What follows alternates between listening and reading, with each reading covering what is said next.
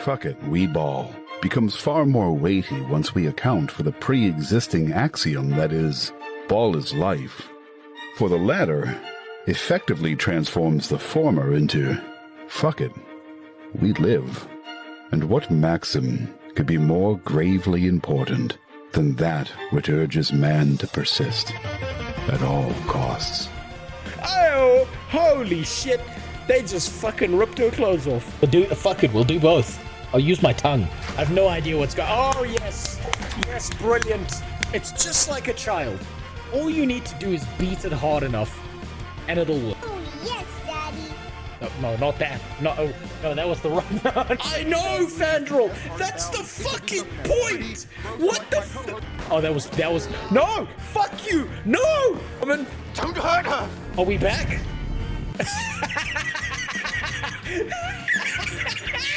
Wait, shit. Did I? Son, I don't care about artificial insemination. I impregnate all my employees naturally. This is a place to be racist towards Asura, goddammit. That's better. Anyway, I'd pick suicide. Only they spent more time thinking about diversity, then the game wouldn't have bugs like this. Should've mentioned your name when Jeff Bezos is deep up inside my asshole collecting his $2.50 from me.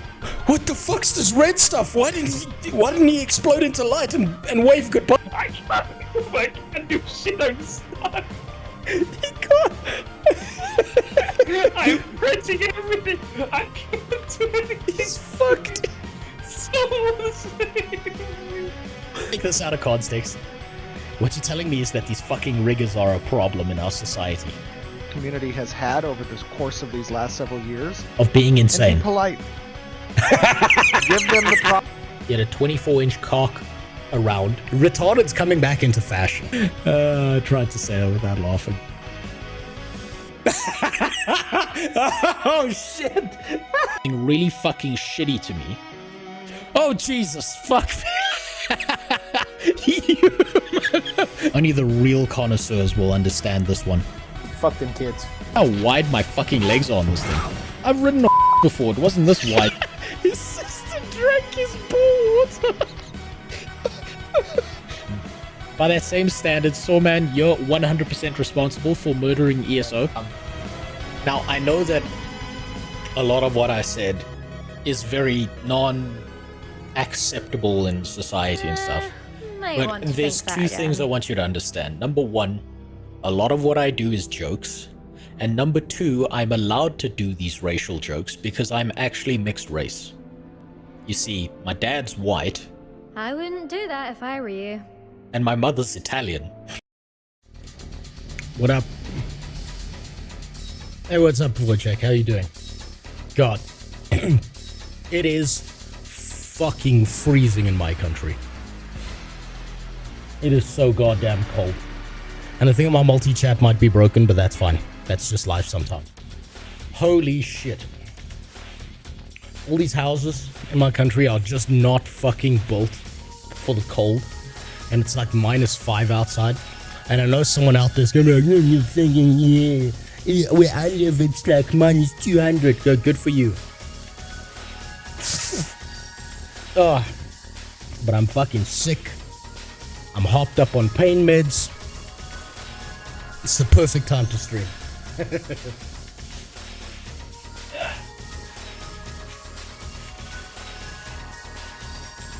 As a side note, it feels like Diddy's been visiting the back of my throat every night while I'm asleep. So that's great as well. How you doing, Whip Nipper? I don't know why the multi-chat's so fucking slow today. I wonder if that's yeah, okay, they've been facing a major outage. Okay, so chat's gonna be slow. Sorry about that. That's just life sometimes.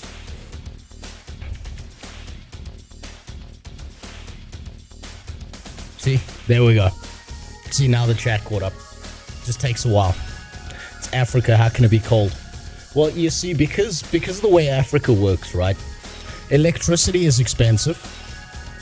And by that standard, our government has all told us that the sun is expensive. So we're not allowed sunlight. That's illegal, right? So they turn the sun off for 12 hours a day. According to them, they control that power. There's a big switch somewhere in the back office. That's how they keep the population in check. But no, think about it. Semi-arid conditions means that it's fucking hot in the day usually, and then freezing at night. But this is all Cape Town's fault, because all Cape Town weather comes from the coastline and pushes inland. It's vicious.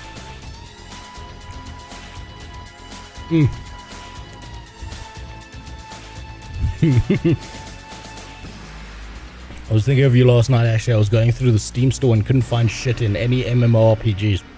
You couldn't find shit inside the MMORPGs? Because I can give you plenty of that. How far south do you live? How far is it? Okay, so here, let me show you. Let me give you a picture. Oh, wait. Yeah, hold on. Let me give you a picture and I'll show you.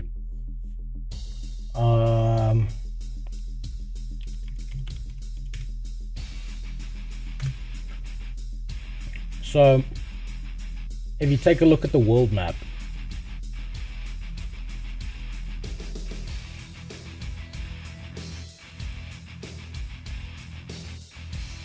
if you take a look at this world map, you'll notice that this is the Tropic of Capricorn.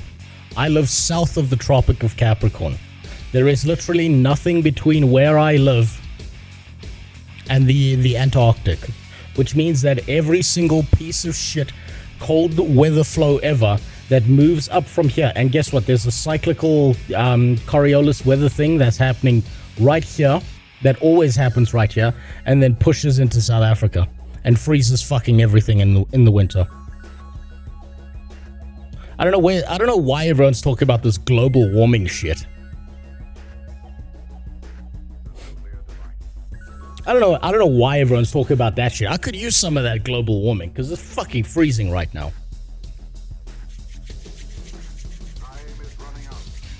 Hey, this is actually the first time I think you've caught me at the beginning, boy check. Bullshit, it's like Florida in the US, it can't be cold. Yeah, I promise you. I promise you, you fucking first worlders with your fancy double walls and your air gapping shit, and oh, it's not cold, it's only minus 12. Yeah, your little cardboard houses do a pretty good job at blocking the cold. Us down here, we build with brick. The most complex technology we have down here is square stone. What do you expect? Of course, we're all freezing when winter comes around. It's like, think about it this way. Here's how you can tell whether something's cold or not, right? In your country, do you know your homeless people, right? If yes, it's not cold. If every year or so your homeless people get cycled out with a new batch, then yeah, it gets cold in winter. And now in the past,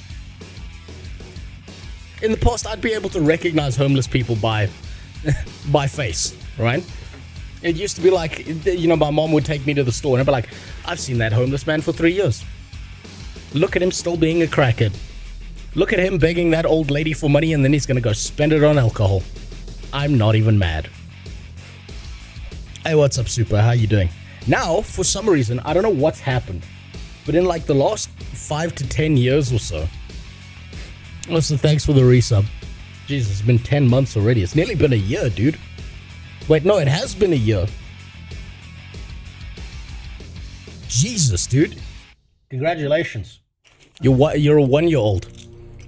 You're almost unsexy enough that Minecraft YouTubers will never touch you. But yeah, so in the last 5 to 10 years, I don't know what's happened, but like winters get really cold every now and then in South Africa. And the old homeless kind of get like batched out. They just kind of fall over and freeze to death somewhere. And then the new ones move in because, you know, it's a constant. It's like they said in The Lion King. It's the circle of life, except in this country, it's the circle of poverty. What do you think? I want to get the fuck out of here. But okay, let me start here today, right? fun. I ain't chasing Minecraft YouTubers. I'm chasing furry gay laws. You know what the funny thing about you saying that is, Super? That might be the least gay of the two options you just said right there. That's the worst part about that sentence. But, okay, here's where I wanted to start today. Alright, before we get into anything else. I can't believe I'm going to say this. It's been a while since I've been this wrong. But I was wrong about Dune Awakening. I was wrong about Dune Awakening. So after playing it on stream, my formulated opinion was that it is a stock standard survival game with a little bit of multiplayer in it, and it was wearing a Dune skin. Basically, it was cosplaying as a survival game. Well, it was a survival game cosplaying as a Dune game, if that makes sense. I'm not lying when I say the gay guys are sick of being used as a Trojan horse for pedos and Zuffa. Yeah, no, I know quite a few of them. I know quite a few gay dudes who are like, listen, I would rather stand with the like most racist, like incredibly culturally set in his ways black guy from like a traditional village than I would go to a pride parade because all these people are fucking psychos. I keep hearing them say that. I keep hearing them also say that it's like, you know, sure, gays and stuff have like done discrimination and shit, but they keep saying to me, I fucking hate Pride Month. Every Pride Month that rolls around, all the gay people I know are just like, I fucking hate this month so much.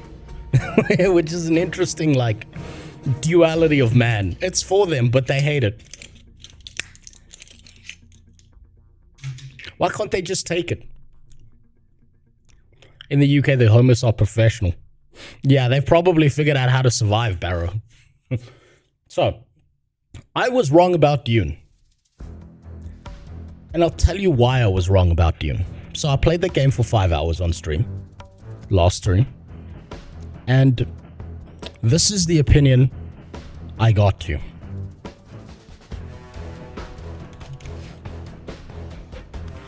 I got to the opinion that this is just a decent survival game that's cosplaying as a Dune game.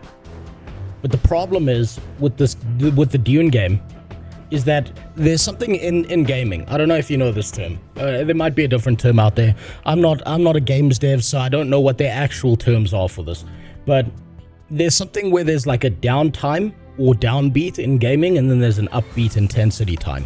You can see this in Guild Wars 2, you can see this in WoW, you can see this in any game you play, you will notice these kinds of like structures where the downtime is you're doing laid back shit. You're doing stuff that's not interesting to watch, but you might personally find interesting. It's relaxing, it's laid back. So like a game like Animal Crossing is just downbeat the entire time. There are no upbeat periods in Animal Crossing. It's just chill the fuck out and enjoy yourself. And people love that game. Same with a game like Stardew Valley, for instance. Right? But if we take a look at a game like Terraria, you'll have Terraria starts in this very downbeat state, and then things get crazier and crazier and fucking crazier as time goes on. Until you're fighting fucking eldritch gods in the sky. Now the problem with Dune is it starts in a downbeat. It starts in a big fucking downbeat. And this is kind of like a symptom of it being a survival game, right? You have to learn the crafting. You have to learn how to build a house. You have to learn how all the mechanisms and systems work in the game. You have to learn, well, not really learn, you need to learn how to click once when it comes to combat. The combat's still shit. This upbeat only comes way later.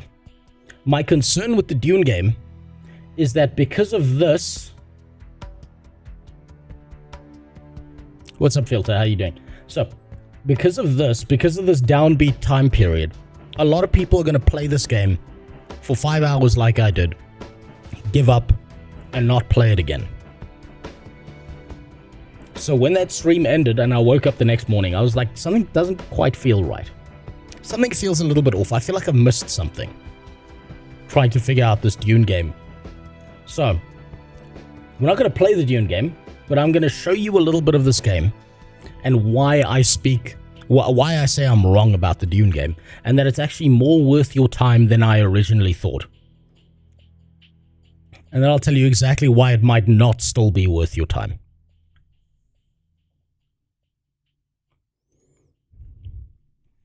Now, we're not going to play this game today. I'm just going to show you what I mean.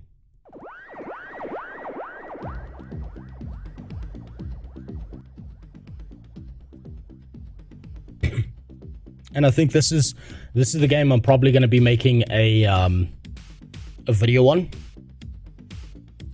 What's up, Albert? How you doing?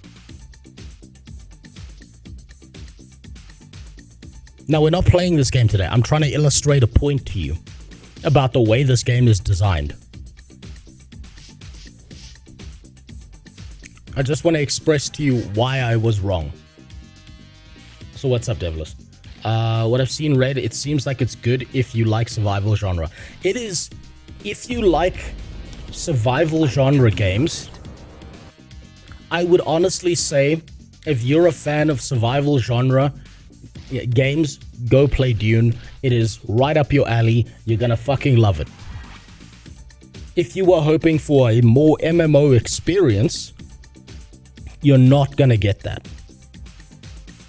You will get like a multiplayer experience if you play this with a friend, right? So, like, honestly, I was thinking of roping Ilgi into playing this. So let's just enter the world of the Minecraft YouTuber and I'll explain exactly what the fuck I mean. Right?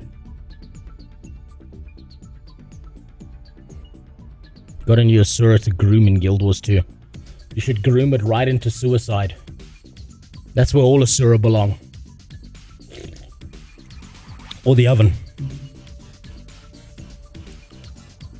All good, Jimmy. I've been sick. I'm still sick. So, here's what I want to explain about the Dune game. And why I misread this game initially. Right? So initially, we started the game. We were down here. This is the safety beginner zone. This region right here. This right here teaches you about the game. And for Tutorial Island, this is a fucking long Tutorial Island. Get Muckluck to play it with you, and instead of annoying him with being edgy, you can annoy him by law bombing him. You know what, Devilus? I might actually do that as an apology for the way I behaved. That's not a bad idea. I'll keep that in mind. Right? So, this is the entire tutorial region. This here. It takes like 5 hours to get through. If you're a new player, you're not used to survival games. I'm sure like a seasoned survival game veteran could get through this region in like 10 minutes. The game only really starts to get interesting once you get up here. Right? So, what this game has that you learn nothing about down here is there's a wider amount of enemy variety here. There are like mini bosses that you have to fight. There are these mini bosses have different elements and enemies and shit that actually makes the combat a little bit more difficult. I'm not going to say it makes the combat good, because the combat is not good. The combat is the weakest part of this game. But the combat is better than I first initially experienced. These down here, all these bots that are sitting down here are fucking retarded. They can't do shit to save your life, right? Like, you could stand in front of them and they'd miss you with Stormtrooper aim. But up here, some of them have machine guns. A lot of them have that Dune, the shield, right? That you have to deal with, that you have to actually get up at close. And that's a pretty fucking tough thing to do sometimes. When the enemy you're fighting, and this has happened to me over here like twice now, there's like a group of enemies in a cave over here. All of them are packing fucking miniguns, and they've all got the shield.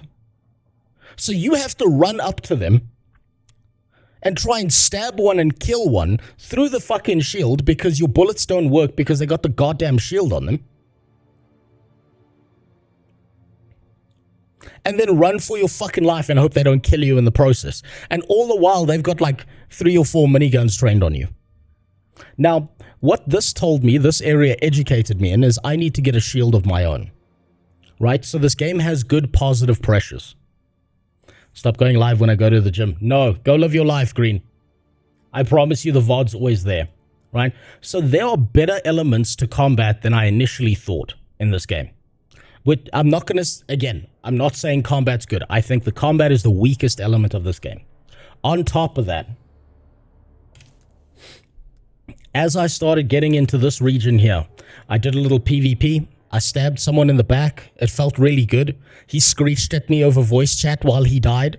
Was really funny. Had a good time. Had that little dopamine release in my head. Was enjoyable. Right? Now, in these areas with the red sands that are above the beginner area, your base gets wiped out once a week. Right? And the wipe happened last night while I was testing shit out. So I lost something that I had to go and rebuild. But if you go look here, now that I understand the crafting side of this, this is why I'm going to say that if you are a survival enjoyer, like a person who really likes survival games, this game is going to be worth your time. All of this shit is gear.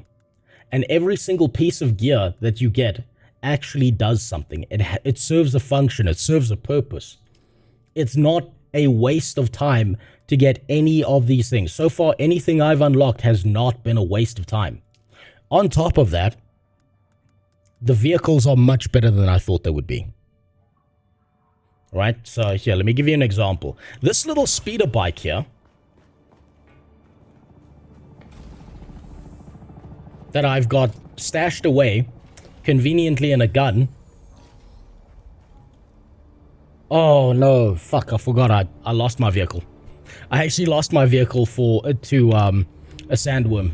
Shit, I forgot. That's my bad.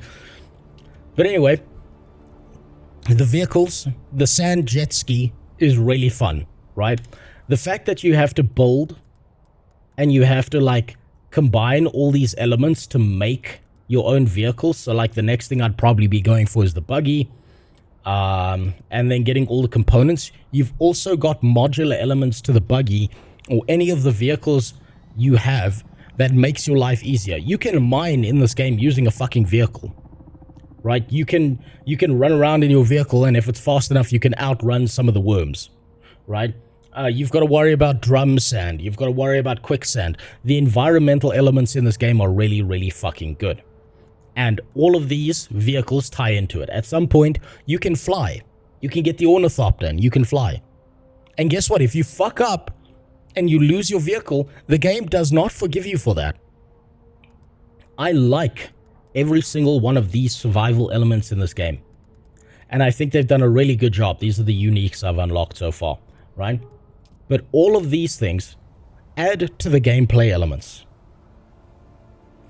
I would 100% say that Dune is currently the best multiplayer survival game I've seen. Calling it an MMO would be pushing your luck. Because it doesn't function like an MMO. It doesn't, you don't group up in parties. There's no like, how do I say this? Look, that you see that little bastard over there? You see him?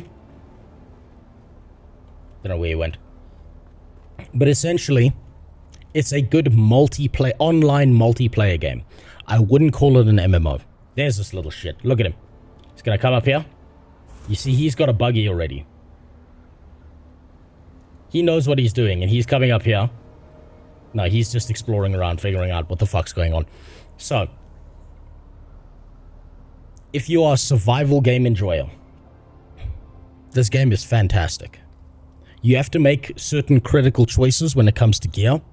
Do you want to be able to deal with your water meter, because you dehydrate in this game? Do you want armor because you're going to go into combat? How are you going to counter those factors? What are you carrying with you? But there's a big downtime component of this game. The big downtime component of this game is you need to spend a fuck ton of your time gathering. Right? Now, MMO players are used to the grind, but what MMO players are used to when it comes to grinding is they are used to the idea of, I'm gonna go kill a bunch of mobs. Right? The kind of grinding you need to do in this game is very survival coded, and that's not a bad thing. I would 100% say that Dune is worth its price tag if you are a survival multiplayer enjoyer. It is currently the best like online multiplayer survival game I've ever seen. And all I needed to do was play 10 hours more to change my opinion on that. Now, I wouldn't go out of my way to say if you are looking for an MMO, whether that's a traditionalist kind of MMO like World of Warcraft, or whether that's one of the newer MMOs that operates a little bit differently, I wouldn't say that this game is then worth your time. Because this is not an MMO game so much as it is a survival game. People are a bit too eager at calling anything with some random open world multiplayer for an MMO. You're right, Devilus. I made an entire rant about this. Is there any way to play it solo? Well, I'm currently playing it solo, Furion. I'm currently playing Dune solo, and it's fantastic. It's great. I'm having a great time playing it. But all I needed to do was get through this initial downbeat that the game threw at me to get to this point where some interesting shit happens. Now, currently, my character's back at another downbeat, but because I understand how the systems work now, this downbeat isn't as bad as this initial one over here. Right? So, what pisses me off now, what really, really pisses me off, and it pissed me off so fucking bad that I spoke out on Twitter. Right? And I'm going to go through that post now. Okay, so Whipnipper, you did see it. Okay, so I'm going to go through that post and I'm going to explain exactly how this relates to the Dune game and why this pisses me off.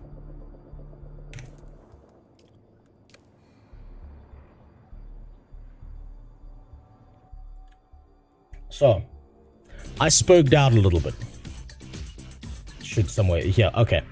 So I spoke out on Twitter after playing the game a little bit more, and this is why. I use X for other reasons. Yeah, I got a friend who told me there's a lot of porn on X. When I found that out, that felt real weird to figure out, Filter. So, the term MMO is no longer a term used to describe a type of game. It's a pure, unadulterated marketing term to push a product on an underserved market desperate for a game genre that has lost its way in recent years. You don't know X was porn central? No, I don't use X for porn. I don't watch porn. Like, aside from every now and then I'll go and find a porn game to try and play because I'm trying to find a really entertaining porn game that I could play for another speedrun ban. Right? But the problem is, what I've discovered is that porn games fucking suck. Most porn games are dog shit. I'm never going to use X for porn. I've got a wife for that shit. And I'm stronger than her, so I can hold her down. What's up, Keldin? Oh, by the way, oh shit, I need to actually I'm gonna unlink the Tangier because Edward just got scammed. I got an email from Tangier saying you actually somehow managed to use so much of the free Tangier that you're gonna need to wait 30 days cooldown before we fucking put it back up. You fuckers literally broke Tangier. So I'm gonna have to turn that off before a bunch of you get scammed. What a beautiful evening. This is the most beautiful ed. Yeah, that's the Trump one. Definitely the Trump one. Let me just turn off the Tangier one before you all get fucking scammed. Because I know people are gonna get scammed.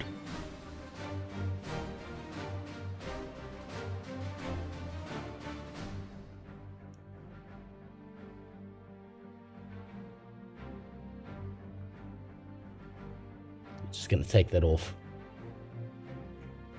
I'll put that back on later.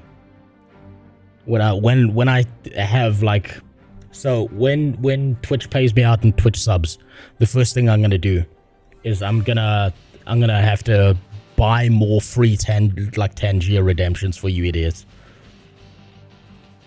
You still have the one. No. Tangier was quite literally like we're putting you on 30-day cooldown because this seems weird. How the fuck are people using the free stuff so much? So before you get scammed, I'm just taking that off. Right. So how this relates to Dune and why I spooked out on Twitter was because Dune is actually a good game. It's actually decent. It's like a solid 8 to 9 out of 10 when it comes to a survival game. Every time I hear the most unhinged shit, yes, of course. That's what I'm here for. Okay, Danny, that's why I'm here. Sure. Dune is a really good game. But Dune is cosplaying as an MMO, and it's not a fucking MMO. It doesn't operate like an MMO. It doesn't function like an MMO. It is an online multiplayer game.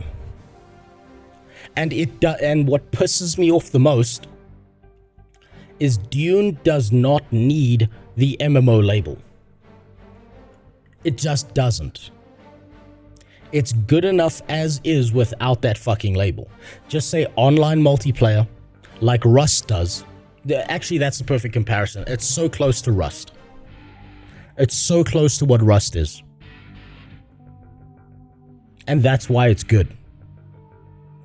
What's the threshold of a multiplayer game to turn into a massive multiplayer game? So, I've had a big think about this as well. And that relates to the second post here, right? Part of this comes down to that first M massively and how nebulous of a term it is. It's a game, is a game massive because it's got 1 million players? What about if you only ever see 5 of them at a time? What if the only time you ever see other players is at some hub? This allows some rat in marketing department to borrow the term, fleece a customer, and pretend they did nothing wrong.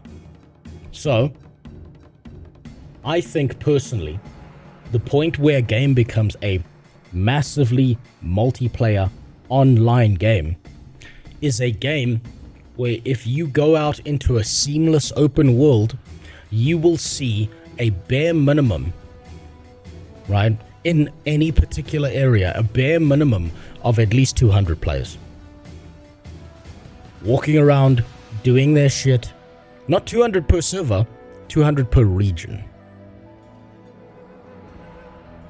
There needs to be enough of an escape velocity of like a mass of players that if you go anywhere in that world, you know that someone's doing the same thing as you. So Guild Wars 2 is not an MMO. How do you mean?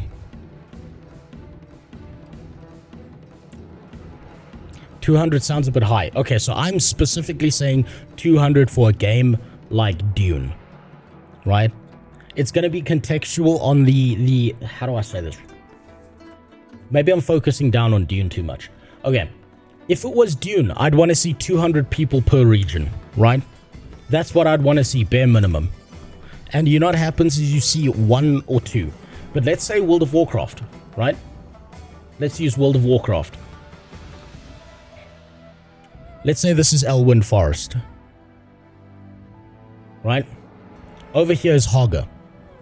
This entire Elwynn Forest region has people moving in and out of it seamlessly with no issues, right?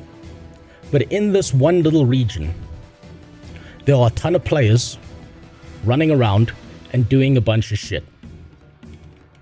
And if you make a call in the general chat and you say, I want to go kill Haga, is anyone in? You'll probably get invited because someone else needs to do that quest too. There are a mass of players doing a bunch of shit around this region, right? Maybe putting it down to a number is the wrong idea. There's got to be a formula, an equation or a calculation based on area size, based on, so you'd want area size, population,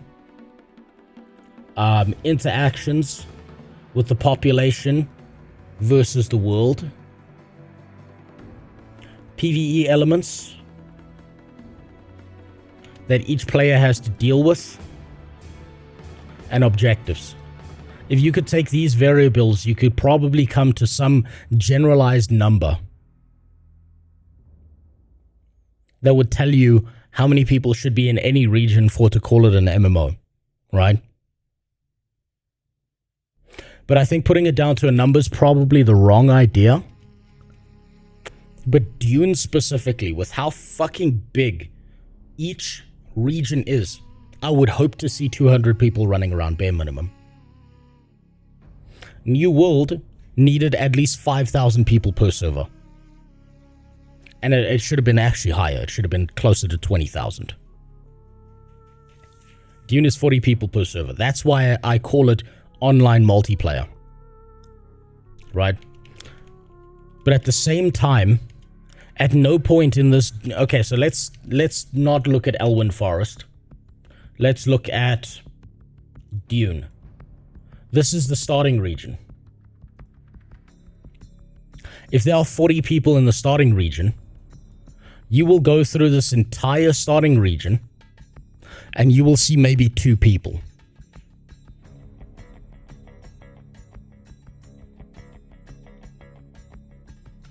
That's the issue.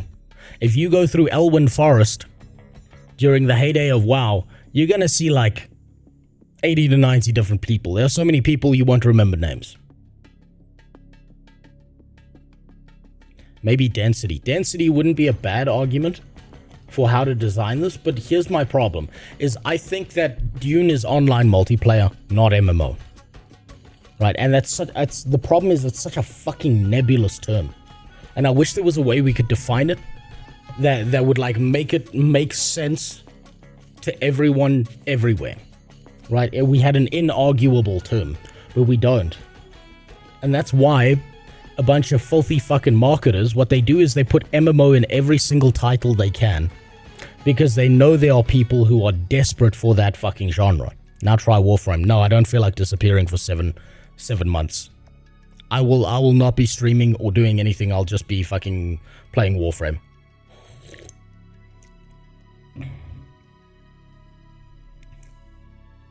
When Rose breaks makes a diagram. My dad used to do that. All engineers do that, Faith. I'm going to teach you a secret, right? And I think Pirate Software did get this right because he figured out how to tap into this. But I have gone into engineering companies, stood up in front of like people who own businesses, CEOs and CFOs and CTOs and shit, and given entire presentations where I'm just drawing shapes in paint. And you can ask almost any single engineer out there, they've probably done something similar. It's either on a whiteboard or a chalkboard or fucking paint, something. But we all do that because we're trying to get the concept across. It's more effective than coming in with PowerPoint slides that you had to waste the last 5 hours of your life building that no one's going to remember anyway. Co-RPG and MMO are clearly defined. The problem is MMO is not clearly defined. The term massively is the issue in all MMO games. Because what makes a game massively multiplayer? Does it lose that title if you've got a game like New World that's supposed to support, like, I don't know, 1,000 players, but you've only got 10 people per server? Seen more than 40 people on a Counter-Strike 1.6 server. Exactly, Balster, right? It's so nebulous. This fucking term is so nebulous. That's why, like, even if you look at my fucking YouTube channel, right? I made this video because I thought, like, the term is so goddamn that I could get away with doing this. I called Call of Duty an MMORPG. When is the next Guild Wars 2 video for your YouTube channel? Are you working on something else? I'm working on multiple videos at the same time. I want to do a Spellforce review that's going to be like a 4-hour long video. I want to do Dune. I want to do the Living World seasons of Guild Wars 2 and maybe the first expansion, but I'm still trying to figure out how to bundle them together. I want to do a second first impression of Star Citizen. There's a bunch of shit I want to do. A ton of shit. But my issue is Dune made me spurg out to the point that I don't know why they're calling it an MMO when it acts a lot more like Valheim. Valheim was also labeled as an MMO. But guess what? And this is the worst part. This is the part that fucks me off the most. If you make a piece of shit game and you're just trying to make bank, right? I completely understand that some asshole in marketing is gonna lie to everyone's fucking face to try and just sell the product, even though they know it's dog shit. But Dune doesn't need to label itself as an MMO. Valheim doesn't need to label itself as an MMO. These are like, look at this list. Look at this list of shit. Ark Survival Evolved doesn't need to label itself as an MMO. But the marketing of Ark called it an MMO several times. Conan Exiles. It's small. You could kind of say it's an MMO. You could kind of say it's not. Right? This one's like, where do you put it? But often, people just label it as an MMO. Valheim, same thing. Behind me here, Rust, same thing. Right? People have labeled Rust as an MMO more times than I can count, and it's not a fucking MMO. Again, next list. Destiny 2. It's a shared world shooter. Right? That's what they referred it to. But so many other people actually called it an MMO. When I first played Destiny 2, I considered it an MMO. For example, Division and Division 2, Outriders, it doesn't fucking stop. Path of Exile has been labeled an MMO by so many different fucking companies that I want to find them and be under their bed at night. Lost Ark, again. Torchlight Infinite, again. Then, obviously, Warframe and Anthem. And did you notice something about that list? Did you notice something? Half of those games don't fucking need it. They don't need the label of MMO because they're good games. But for some fucking reason, some asshole in marketing is like, whatever extra label we can throw onto this game, we should. Because maybe we'll be able to steal from a different market. And then the guy who really loves MMOs, like actual MMOs, picks up the game thinking it's going to be an MMO. And then he's like, what the fuck is this? This isn't an MMO. This isn't what I ordered. It's like being Chinese and getting your wife pregnant. And then a girl comes out. You're like, what the fuck? I didn't want this here. What the heck? Now I've got to go to the local river and drown this. You know our toilet can't flush this in one go. Same thing. And it's deceptive. It's so fucking deceptive. Because Dune doesn't need the label. Warframe doesn't need the label. It just doesn't. But they keep fucking putting it on there, and that drives me insane. That's what really pisses me off. Is Diablo 4 an MMO? No. It's an action ARPG with a top-down view. Is COD an MMO? Well, I mean, the April Fool's video I made here says it is. That's the thing. That's the problem. It's so fucking nebulous. That's why I said that they keep on stealing the term, but never the spirit behind it.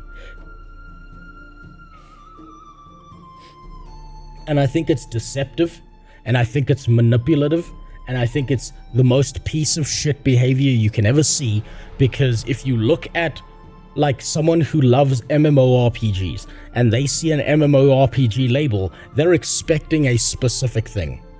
If someone sees a survival label, they're expecting a specific thing. Imagine your average Sons of the Forest enjoyer all of a sudden sees a label on Animal Crossing that says survival game.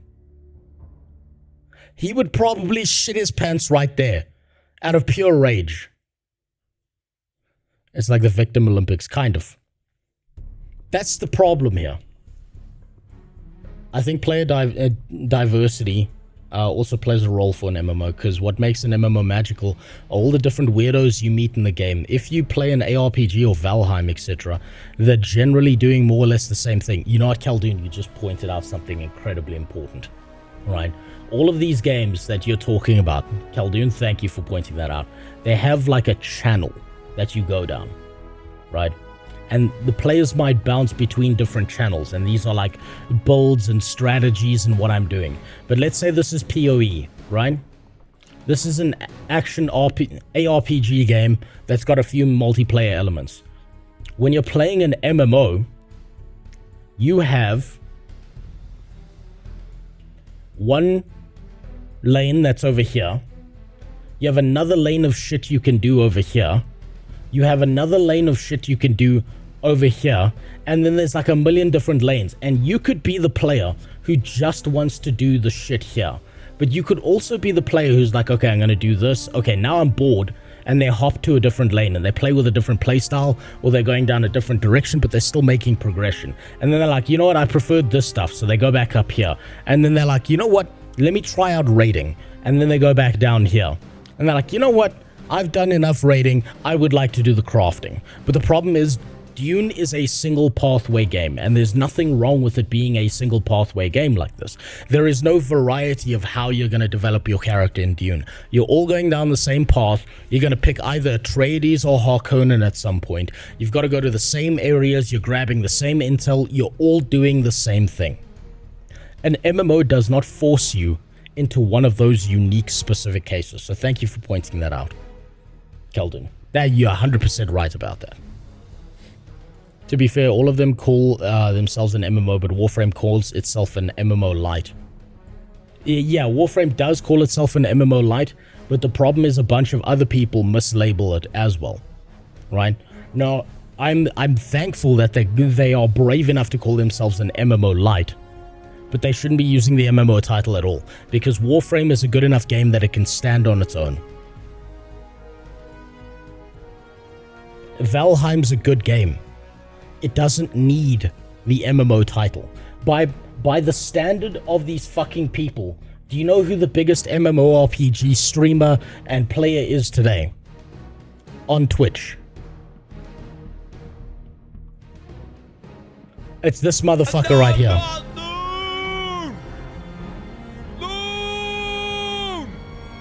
This guy is the biggest MMO player in the world, according to these fucking labels.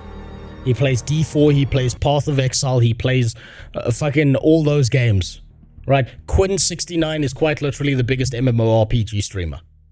That's what that fucking label's mess of shit is telling me, and why it's so stupid.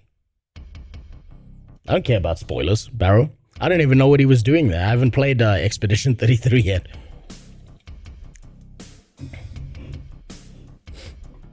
No, Jimmy. I'm not going to play Warframe on stream. I'll do boring shit in Warframe. I'll sit there for hours agonizing over builds and the dumbest shit imaginable. You have no idea. England is real. In our hearts and in our minds and in our assholes it is.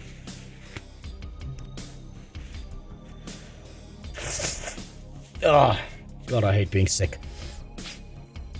Tell Todd how I would fall out. That was actually going to be one of my last points. If you want to classify Dune Awakening, which is an objectively good game, if you love survival games, if you love that kind of shit, it's such a good game. It's like, it's not the same as Rust, but it's goddamn close. It's good. It's solid. But imagine now having to classify Fallout 76 as an MMO.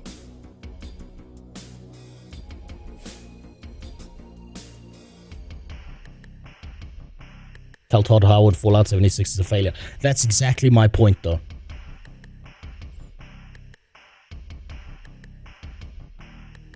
Does that fucker play City of Heroes? I think not. No, but it doesn't matter. He plays enough Path of Exile that it should be labeled as an MMO. Do you see the fucking problem here? I thought Dune was Conan with lipstick. It looks like that on the surface, and it definitely starts off like that, Faith. But the further you get into it, it's actually got some solid systems behind it. It's got some really solid systems behind it. And you know what? Conan had some solid systems as well. I haven't played enough Conan Exiles to do an accurate or fair comparison. But that's what pisses me off so much. Thanks for the follow, Suda Satoshi. I appreciate it. But this is what pisses me off so fucking much about that label. Is it's something that, like, people are looking for a game like Guild Wars 2. People are looking for a game like World of Warcraft. They want a really, really good, massively multiplayer online game. And guess what? We need a game. We need an MMO like that that's gonna fuck up all the old MMOs. That's gonna make all the old MMOs look like stupid shit. But we're never getting that game. Instead, we keep on getting these games that pretend to be MMOs. I'm sorry, but Guild Wars 2 should be dead, replaced by something better. World of Warcraft should be dead, replaced by something better. But unfortunately, you can't fucking replace these goddamn games because no one has the balls, the dick and balls, and the infinite amount of money to craft something that can replace those games. Hold on. I just need to check if my internet cut.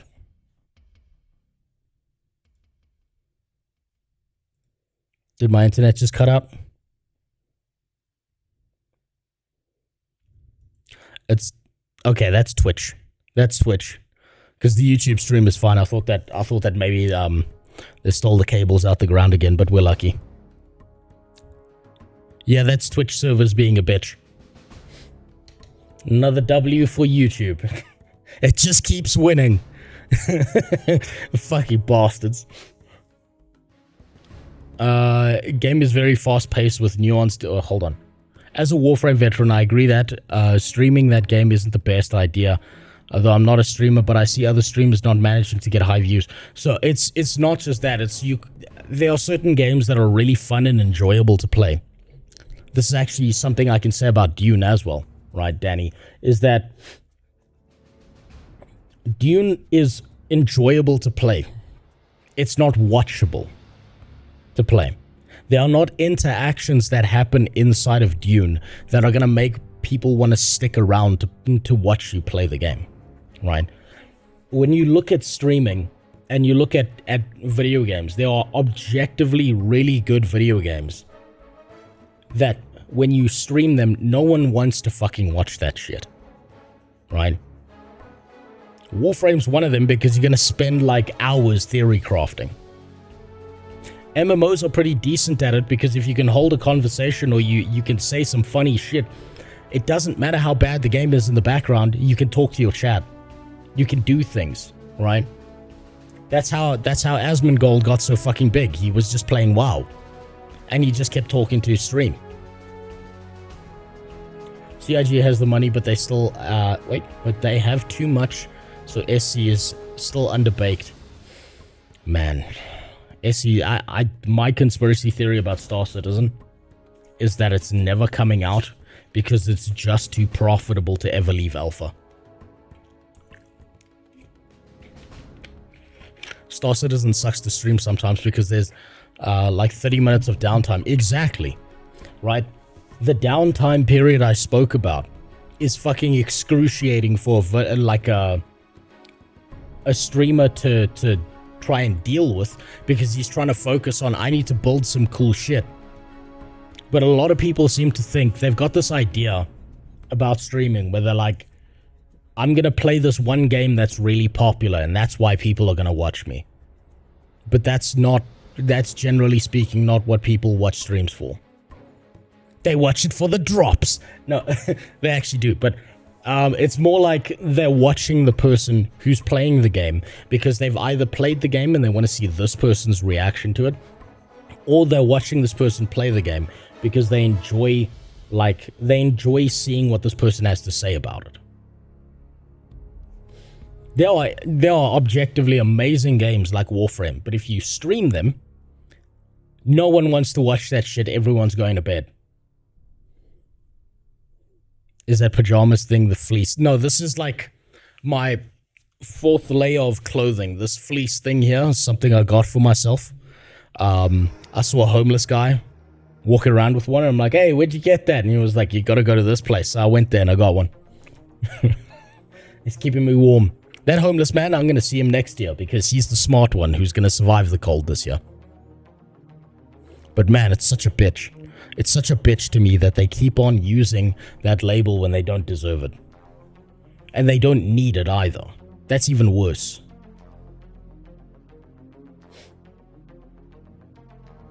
Speaking of downtime, you know how much downtime Guild Wars 2 servers have had in 13 years? I don't, actually.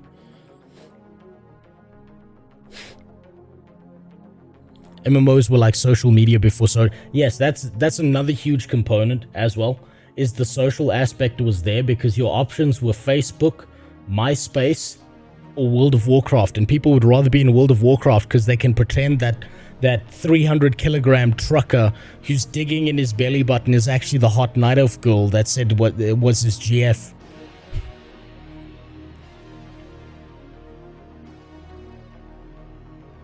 Why would I play a new MMO that doesn't have the 6 gorillion different systems that other older MMOs have? People will just naturally compare. Exactly. That's another one of the problems. Also, thanks for the sub, Suda Satoshi. I promise you the stream is free. Never feel like you have to give me money. You go live your life. How dare you? Thank God you used your Prime and not your real money. Okay, so how do I put this?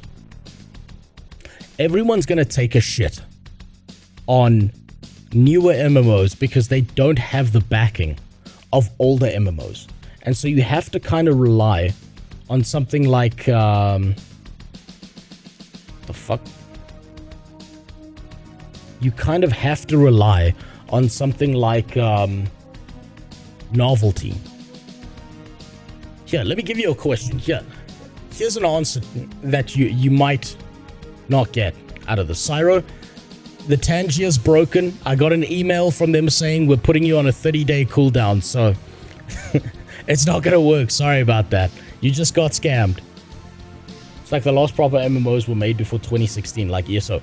The thing is, here, let me pose a question to you.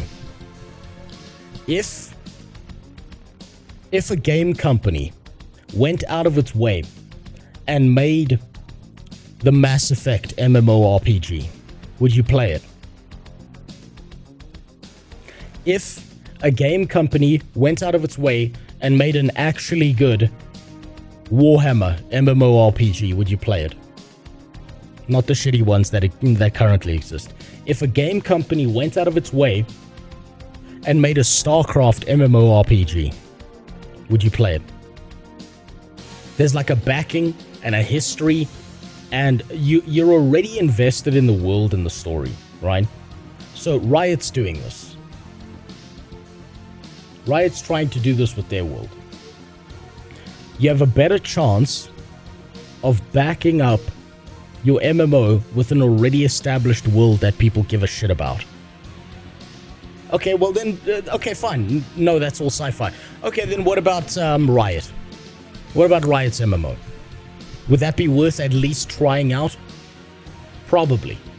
You'd probably still want to see what it's about if you know any of the Riot lore, or you care about any of the characters, or any of the good world that they've built up from that series Arcane, where Robo Jesus became a little twink instead of the badass he used to be in the store. In the world. It could be...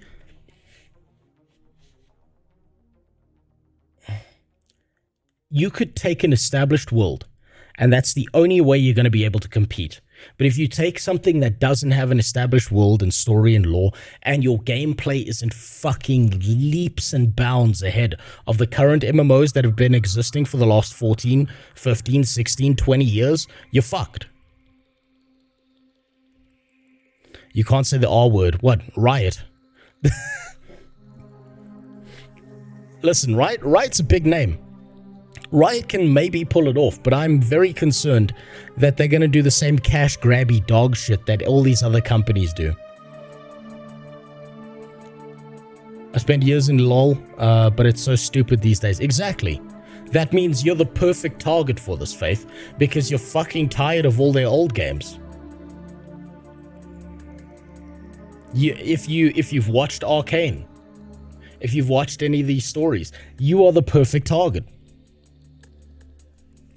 Over the weekend, I tried BDO. I gave it a good 15 hours, but the UI was garbage. There was so much shit thrown at you. It was overwhelming. I went fishing and had to spend an hour to figure out the cooking. But I had to buy a house first, then the utensils. Was overly complicated. Exactly. So that game's not for you. Right? It's never going to have the kind of mass appeal that something like WoW has. Then again, nothing's going to have the mass appeal that WoW has. Guild Wars 2 was ahead of its time when it came out. Now they hit a plateau, so you're right. But this is the thing, right? This is the fucking problem, Cassius, is we should have a game that fucking kills Guild Wars 2 dead. We should have a game that murders the entire WoW player base. That takes all the older giants and fucks them up because it's just that much better having this new game. But that's just nowhere to be seen. And so instead, we get a bunch of pieces of shit in marketing. They're like, well, this is a good game, but you know what we need? We need to use the MMORPG title. Because they know that, like, people who play MMOs are fucking desperate for something new. The fact that there isn't a Harry Potter MMO is sad. Exactly, Relantis. You know what would actually be... I've thought about this, right? I don't even know how you would get this done. But imagine they start coding GTA 7 and they turn it into a kind of MMORPG. And they're already halfway there because it's online multiplayer. But they wouldn't classify themselves as an MMO, right? MMOs are a dying genre with little money to be made, and no, they're not. Quesadilla, they are not a dying genre. They are a dormant genre, and I'll tell you why. Here, take a look at this graph.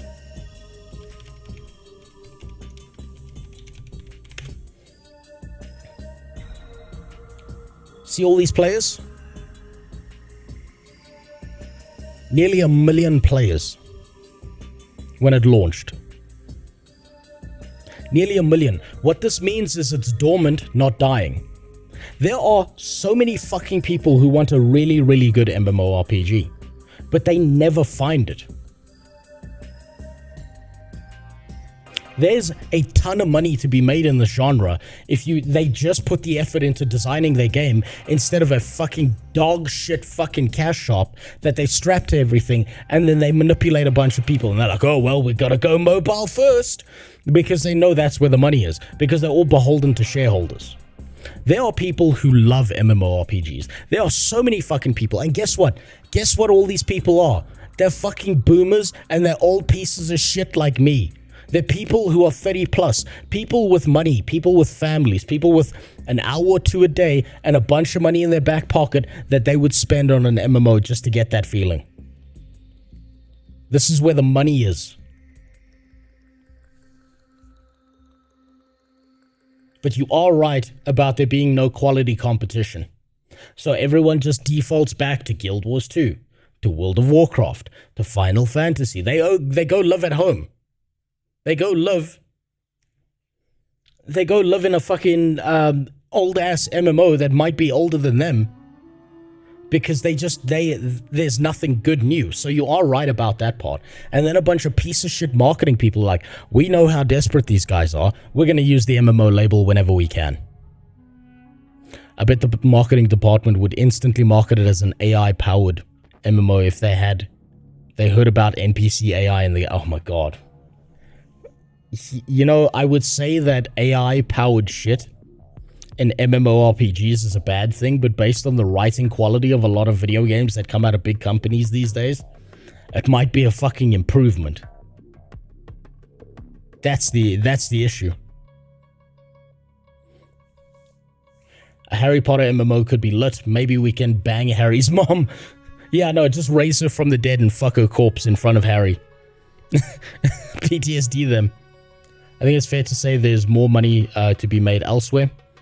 Secret world could be built off of very easily. Maybe dying was the wrong word. Yeah, look, dying, I think we want to default to the word dying because we're so used to seeing all these MMOs fail. So it's not like I fault you for that in any way, right? I see the term "it's dying" all the fucking time, right? So I don't fault you for feeling that way, even if that's really how you feel. But you are right in saying that a lot of people default to single player games. There's a lot more money to be made elsewhere. But okay, let me put it to you this way, and then we'll move on. I'll leave it on this point. You are someone who makes movies. You can take a risk and make 500 million on some new, fancy, unique, amazing, incredible film that no one's ever seen before. Or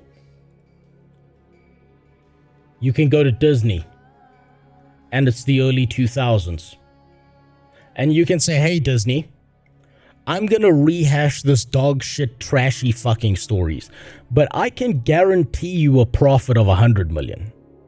If I do my unique special film, there's a chance we make no money. But I can guarantee a return of this much on films that are just the same generic dog shit." Guess which one the Disney executive's gonna tell you to make? Now, fast forward 10 years, and the safety formula no longer applies. And they start losing money. And they're so fucking lost, they're like, how could this have happened? It's because they stopped taking these risks right here. This might be a failure, but you'll learn a bunch of shit on how to make a better film the next time, and then maybe your next film actually grosses $1 billion. Lilo and Stitch is a perfect example of where we are, but go back to like 2014. Go back and look at Coco. Go back and look at those films, right? We stopped taking risks.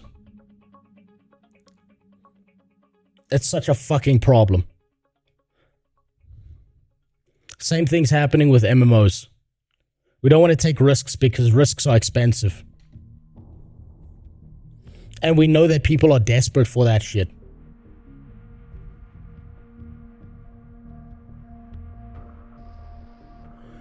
A good MMO should have visual progression free of microtransactions, absolutely, as well as the inability to pay for anything in the game. The only way to keep a game like this is going through subscriptions, yes, which limits the player base in today's market and additionally limits the possibility of big earnings, which means that no one wants to invest 9 years into creating a game that has limited earning. Yes, they don't want to take that risk, Edward. You're right, but guess what? People pay for like fucking 7 different streaming service subscriptions, or, you know, if they have a brain, yar. But the problem is, no one wants to do that. No one wants to go out of their way to take these big fucking risks anymore. OG Lilo and Stitch was good because they did everything in their power to keep the execs away from the workshop. Exactly. Same problems happening in MMOs that's happening in movies, by the way. Some middle management piece of shit who has no idea what he's doing is the guy making the decisions. These people making the decisions about MMOs and throwing in cash shops and shit, they've never played a video game in their fucking life. They've never sat there and like wasted a decade of their life playing an MMO and finding out what's real. Also, thanks for the sub, Unreal. You didn't have to do that. Oh, thank God. You people are smart enough to use Prime and not your real money. Thank you. God. Go give real money to people who actually matter. Hold on. I know MMOs aren't known for good stories, but good God, can we please get dialogue that doesn't make me regret understanding the English language? You know what's really funny about you saying that, Cyro? When I started doing the quests in Dune Awakening, the voice acting is pretty decent. The voice acting's okay. And they got like different people with different accents and shit. Oh god damn it, he's fucking here. You motherfucker, Adax. Go take care of your family. What are you doing? I thought your wife's asleep. Wake your wife up before she starts. Someone yell at this motherfucker, please. God damn, no, stop it. Stop it, you bastard. Motherfucker. You know the worst part about you gifting subs is it's a different calculation I have to figure out. God damn it. Motherfucker. Piece of shit. I think there was 10 subs. Thank you for the 10 subs. Stop doing that. Take care of your family, Adax. God damn. Every fucking time. Every fucking time. God damn it. 76:45. She just made me barbecue chicken. Get her in the room. Get her to yell at you.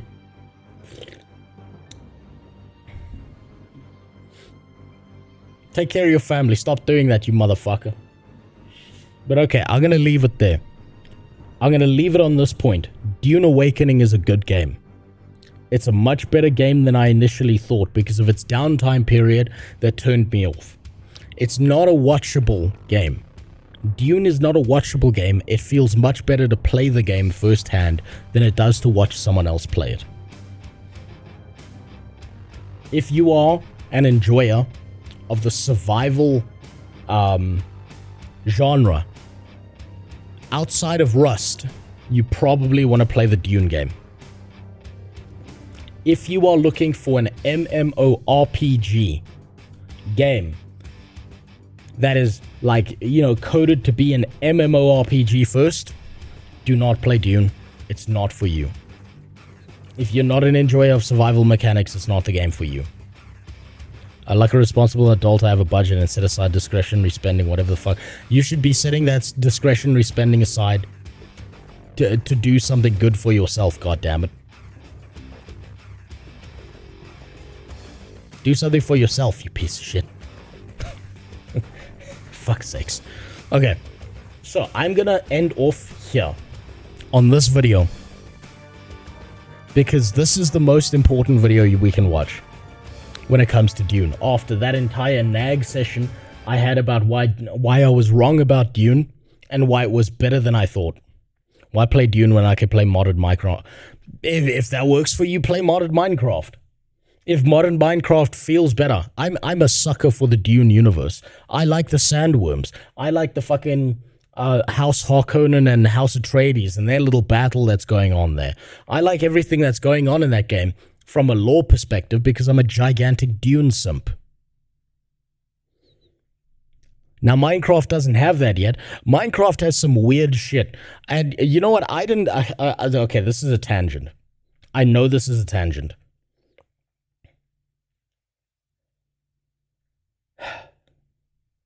Just give me a second. I'm still dealing with the PTSD of what I saw. I did not know that Minecraft porn was a thing. But these Zoomers be jacking off to blocky tits. That's all I'm saying. Zlati, thanks for the resub. I appreciate it. Been a whole 3 months of you dealing with my mentally ill ass. I don't know what the fuck you're doing this for. But I'm gonna say it this way. I saw a video posted online of a red-headed Minecraft girl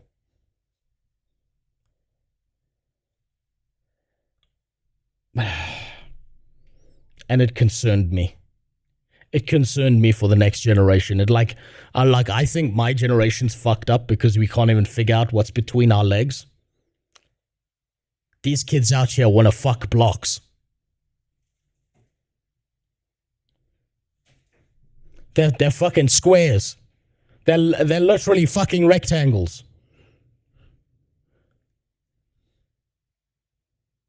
And the worst part about the video that I saw,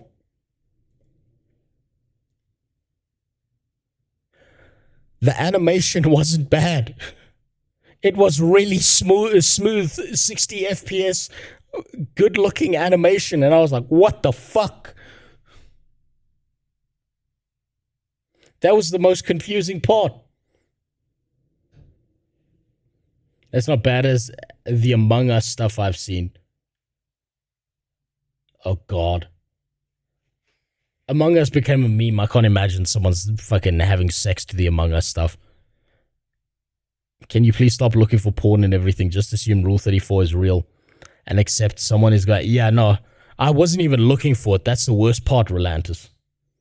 I was scrolling looking for something else and I saw Minecraft porn and I'm like, what the fuck? And I will admit, curiosity got the better of me because I'm like, how the fuck is anyone jacking off to rectangles? And I regret looking. Jesus Christ, that's terrifying. But okay, we're going to end off here. That is my opinion on Dune, why it's better than I think. So let's listen to someone who's been playing this game for 250 hours, because I've only played it for 16. It's almost above the legal age limit at this point. Hey, I want to preface this entire video by first making one thing clear.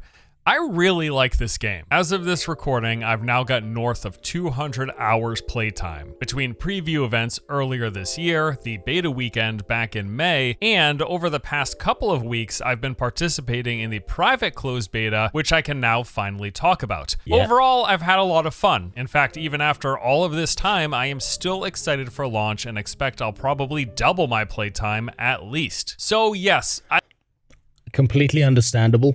There are very, very good elements to Dune, and if the survival MMORPG genre, I mean, not even MMORPG, if the survival genre is up your alley, then you will play this game and enjoy it. I like Dune Awakening, but it does have issues. In fact, consider this video my attempt at honing in on some of the bigger, more glaring concerns I have, with the hope that these are areas in which they can improve things, making He's gonna say combat.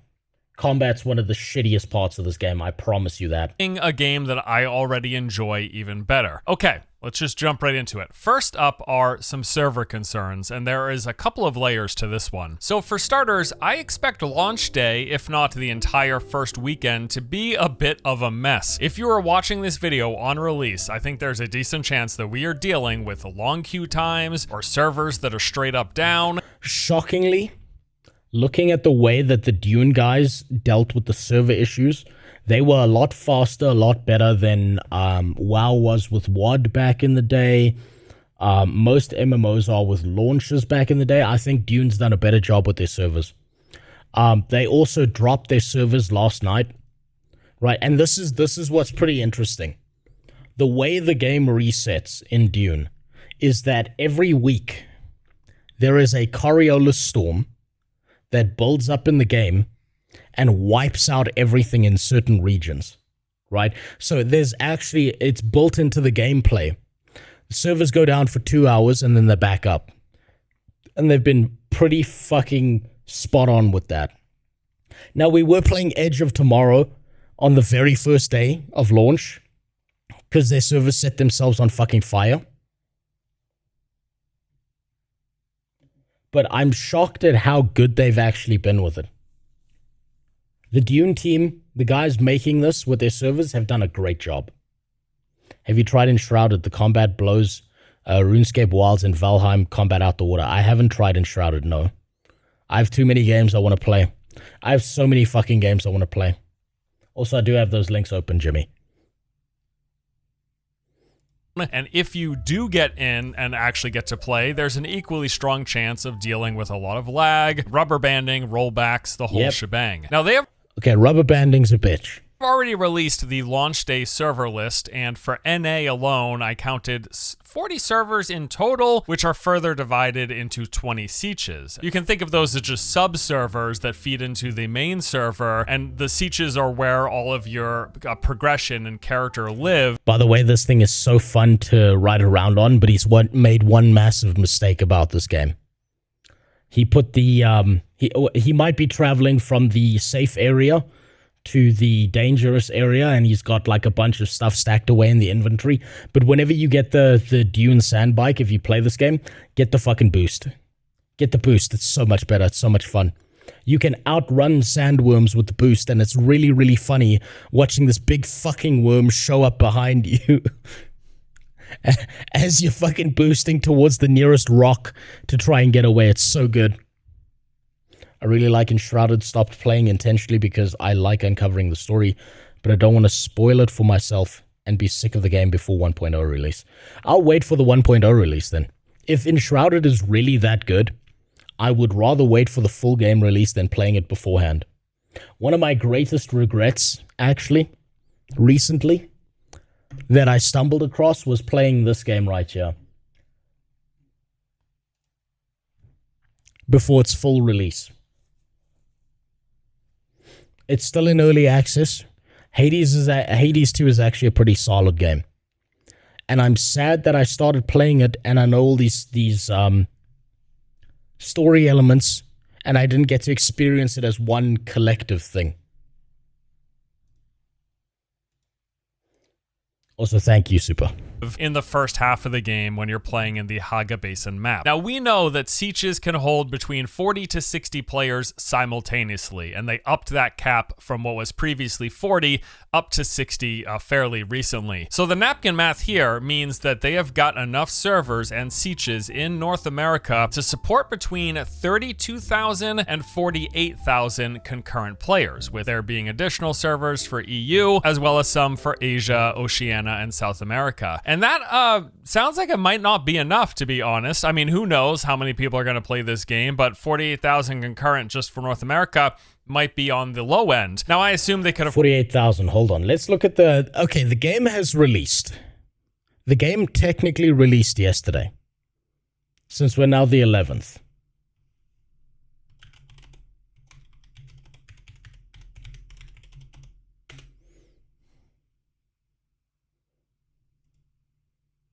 No, not Spice Wars. Fantastic game, but that's not the one I'm looking at. Spice Wars is worth picking up if you like management RTS kind of games.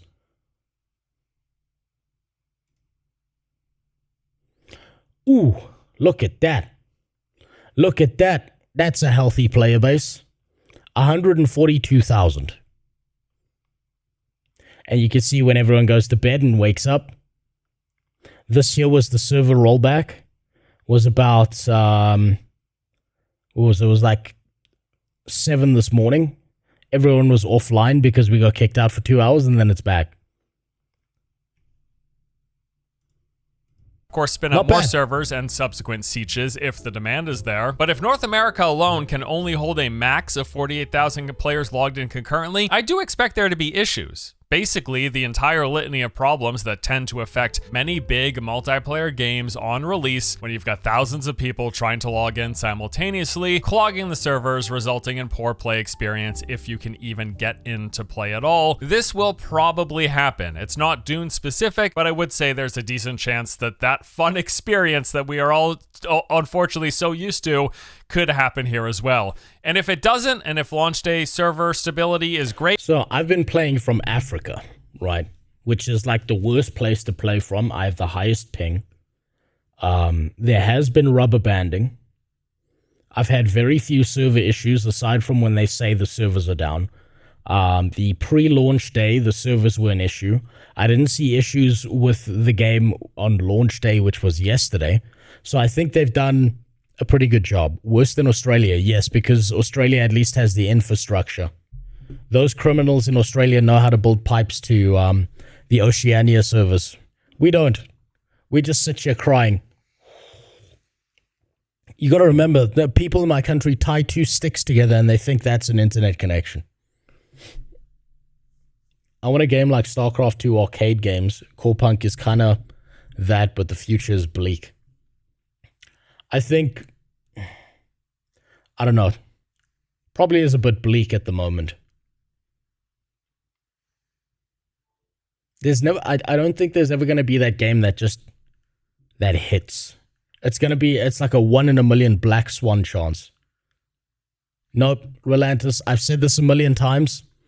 There will never be Starlink in South Africa because my country said you're allowed to bring Starlink into South Africa if you give up 30% of your company to black people. in South Africa. So no, there's never going to be Starlink in my country or Atlantis. Literally, they want to steal 30% of Elon Musk's company, and guess what he's not willing to do is give up 30% of his company. He told them to fuck right off, and they were like, okay, well, no one's getting Starlink then.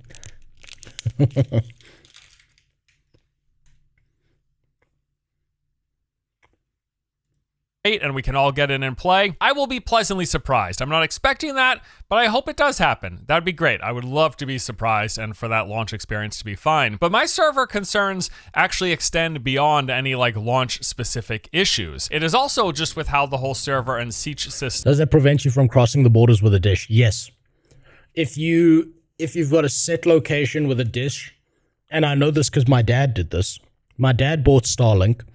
And then they had to update the terms so that the South African government wouldn't sue them or whatever. If you don't return your dish to the location that it was set for or the country it was set for, within, I think it's a month, it stops working. So you've got 30 days. So it doesn't work like that. I promise you, we've tried every workaround under the sun. We've been looking at this nonstop trying to get away around this. Is structured in general. So how this works is the first thing you do is you pick a server, and then within that server, as mentioned, you've got 20 available sieges that you then select. Each of those sieges are essentially just their own server specifically for Haga Basin, and all of those then feed into the Deep Desert, which is the larger PvP focused map that you get to in the end game, which is what happens after Haga Basin. And the problem that we may very well run into, and I suspect a lot of people will, is if you pick a siege that has more than 60 other people currently logged in, you're going to have to wait in a queue until somebody leaves. I haven't actually seen a queue. I've yet to see a queue, and I'm in apparently a pretty busy siege, or sub-server as they call it. Oh, anyone with a brain calls it. But I haven't ever been stuck in a queue with this game. I mean, we just logged in just now and we didn't have that problem. What's your bandwidth? Currently, I think it's 400 up. 1 gig down, right? But I've got like a private internet service provider, and they do a pretty decent job. But that's like half my paycheck every month. It's just my internet. Hold on. Also, Acasis Push are not bringing in more Starlink uplink terminals, I'm told. It's a company that would bring in terminals. Yeah, they're never going to do that. My country is quite literally never. You are helping with that, ADAX. I'm not going to lie. I'm probably going to waste all of that money on internet connection. But there will never be Starlink in this country. They're gaslighting to player-based numbers. They might be gaslighting player-based numbers. This doesn't... Yeah, you can thank ADAX, Westals. This doesn't feel like an MMO.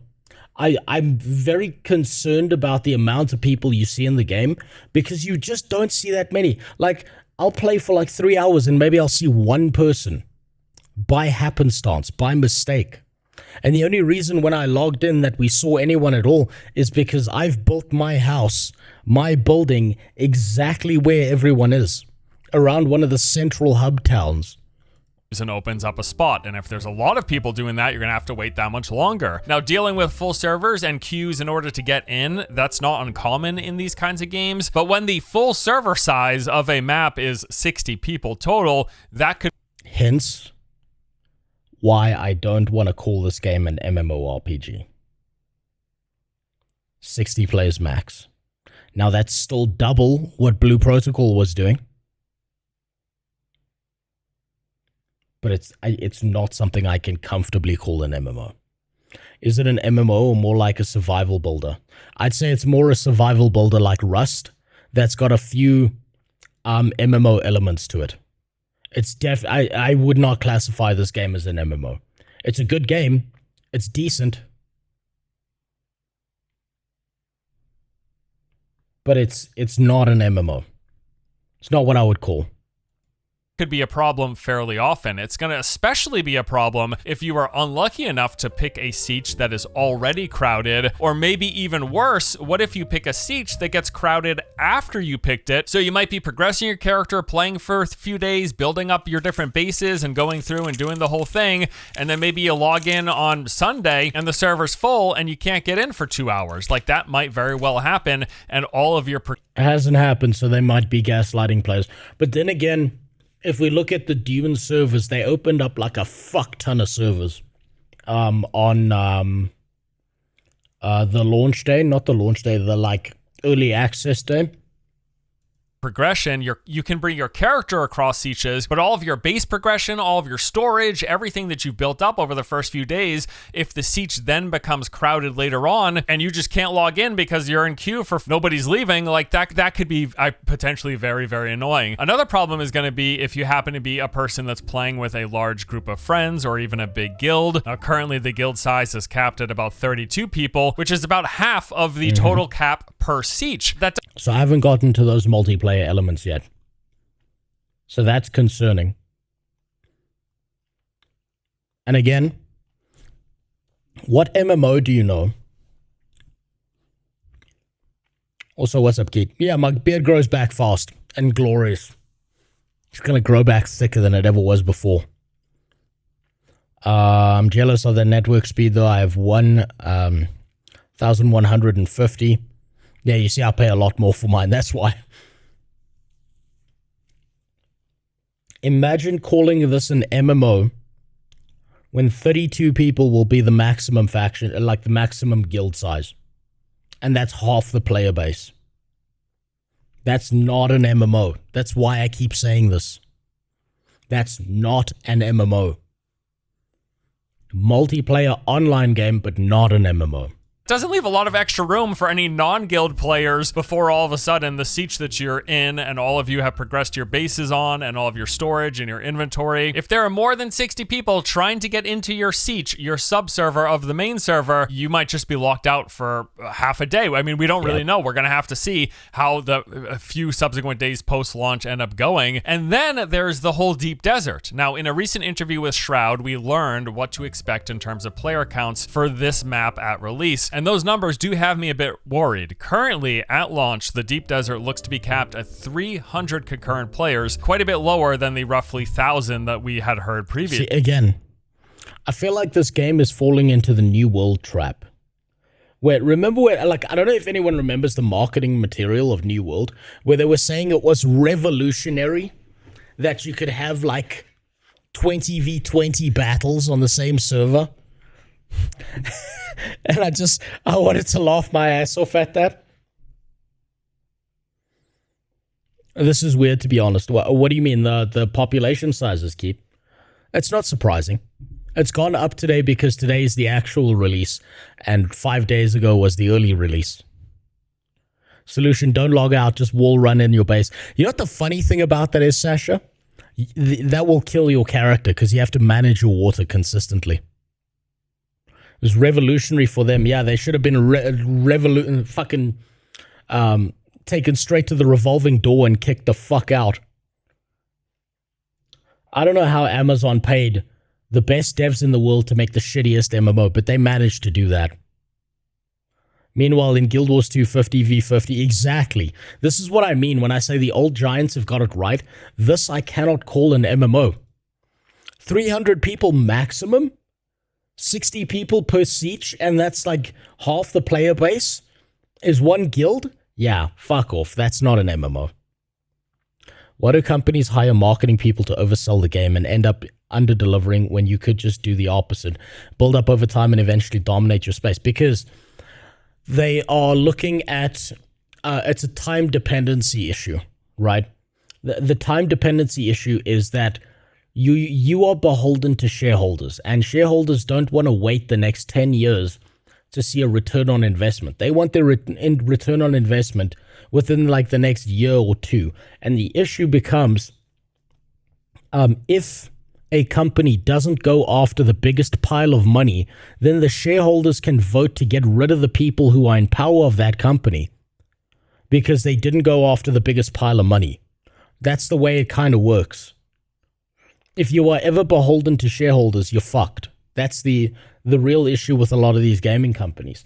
The other issue comes in here. I'll pull out the graph for this, right? I'll pull out Paint.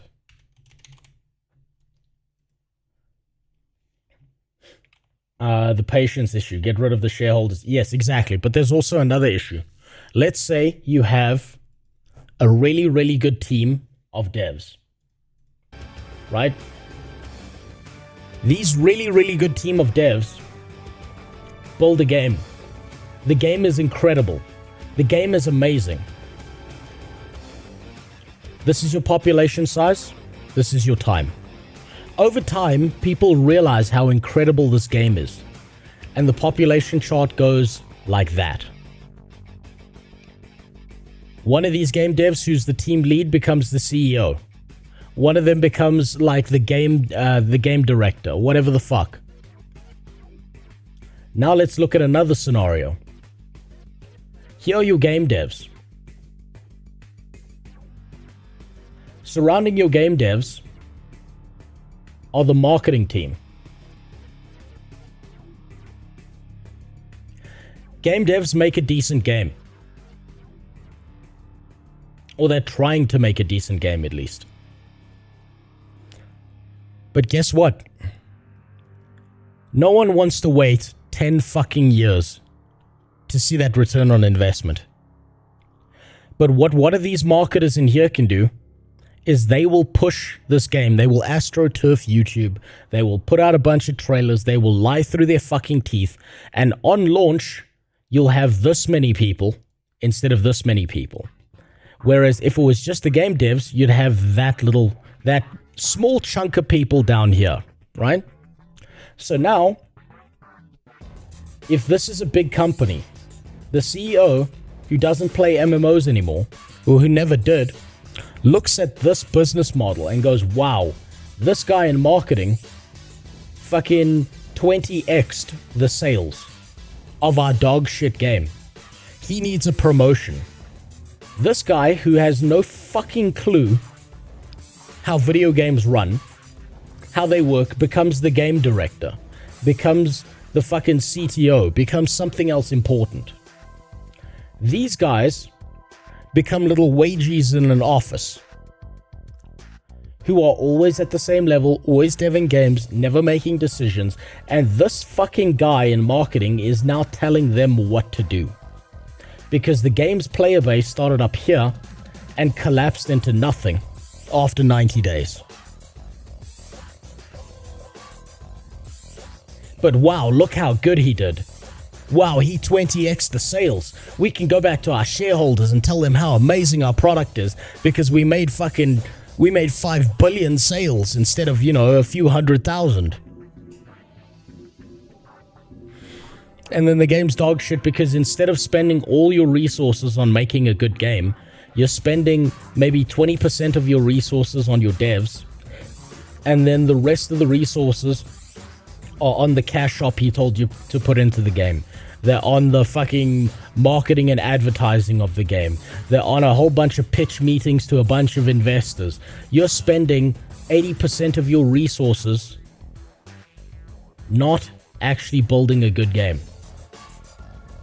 And these poor fucks in here who just wanted to make a good game are the most screwed.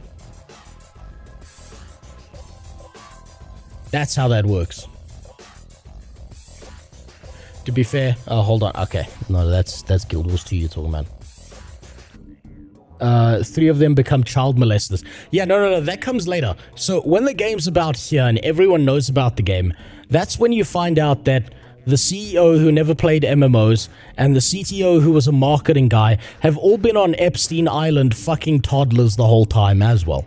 That comes later, after the game's suggestions. And then instead of going to prison, what these guys do is they go back into the game company and they start raping Susan under the desk and taking pictures of it and laughing at her until Susan kills herself while they're drinking Susan's breast milk and no one knows what the fuck is going on. And also all of these guys in the middle who can't take this shit anymore, leave. So anyway, I was thinking that Blizzard's doing pretty well as a company, right? They're making some solid stuff right now.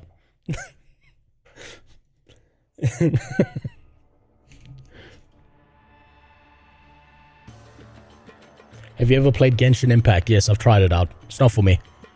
I can see why people like it. It's like Breath of the Wild with little girls that people want to molest.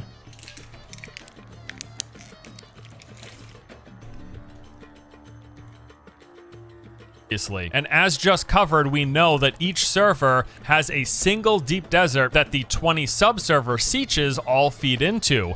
And those 20 sietches, each with a cap of 60 concurrent players, is 1,200 concurrent players max. If you have a full server... That's the thing, Faith, is I can't play Genshin Impact while taking a shit. That would cut into my chess time. I exclusively play chess when I take shits. It infuriates my wife. She's like, I can hear the sounds on your phone. I know you're playing chess in there. She's so mad about it. Always take a dump and play chess. That's my thinking hour. I don't need other games on my phone. Chess is good enough. With max player count, there's 1,200 people spread across the sietches, all feeding into one server, Deep Desert, and that Deep Desert can only hold 300 concurrent max players. That means 1/4 of the max concurrent player base on any given server can get into the endgame at any given time, and the remaining 3/4, they just... Think about how sad of a system that is. Only 25p, like only 1/4 of 25% of your player base can be in the endgame at any point in time. That fucking sucks dick. I wish I could play chess in the toilet. I can't play one-handed though. You're not supposed to jerk off in the bathroom. You're supposed to take dumps there. Have you played Balatro? No, but I've seen that everyone fucking loves it, and I'm scared of that game a little bit. Just got to stay in Haga Basin on their sietches until one of the 300 cap players decides to leave the Deep Desert. So if more than 300 people want to play, yeah, you're going to be sitting in queues to get into the end game, to get into the Deep Desert. And that's the issue, I think, between the sietches being capped at 60 max players and the Deep Desert being capped at 300 max concurrent players. Forget about any potential launch issues with like servers being clogged and queue times and down servers. Anyone that's on a busy server or sietch could be looking at queue times in general to get into their sietch and or to get into the Deep Desert, and that could be a problem for some people for many days, potentially even weeks. That is one of my first primary biggest concerns. Next up, there is the combat, and I mean, it's not really a... I fucking knew it. I knew he was going to talk about the combat. I knew that the combat was going to be an issue. The combat is the fucking worst part of this game, I would say. And it's not even that bad, but it is definitely the worst part of this game. Concern per se. I just wish it were a little better feeling. It's good enough that I've still played for over 200 hours and have enjoyed myself, so yeah, there's that. But I just want to reiterate, I think Melee in particular, even with some of the improvements that have been made, it's still not very impactful feeling. Now, I know concessions are often made with games like this, these big shared open world games, especially ones that have free building where players can build bases everywhere that all of the other players... Thank God this game doesn't allow you to Fortnite shit everywhere. I don't want it to be good so badly. I think it is good. I think it's a solid survival game. It's just not an MMO. And I'd say the shittiest part of this game is probably the combat. See, and the fact that you do have other players running around up to... It's just, it's not why wouldn't he talk about the combat. It's the fact that I knew he was going to shit on the combat as not being good. 60 in the Haga Basin, up to 300 in the Deep Desert, and that each of these maps are absolutely gargantuan with no loading screens while you're in these areas going through all of these different zones. That's really cool, but all of that stuff does come at a cost pulled from elsewhere, and it definitely feels like the impactful feeling of combat is one of those areas where that has been pulled. And when this topic So the problem with the Dune combat in particular is, especially when you're dealing with a group of enemies, it's all the fucking animation locking and shit. So like, let's say someone's got a shield and you've got a melee build and you want to run in and you want to stab them through the shield. You have to do the Dune thing where you have to use a heavy attack and then slowly slide your weapon through the shield to kill the guy. But you've got like 7 different people gunning you down at the same fucking time, and you can't go anywhere because you're animation locked. It's such a fucking bad system. Their combat needs to be way better. Way better. If they isolate the game into a more compact version instead of trying to be an MMO, maybe there are too many mechanics compared to Rust. No, I think they could do that. I think that they need to not look at this game as an MMO. Right? I think the whole idea of them using the MMO title is such a fucking bad idea. Sounds like Conan. Yeah, it heavily draws off of Conan. It's a good survival game. It is not a good MMO. Is brought up. People often ask, like, what does it mean for combat not to feel good? Now, I'd say that this is basically a culmination of any given games. That clip right there. That clip. Feel good. Now, I'd say this one right here. Here's one of the issues with this game, right? I know exactly where he is in the game. He's in the Hugger Basin on the eastern side of the map. How do I know that? Because I've killed those 2 fucking bandits 25,000 times to farm them for resources. That's a bad mechanic. The fact that I've got this entire world and I just need to keep going back to these 2 pieces of shit to extract blood out of their vaginas and to get scrap metal, that's a bad mechanic. I have 0 reason to go and explore around this part. I can tell you're disappointed. I'm actually not. I'm actually not disappointed. I'm annoyed, and I spurged out on Twitter and made a whole fucking post about why I'm pissed off that a game like this that can stand on its own 2 feet keeps using the MMO label. You know what? Actually, you're right, Faith. I'm disappointed that they tried to sell this as an MMO. I'm not disappointed that they tried to sell this as a survival game. This is a good survival game. But I'm fucking irritated as fuck that a bunch of retards in management keep looking at games like this and thinking, let me strap the MMO label onto this. That'll get people to buy it, because that fucks me off so much. That this is basically a culmination of any given game's animations, the sound effects, some UI elements, and input latency, and any other forms of feedback players get. Also, AI in this game they're retarded. The combat AI are fucking retarded. They could have done a much better job with that. Whenever you swing a sword, shoot a gun, or cast an ability. Now, I will say again, I think the range combat feels decent. It's not the most visceral third-person shooting that I've ever... So you see that where he has to slide the knife in slowly and the shield turns red and shit? You are animation locked the entire fucking time that's happening. Which means if you're surrounded by 2 other enemies, you're dead. They will gun you down. Experienced in the sound and visual feedback department, but it's still good enough that it feels decent when you're shooting targets. I will add that movement... It's not good enough. I don't think it's good enough. It needs more work. It's much better once you get out of the Hugger Basin and you're into the late game areas, or the areas where there's PvE and PvP, where you have to think about shit and where the map gets wiped once a week. But in the very beginning of the game, I think new players are going to play that. They're going to see how shitty the basic combat is, and they're just going to be turned off and uninstall the game. On the other hand, it feels fantastic, specifically once you've unlocked any speed boost abilities, like the Bene Gesserit Sprint or the Trooper's Shigawire Cable. Those combined with... That wire cable is so fucking... Oh, it's the GOAT. I haven't tried the Bene Gesserit Sprint, but this cable shit, Trooper Cable... It's the best fucking ability because you can also stun people with it. Sensor belts has you zipping around the environment, you're literally flying across giant swaths of land, and that feels fantastic. I think my biggest gripe though with the baseline combat and movement in this game is it all feels kind of sluggish and slow, like you're kind of lumbering, pulling out your weapon, aiming down sights, even as your character moves around. The movement with the Shigawire Cable and flying and all of that feels really good, but the base movement and the base combat, not super visceral, not super tight, and I wish it were. I don't know if I agree with him or not on that one. I suppose he's right. Some of the game movement is really weird because some of it feels really good. Like using the Shigawire, dodging, your dodge bar, all of that shit feels good. And then you've got like really, really clunky animations that follow that up.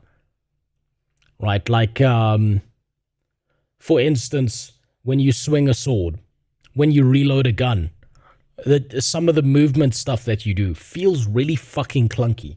And it's so strange. And if I had to say clunky versus smooth, I'd say it's 70% clunky, 30% smooth. Or a little bit more snappy. Just my personal preference. While on the topic of combat, I do have concerns about the lack of PvE difficulty as well as variety. It's simply not there. The game is not very difficult and there's not a lot of variety in the PvE side of things. Now, they do progressively add more enemy types a la new weapons that they wield as you move through the zones in Haga Basin. And then you get to the end game where they have their own variants in the deep desert, but it's all still just like humans using weapons. That's what it is. So enemies start off with a mix of having like basic daggers and ranged pistols, and then over time you come across melee enemies. It's like Guild Wars 2, it's got good gems, but a bunch of oof. I wouldn't even say that, Super. I'd say Guild Wars 2 has a bunch of elements that could have been good, but were executed poorly. Whereas Dune has a bunch of elements that I don't see a way that they could fix them. At all. Right? Like if I look at like underwater combat in Guild Wars 2, I can see a way that there's potential there that if the Guild Wars 2 devs really wanted and they had the time to do it, they could really make this something incredible. But there are chunks of the interactions and shit that happen in Dune that I see zero way for them to fix. That's what's concerning to me. Most of it is like around the combat. So if you came to this game for combat, you're gonna be disappointed. I think the looting as well is really shitty. Like the way looting works, you've either gotta like press down a bar. It's not like insta loot. So every now and then you'll be like holding down the E key, and like, you know, if an enemy rounds a corner, then you're fucked. Right? You've got to like wipe out everything in an area and then you can loot. There's no like, I'm out of ammo, I'm just going to grab the bullets off this body, turn around, and then use those last bullets to like save myself from this next enemy. That's not happening. I suppose you could do it with the spacebar key, but then you got to spam spacebar and you might fill your bags, which has happened to me several times. Things like swords and rapiers, and you've got ranged ones that have the entire suite of weapons you expect: rifles, snipers, shotguns, SMGs, LMGs, flamethrowers. Some of them even start tossing rocks at you, which is funny. But yeah, it's just a lot of humans with different weapons. So as you move up the tiers, progressing through the zones in Haga Basin, the enemies get... The problem is, what kind of extra enemies could you put into the Dune universe aside from humans? Because New World had this exact same problem where you were just fighting fucking skeletons and wolves all day. What kind of enemies could you put into the Dune universe? You could put in some Ixian technology. You could put in some off-world creatures from the Harkonnen worlds. You could have mini sandworms that you have to kill. There is a lot that could be done there, but this is a fair criticism. Insectoid and lizards. I don't think there were many. Hold on.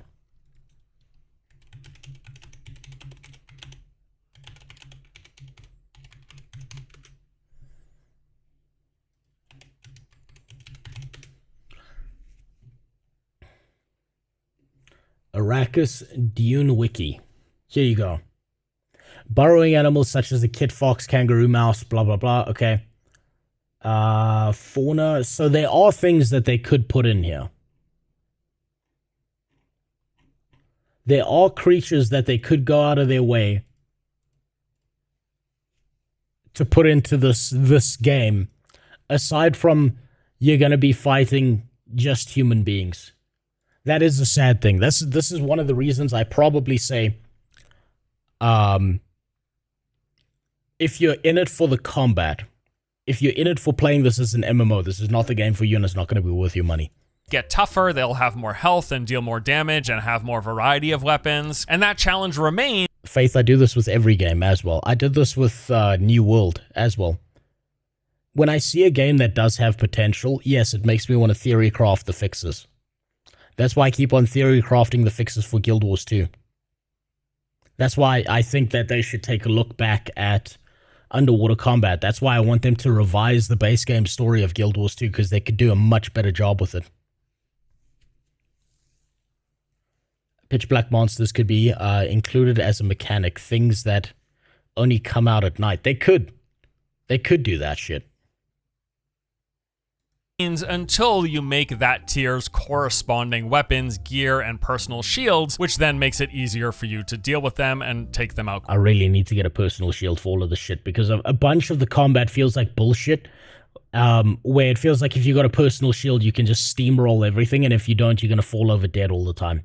Quicker. But there's not much complexity in this combat, nor is there anything that really requires what I would call group coordination, on the PvE side at least. The closest thing would be like working together in the deep desert to try to lure the sandworms away while your friends harvest spice. But no, there aren't boss fights that require multiple players doing different things to win the encounter. This game just doesn't really have that as a focus. Now they have— I swear to God, I'm never going to build myself any flying mechanism in Guild Wars 2. I'm just going to be that asshole standing on the ground with a rocket launcher the whole time. I've talked about adding more complexity, something that looks more akin to MMO dungeons or raids into the game PvE, but as of now, it's a fairly basic PvE experience that gets tougher until you power up to that current tier, and you climb that ladder all the way to endgame, where there is also some similar points of interest with PvE enemies, but the big danger and focus in the deep desert is the PvP, as you're dealing with other players while you attempt to farm resources from those points of interest, or to harvest spice, or to gather ore, etc. As much as I enjoy clearing the camps, the strongholds, and the testing stations, I would love a more fleshed out PvE experience and some proper PvE group content in the future, more dungeons with puzzles, more difficult boss encounters, etc. Now on to bugs. I have still noticed some occasional bugs cropping up. Many of these seem to have to do with weapon swapping, abilities, and your movement. It just seems that at times, if you try swapping weapons while you're also using an ability, things can break. And by break, I mean all of a sudden you literally can't shoot your weapon, you can't aim down sights. There have even— I haven't had any of these issues. The one bug that I've come across is the power pack that you attach to your character for using any powered weapon. Right, you'll see this little energy bar down here in the corner. Sometimes the power pack, you gotta unequip and re-equip it again for it to work. And that's really fucking annoying, and I hope they fix that. Been times where I couldn't crouch for some reason. Now this may happen like once every few hours. It's not super frequent, but it is really annoying when it does happen. And usually I'll just have to try doing a little bit of everything until the issue resolves itself. Worst case scenario, I will just relog real quick and that fixes the issue every time. So that's annoying, but on the plus side, most of the other bugs that I've experienced in prior builds, it seems like they have all been patched out and fixed, which that's a great thing. Now let's talk about PvP. It seems like PvP at the very end game still needs a bit of work. I heard one fellow tester phrase it this way. They said that currently the most effective way to take out another player is to hop in your ornithopter and squash them like a bug. And that's because the time to kill at the moment is so high if you engage. I already thought about this. I thought about the idea that everyone's gonna hop in a fucking vehicle and run out there. Guess what? I'm speccing heavy weapons so that when I do actually get there, I'm just gonna start hitting everyone's vehicles.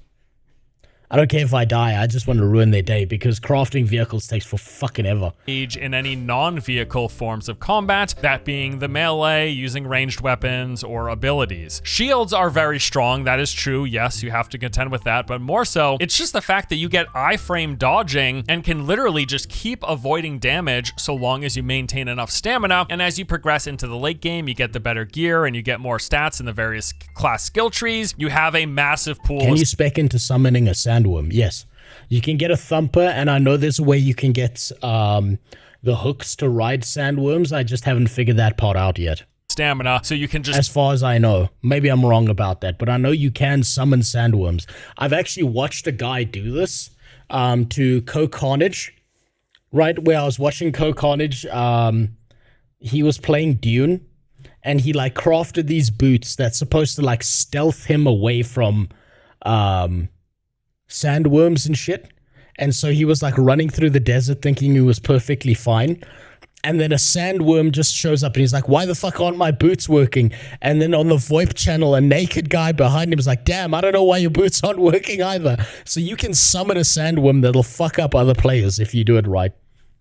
Keep dodging and avoiding all damage for a very long time. Also, the opportunity to run away is very easy, and to the point that direct one-on-one fights pretty much require both parties to stay put like a duel. If anybody wants to leave at any point and disengage, they typically can with all of the various movement skills in the game, the Shigawara cable, the Bene Gesserit sprint, plus the suspensor belts and more. It makes it so that people can leave fights whenever they want. So again, the best way to kill players come endgame is to run them over with vehicles most of. Yeah, he's probably right about that. The other issue is that this game is going to face the New World problem. And the New World problem is that everyone runs at the same speed, right?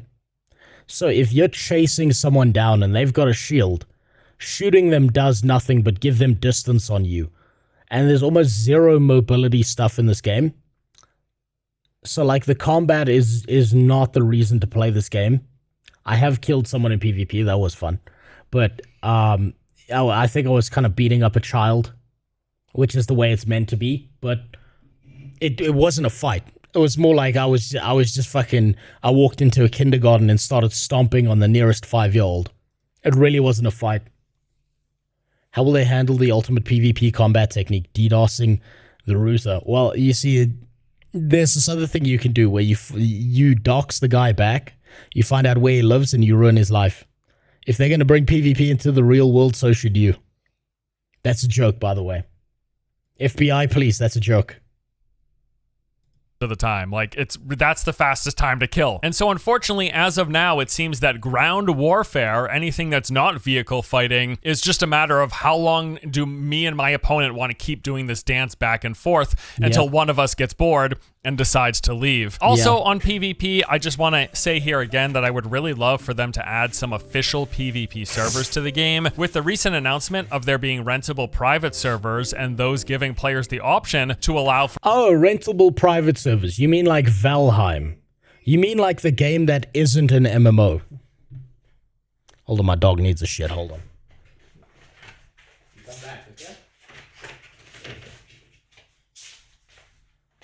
I keep saying this game is not an MMO. For full PvP across the entirety of Haga Basin, rather than just being restricted to the tiny areas around the handful of shipwrecks that there are. I'm not quite sure why they don't now also have at least 1 or 2 official servers that have the same rule set. The thing is, the Deep Desert PvP is quite different from what Haga Basin PvP would look like, mainly because come Deep Desert, everybody's got access to ornithopters, so any ground-focused combat just becomes optional. And as I just mentioned, if you don't want to engage in ground PvP, A rocket launcher, aim at the ornithopters. That's what I'm going to do. So I'm just going to be shooting everyone out the sky because I know everyone's going to be trying to fly around. You can just walk away, zoom away from the fight, hop in your ornithopter, and then fly off somewhere else. I think starting the game in Haga Basin that had some more PvP options, even if there were just multiple zones of the 12 that are in Haga Basin, if they had like 2 or 3 of them flagged for PvP, or the whole thing, if you chose a server that was just full PvP enabled, and you would be told this. And hold on 1 second. My wife is calling me.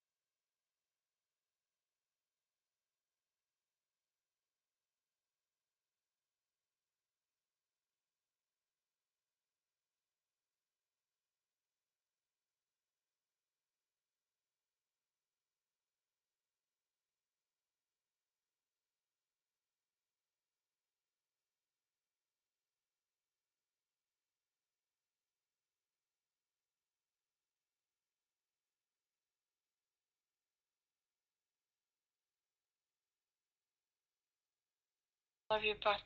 Bye. Sorry, it was just my wife complaining about how fucking cold it is. My daughter just woke up and her hands are freezing. I'm like, look, just strap that heater on high. We'll deal with it afterwards. Yeah, it's fun. It's fine. I have a good relationship with my wife. It's not like she fucking, you know, he's gonna be screaming bloody murder at me over the phone.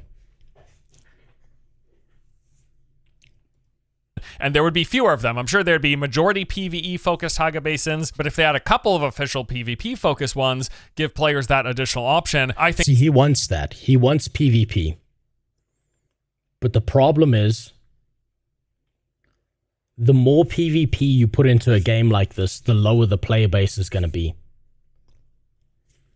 PvP always ends up with the trolls kind of taking over the PvP and using some scummy backhand tactic to fuck everyone else over. And so you're kind of forced into the position where you also have to use the scummy backhand tactic to try and survive. So the more PvP they put into this game, the quicker they kill their player base. That's the concern. It would be nice. I'd love more PvP in a game like this. When will people understand this? Not every game needs PvP. I think, personally, I think this game needs PvP because the combat's so shit. That's the problem. The only intelligent combat you're ever going to get is going to be against another human being. And the problem is everyone's going to use cheese tactics, like flattening other people with the ornithopter. They're not going to actually play the game to play the game. So either they need to be exceptional at balancing the PvP, which I don't think they are if they can't even get combat right, or they need to remove PvP from the game and make their PvE a lot better. This is the mistake that New World made. At one point, New World was full loot open world PvP, and people were excited for it because there wasn't anything janky enough to fuck everything up. And then they changed it to more theme park, and then they're shocked that the last minute change that they made fucking destroyed their game that they hadn't been focusing on. This game should have an option to enable PvP, not forced PvP, because what most people who say needs PvP really mean is they want forced PvP. Yeah, look, there should be... I think this game could get away with PvP forced enabled zones, as well as being able to enable and disable PvP. So have both. And it would still be okay, but the issue is with the way this game is constructed, the more PvP they throw into this game, the quicker you're going to lose your player base. I'm yet to hear of a PvP-focused MMO that doesn't convert itself into PvE after a few weeks or months. Yeah, so am I. It's because all of these guys fucking suck at balancing PvP, because game devs are not very good at predicting how players are going to break their game. That's the issue. And what Faith is saying, that full PvP games are cash grabs, is kind of right. Because what you can do is you can make a full PvP game, and then you strap a cash shop to it that's pay to win. And then you know the guy who beats you isn't going to be the most skilled player, where you get your ass handed to you and you're like, wow, that was incredible. I need to learn from what he did to me. You're going to be like, I know this guy just swiped his fucking credit card 7 or 8 times and that's why he's beating the shit out of me. There was that one presentation that some psychologist gave to a bunch of game devs at some office, where he was like a Wall Street banker and an Arab prince get in a fight with each other over a game. Who wins? And the answer was the guys who built the cash shop, because both of those people will spend an infinite amount of money to cover for their ego in the game. And then they'll call it skill.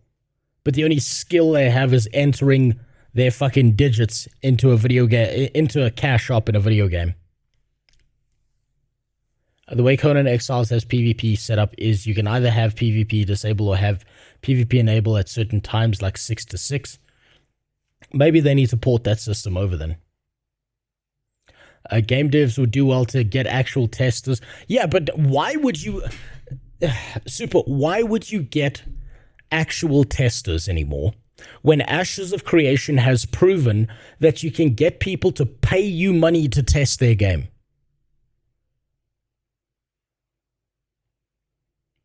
Why the fuck would you spend money to get testers when you can just call your product Alpha Access, charge $500, and then a bunch of people will do the testing for you? If you can cash grab, you're going to fucking cash grab. And that's exactly what Ashes did to people.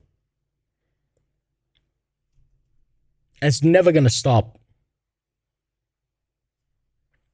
Have you seen the fucked up builds that people made for Guild Wars 1? Yes. Yes. And that's why I say game devs are not very good at predicting what players are going to do in any MMO. Or any game, really. Because players figure out ways to do integer overflows, how to fuck around with certain things that are irrelevant, and then all of a sudden they're overpowered because they stacked some buff infinitely, or they used some item that was esoteric or strange to get out of an ability that they shouldn't have gotten out of. Or, like in WoW, they bring a disease into a major city and fuck everyone up.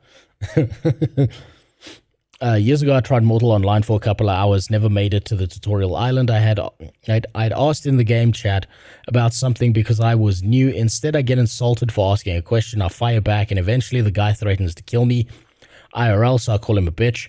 A game moderator gets on my ass for that. So I call the GM out and say he threatens to kill me, but I get shit for calling a bitch. Fuck you and fuck your shit fucking game. Yeah, of course. Of course, that was probably his friend who did that. That was the game dev was getting his cock sucked, and you interrupted that. Of course he's mad.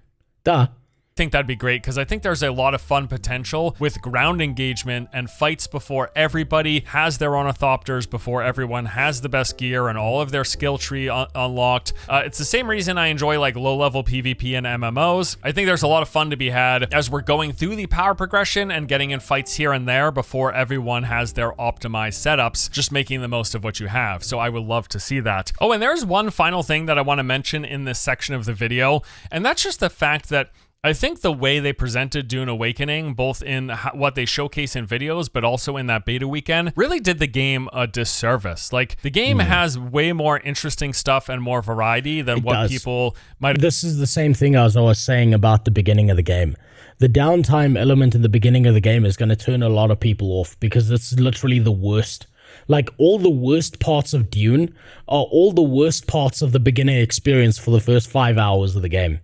So that's going to turn people off immediately. Have initially seen in that, specifically in that beta. Mainly, the game just starts to open up and get way more varied, literally like immediately after the first 3 zones, which is all we had access to in that beta weekend. Once you start venturing into the areas in and surrounding the rift, it's just a whole lot cooler. We have this like massive crevice, basically. Huh. Hold on. Hold on, hold on. Did the live stream just die?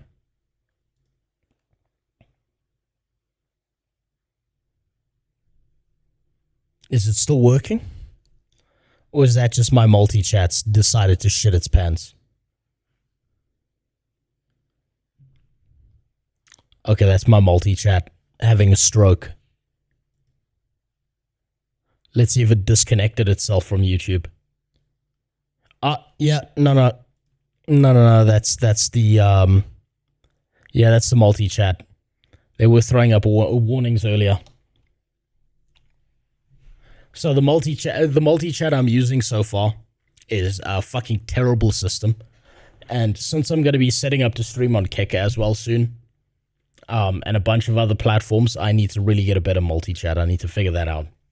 Maybe I do need to go harass Tectone. See if you'll even listen to someone who's a literal nobody. That'll be pretty fun. This big ravine that extends across multiple zones. I think it extends the center and the width of like 3 or 4 zones, and it's many, many layers deep, and all along those layers are different points of interest. You got crashed shipwrecks in there, you've got mining facilities, you've got enemy strongholds, you've got I haven't gotten to this point yet, but it seems like the deeper you get into Dune, the more there is to do, especially at the end game. But this shit right here, you don't see this.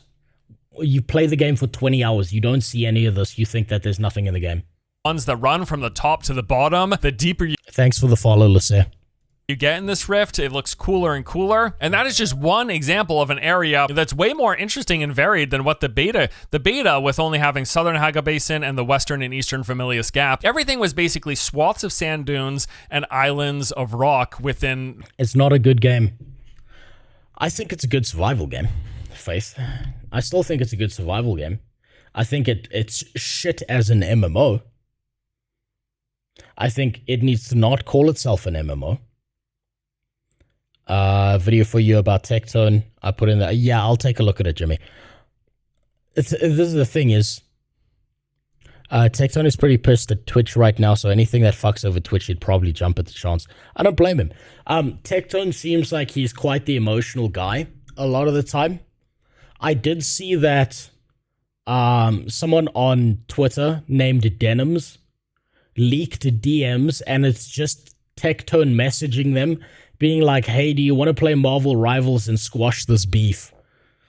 And I just looked at that like, why does this person think that makes them look better? It actually makes Tectone look more sane as a human being, which was really funny. Which were points of interest, and a lot of those points of interest look the same. It was like the encampments of enemies, right? It gets way more interesting, it gets way more vertical. Not only is there that deep ravine called the Rift, but there's also towering rocks everywhere and enemy encampments that are holed up in there. And also a lot of the enemy points of interest are much bigger. And I mean literally, like there are points of interest that are 5 times bigger than the biggest points of interest that you came across in those first 3. That's the problem. That's the problem right there. Is no one's going to see that. No one is going to see those points of interest because most players are going to quit before they even get there. Few areas. The point is there's just way more cool areas, points of interest, and environments than what many players have seen thus far. And I think that's a shame because I think even if they... Hold on, I bought Dune, played it for an hour, refunded. Slow, terrible first hour, combat didn't feel great at all. It might get better later, but for $50, no thanks. Well, that's the thing, Lassere. That's what I've been saying this whole time is I felt the exact same way you did. Right? Now, I'm lucky enough that I had enough time that I went back and started playing the game more. And if you have limited time in the day, I should probably give this caveat. If you have limited time in the day, or you're just looking for a game you want to jump into and play, and you're not like a survival game player who loves survival games, it's not going to be worth $50. It's just not. If you're an MMO player, it's not going to be worth your time. The game, I can't believe I'm saying this. This is such a cliche of a thing to say. But the game does get better later. It doesn't get perfect. It doesn't get great. It does get better later, but no one is gonna fucking get to that point in the game because the first 5 hours I played was literally me killing the same 2 bandits farming resources. I saw a video of you insulting Frogan. Perfection, by the way.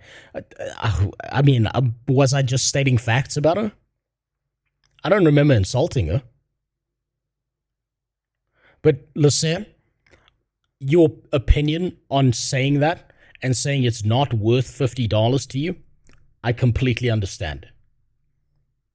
Because I played it. I played, like my last stream. You can go and look at it. I called it Dune Awakening, right? If you go look at that, after 5 hours, I say this game is not good. Because until that point, the game was not fucking good. The only reason I say I was wrong about Dune is because it gets better later. But that beginning, that downtime beginning, fuck, if you don't have the time to play that kind of game, don't play it. It's not going to be worth your time.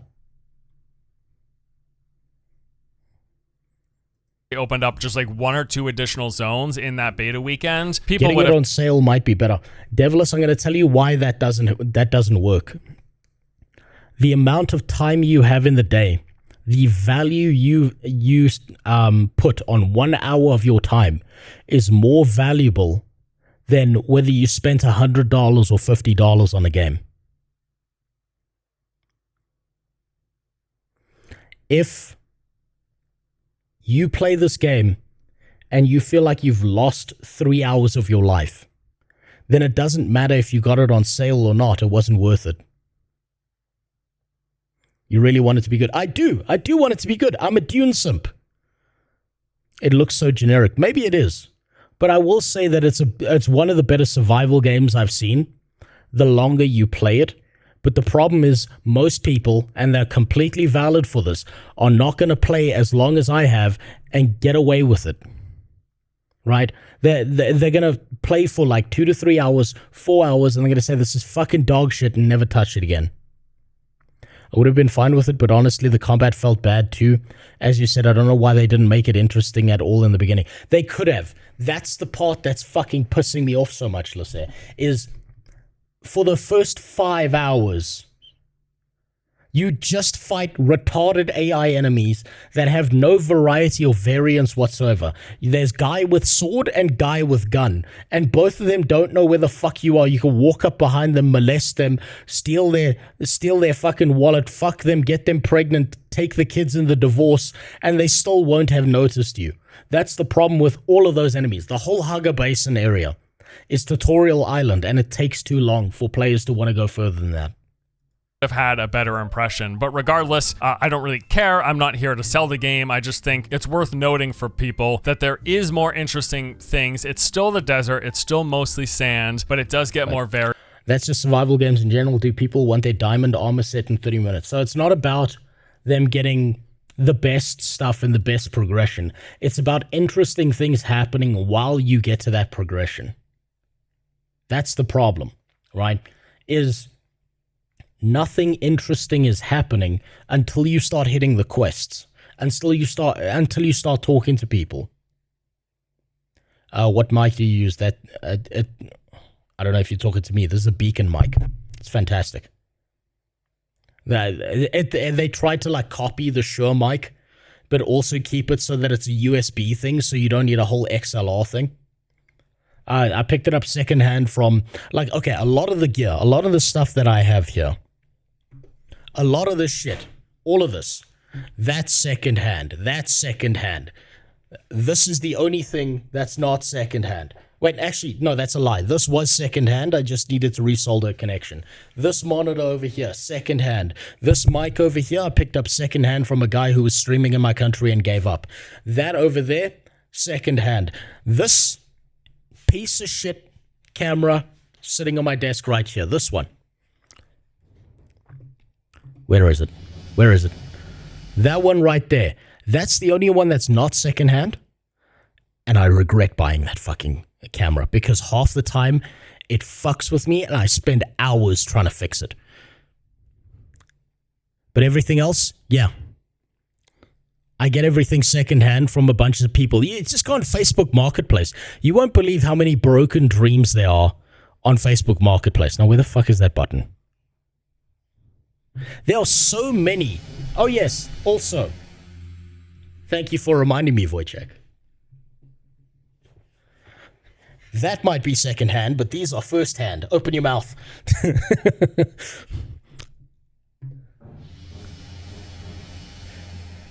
Monitors are hard to find secondhand, but so this is the thing, Vagabond. I'll find broken monitors and I'll fix them a lot of the time.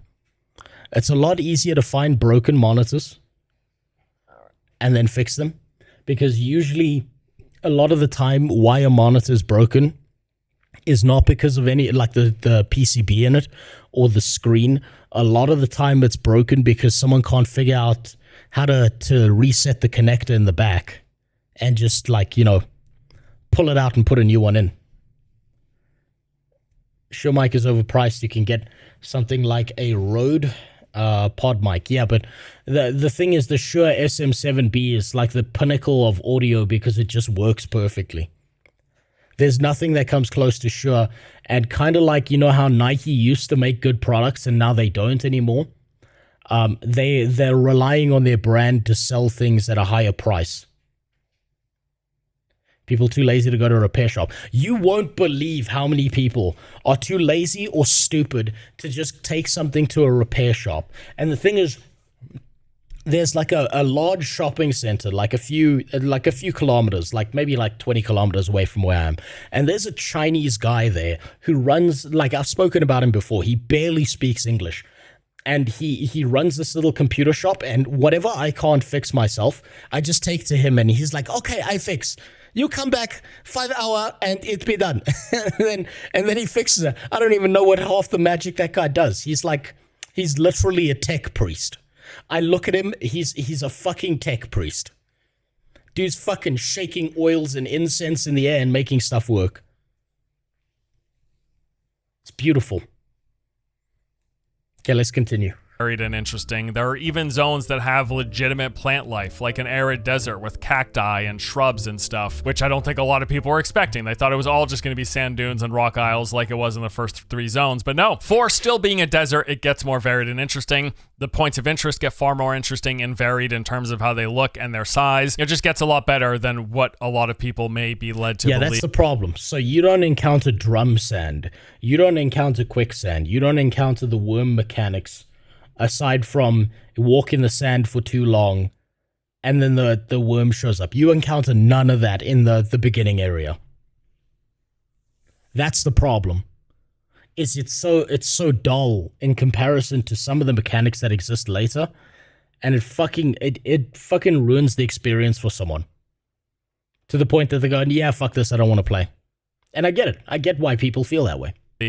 All right, I want to talk about now some things that I got wrong. There were some concerns that I addressed in prior videos that in the end turned out to not be a problem. One thing that I vocalized was disliking the apparent requirement to melee once you started coming across shielded enemies. The weapons we had during the beta test weekend were hilariously ineffective against shields, which led me to believe that melee via the slow blade attack was the only means of dealing with them. And then there's the fact that the further you get into the game, the more and more shielded enemies you come across. Well, so that's one of the biggest problems is there's a skill chasm that happens in the game. That's currently there, and this is also going to turn players off, is the game will accidentally convince you can't break shields with guns. It's so dumb. It's so fucking dumb. It turns out that was incorrect. You aren't forced to melee for 2 reasons. One, there are multiple classes of weapons that specifically counter shields. In fact, in the beta, there was a blueprint for a purple SMG, which I found after making the video where I complained about this, and that gun would tear through any shielded enemy in just a couple of seconds. Now, beyond that, there are also many other weapons that counter shields, like the drill shot class of guns, where you fire these multiple rounds of drills, and once they hit a shield, they chew through it. If the enemy doesn't dodge after like a second, it passes through and deals a heavy amount of damage. And there are many more weapons that are great. Guess what? That's going to be completely worthless in PvP because everyone's going to see it coming and you've got like a second to dodge. The only one who's going to be hit by those drill shots would be me because I play on 200 ping. Against shields beyond those 2 examples. Aside from those weapons though, even shielded enemies are vulnerable to regular gunfire anytime they themselves shoot. So when you come across, for example, those big guys who are lumbering around with LMGs and shielded, or they've got flamethrowers, anytime they fire their weapon, you may not have noticed, but their shields drop just like yours do when you fire your weapon, which means you can fire away with whatever weapon that you're using and they are going to take damage. You're not shooting against their shield while they are shooting, and that's the... It's incredibly fucking stupid that Force has to explain that to you, and the game never does. The game never illustrates this visually to you, that this is exactly what's happening. It's so dumb that a YouTuber in a video has to go out of his way to say that. That's a failure of design. The opportunity to kill them because their shields drop when they shoot you. So if this game was actually good, you'd be playing it, not watching videos. Well, I was playing it. I was playing it earlier today, Faith. I've been playing it. It's just not a stream game. This is not a game you're going to watch someone play for the game. This is not a game that's going to blow up on Twitch. It's just not. It's not a good game for that. It's not watchable content. I have played the game, and I have been playing it. I was playing it before I started streaming. You shoot back, aim for the head, you'll kill them in a few shots. Another thing that I got wrong was my concern that Dune as an IP And here's what's even worse. Playing the game feels better than watching the game. I've watched gameplay of Dune, and I was like, Jesus, I want to peel my fucking eyes out of my head. This is like watching the skinny kid in school fuck the biggest bitch in his class. It's horrific, and you know the smells coming out of it are terrible. But hey, if you're that skinny kid and you're plowing away at that fat kid, that fat bitch, you just gotta remember. Frogans are like scooters. You can ride them, but you probably don't want to tell your friends about it. Would hold the game back in terms of variety of locations as well as enemy variety. Now that is pretty much the case for this current version of the game. We are on Arrakis at launch and it is 95% desert with sand dunes and rocks and some extra variety that comes in the dungeons or testing stations where they've got some water, which translates to having some plant life. But it turns out that the Dune lore as a whole includes various other planets with vastly different biomes, other alien races besides just humans, which is all we're currently fighting. Please say hi, Tori. Hi, Tori. I don't know why I'm saying that, but okay.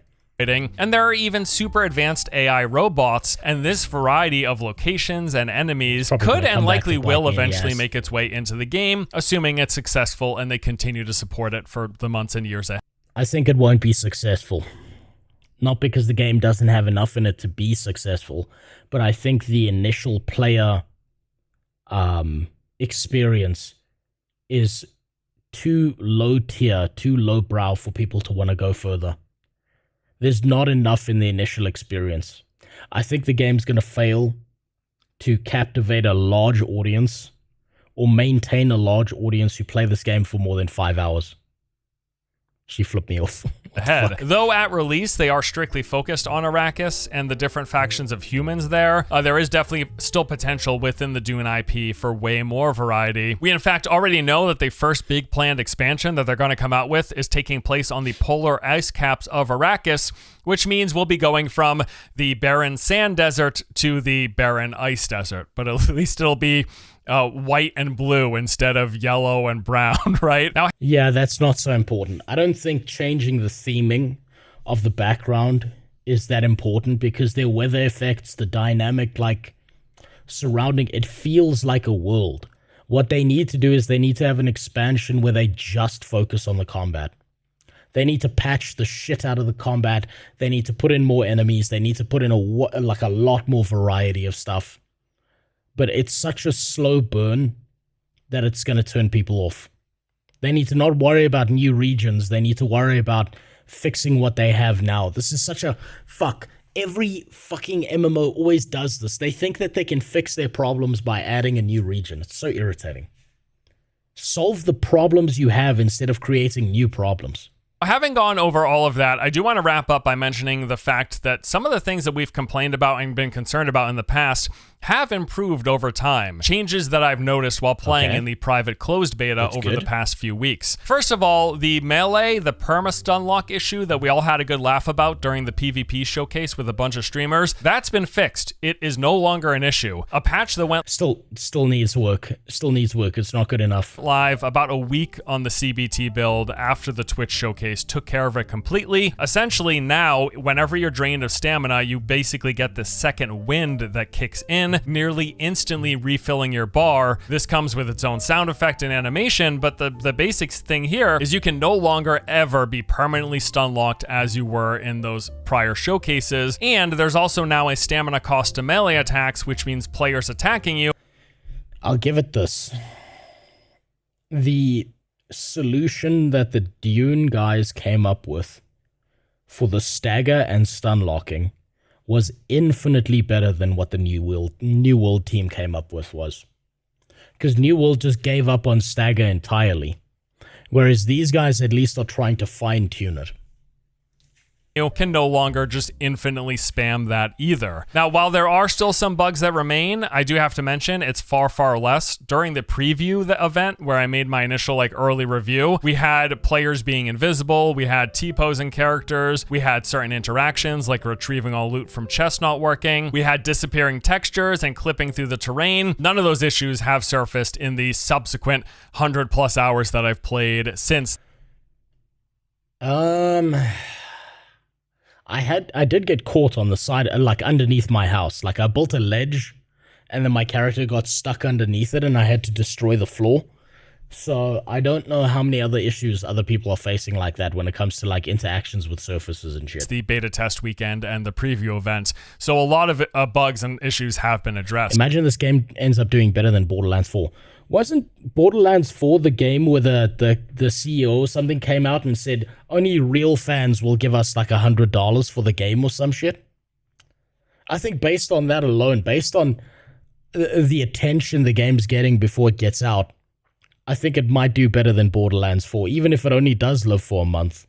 Also, across the board, performance has gotten better and better with every subsequent patch. In fact, during my time in the closed beta, they've been updating the game literally daily. So every day they would take down servers for about an hour early in the morning, sometime between like 7 and 8 a.m. my time. And then when they came back up, there would be a new patch every time. And that patch would typically come with bug fixes, performance fixes, but also many balance adjustments and changes to mechanics. But yes, performance-wise, I would say in the past, my performance was good like 95% of the time, whereas in the most recent build, as of yesterday, it's good like 99% of the time. I still do get an occasional hiccup here and there, which for me on my rig, I'd say it's good 75% of the time. I'd say there's still issues. I haven't come across a moment in time yet where the game has like shut down or shit the bed entirely graphically, like the way that Oblivion does.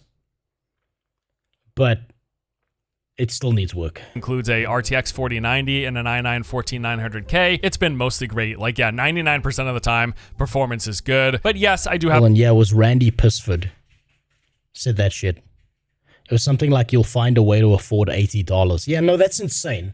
Don't fucking say that to people. Like, how out of touch do you have to be as a CEO to say that shit? Like you're entitled to people's fucking money. That's so retarded.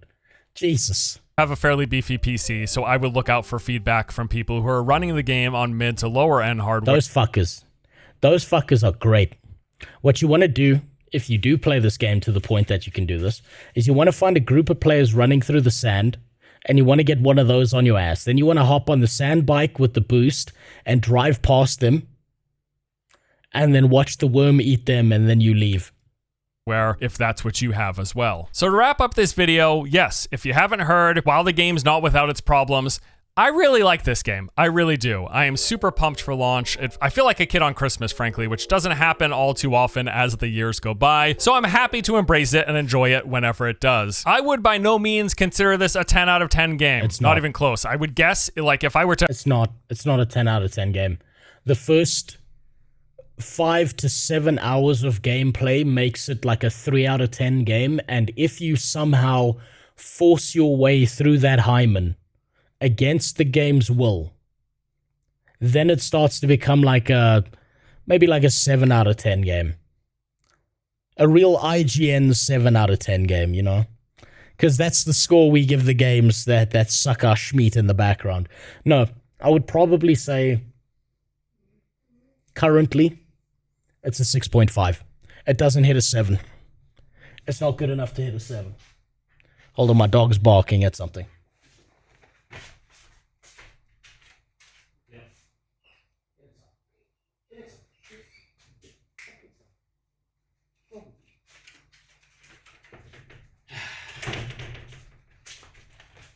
It's not criminals. It's she sounds like her hymen is in tag levels of it. Pretty much, yeah. It sounds like Dune is the game that sounds like her grandmother is her best friend. My fucking dog's outside here, dragging the cat into this room. Thank God it's not my fucking... it's not the neighbors or something. Gives Dune yeah, it's a 6. It is. It's not good enough. It's not good enough.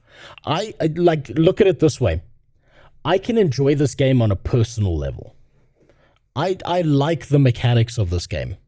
I can see how this game could be an 8 out of 10 if you're playing it with friends. But it's not good enough for the vast majority of people. To try to peer into the future and guess what like the public's average review score would be. I want to say it'll be between a 6 and an 8, probably not higher than an 8, but probably between a 6 and an 8.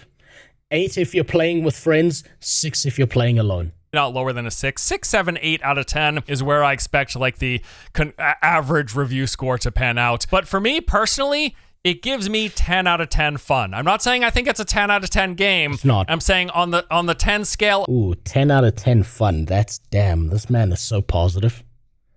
I'm genuinely jealous of Force and how positive of a human being he is. Like, man, I wish I had this kind of Buddhist-like enjoyment for things. This is not a 10 out of 10 fun game. Maybe for him personally it's that. But I'd say for me personally, it's like a 7 out of 10 fun game. For your average human being, it's probably a 5 out of 10 fun game. Because the downtime periods are really bad. Of fun that I'm having, it's a 10 out of 10. I have 10 out of 10 fun. Make of that what you will. I don't know. I certainly hope they improve and address some or all of my concerns. But other than that, I'm really looking forward to jumping in this week.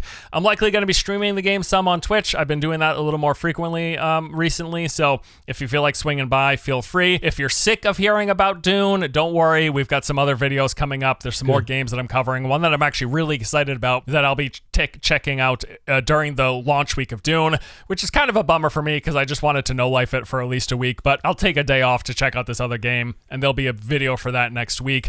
But yeah, I'm looking forward to binging and having a lot of fun during this period, and maybe some of you are as well. It's going to be a mix. The game may very well have a mixed rating on Steam. I think there's a good chance of that, but like I've said before, just... Is there a mixed rating currently on Steam, or all the simps going fucking ballistic at it right now? Let's see. Let's look up Dune Awakening. What are the current reviews? Very positive. Now that's shocking. Not really.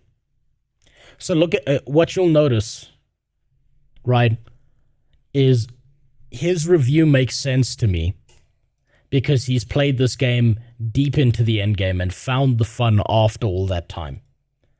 What you'll notice is all these new players will probably not like the game because they played 5 hours, 7 hours, and it's just fucking, it just shits all over them and they don't like it.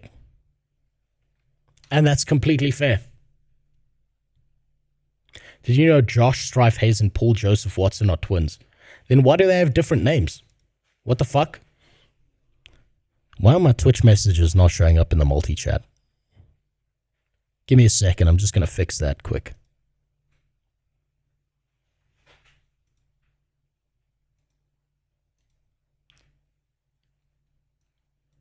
We're just gonna get this fucking thing to work. Come on.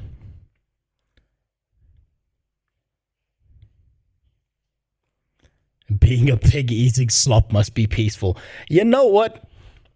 Maybe it is. Maybe being a slop piggy is a joyful experience. Maybe there's bliss in eating slop. I mean, this entire second channel is just fucking slop. Right? My entire second channel is slop. Should I be shocked? Probably not. Yeah, this is how we're going to fix this problem. Right? I know that it's not showing Twitch for some reason. So what I'm going to do is I'm going to pop out the chat here. There we go. Yeah. We'll get the dog shit version of this going here. Yeah, there we go. There we go. Now you can see both.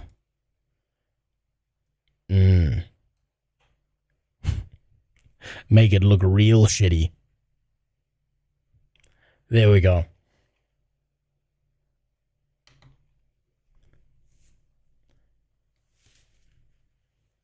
Me and Devilis told you like 20 minutes ago.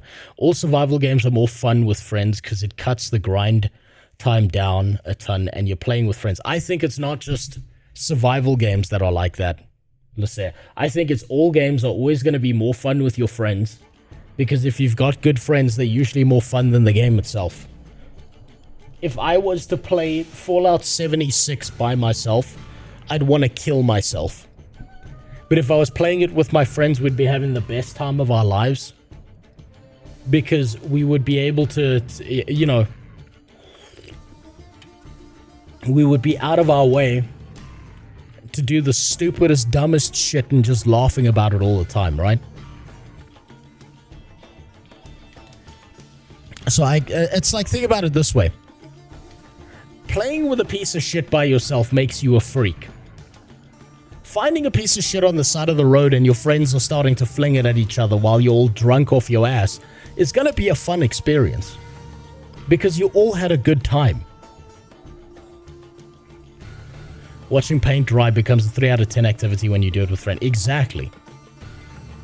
Exactly. So let's see. Not recommended. Receive the product for free. Immediately disregard that opinion. Recommended. You see, these people have all got 33 hours, 16 hours, 87. The guy who played for 7 hours? Nah, fuck this game. I'm willing to bet people who have a higher playtime will recommend this game, and people who have a lower playtime will always say fuck this game, because the bounce rate from the initial game is enough to tell people to fuck off. 2 hours, 18 hours, one above was 6 hours, 7 hours, 3 hours. Do you see what I mean? This bitch's hymen is so tough to get through. The people who get to the other side get some enjoyment. But those who don't, they think fuck this game. All valid, in my opinion. Makes perfect sense. Now what the fuck did you say? I don't want to start this one. How about we start with one of these? What the fuck? We left off last video. Oh, you linked me the same video twice because you were spamming. What the fuck is this? These. We left off last video. Nah, you know what? I'll save this for a different day. I don't want to watch shit about Roblox. It's because I was talking about Minecraft porn. There's a bunch of other videos I want to get through. So, we all know that Dune has a lifespan on it. What do you guys think the lifespan is on Dune? So is Dune the new world? Kind of, Barando. It kind of is. But I think they made better choices than New World. Right? New World was a fucking shit show and people, that gets memory hold a lot. I can tell you the exact timeline for Dune Awakening, at least when it comes to MMO players.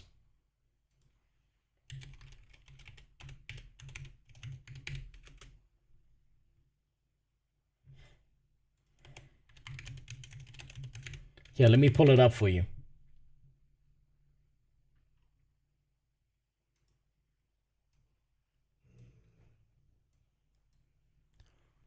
There you go.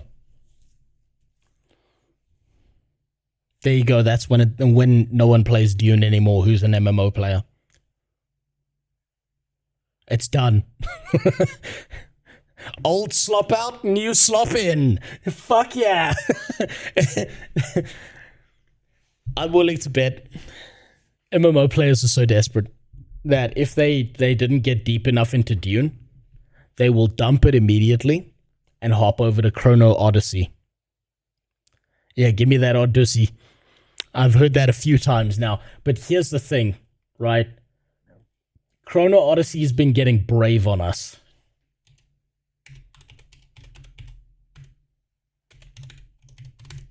And I'm going to tell you why Chrono Odyssey's been getting brave on us. Where can I find it? I want the short. I want the fucking short from their channel. Where is it? God damn it, just send me the fucking...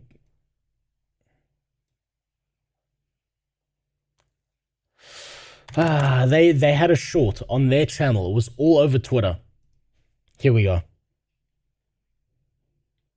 Yeah, you just got scammed, Keith. That's not going to work. The Tangier sent me an email saying, we're putting you on cooldown for 30 days. So Tangier doesn't work, you motherfucker. I tried to uninstall it from the extensions on Twitch. But because of you and that fucking sick, disgusting message, they literally were like, yo, 30 days cooldown for you, fuck off. You can't just be giving the shit away for free. So, Chrono Odyssey has been a very, very brave boy.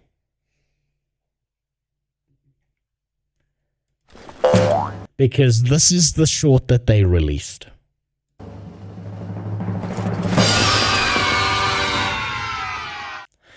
Now remember, that says guaranteed.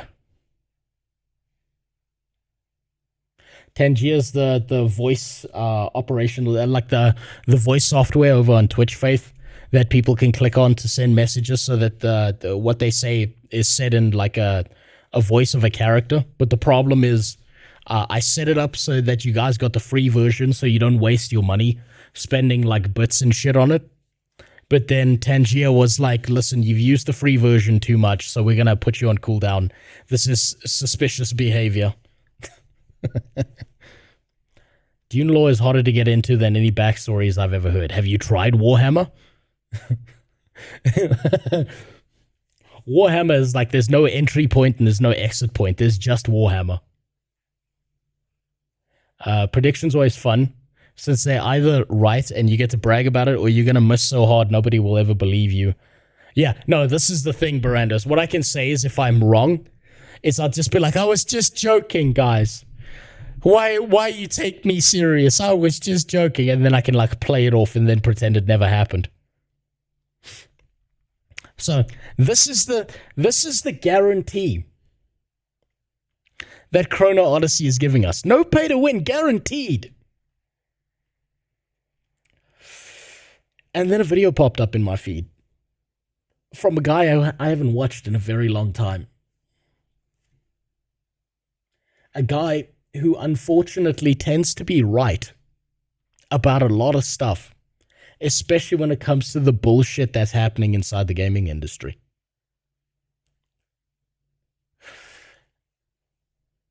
Kira TV has done exceptional work at exposing a ton of scams in the MMORPG space, getting in deep shit with a bunch of crypto games. And he's done a pretty fucking great job at exposing horse shit. So if he's saying never pay to win, in quotations, with Chrono Odyssey, that's got me concerned. So I want to see what he has to say about this. When you advertise no pay to win, I have serious doubts. So do I, Faith. Imagine, think about how fucked up this is. That it is now a marketing point to tell your players there's no pay to win. Whereas before that was just the standard no one talked about. How fucking sick and backwards is that? Warhammer 40k is just Dune made by people with CO leaks. You got that reversed. Warhammer 40k bit off of Dune. And then StarCraft bit off of Warhammer 40k. It's all just a copy of a copy of a copy.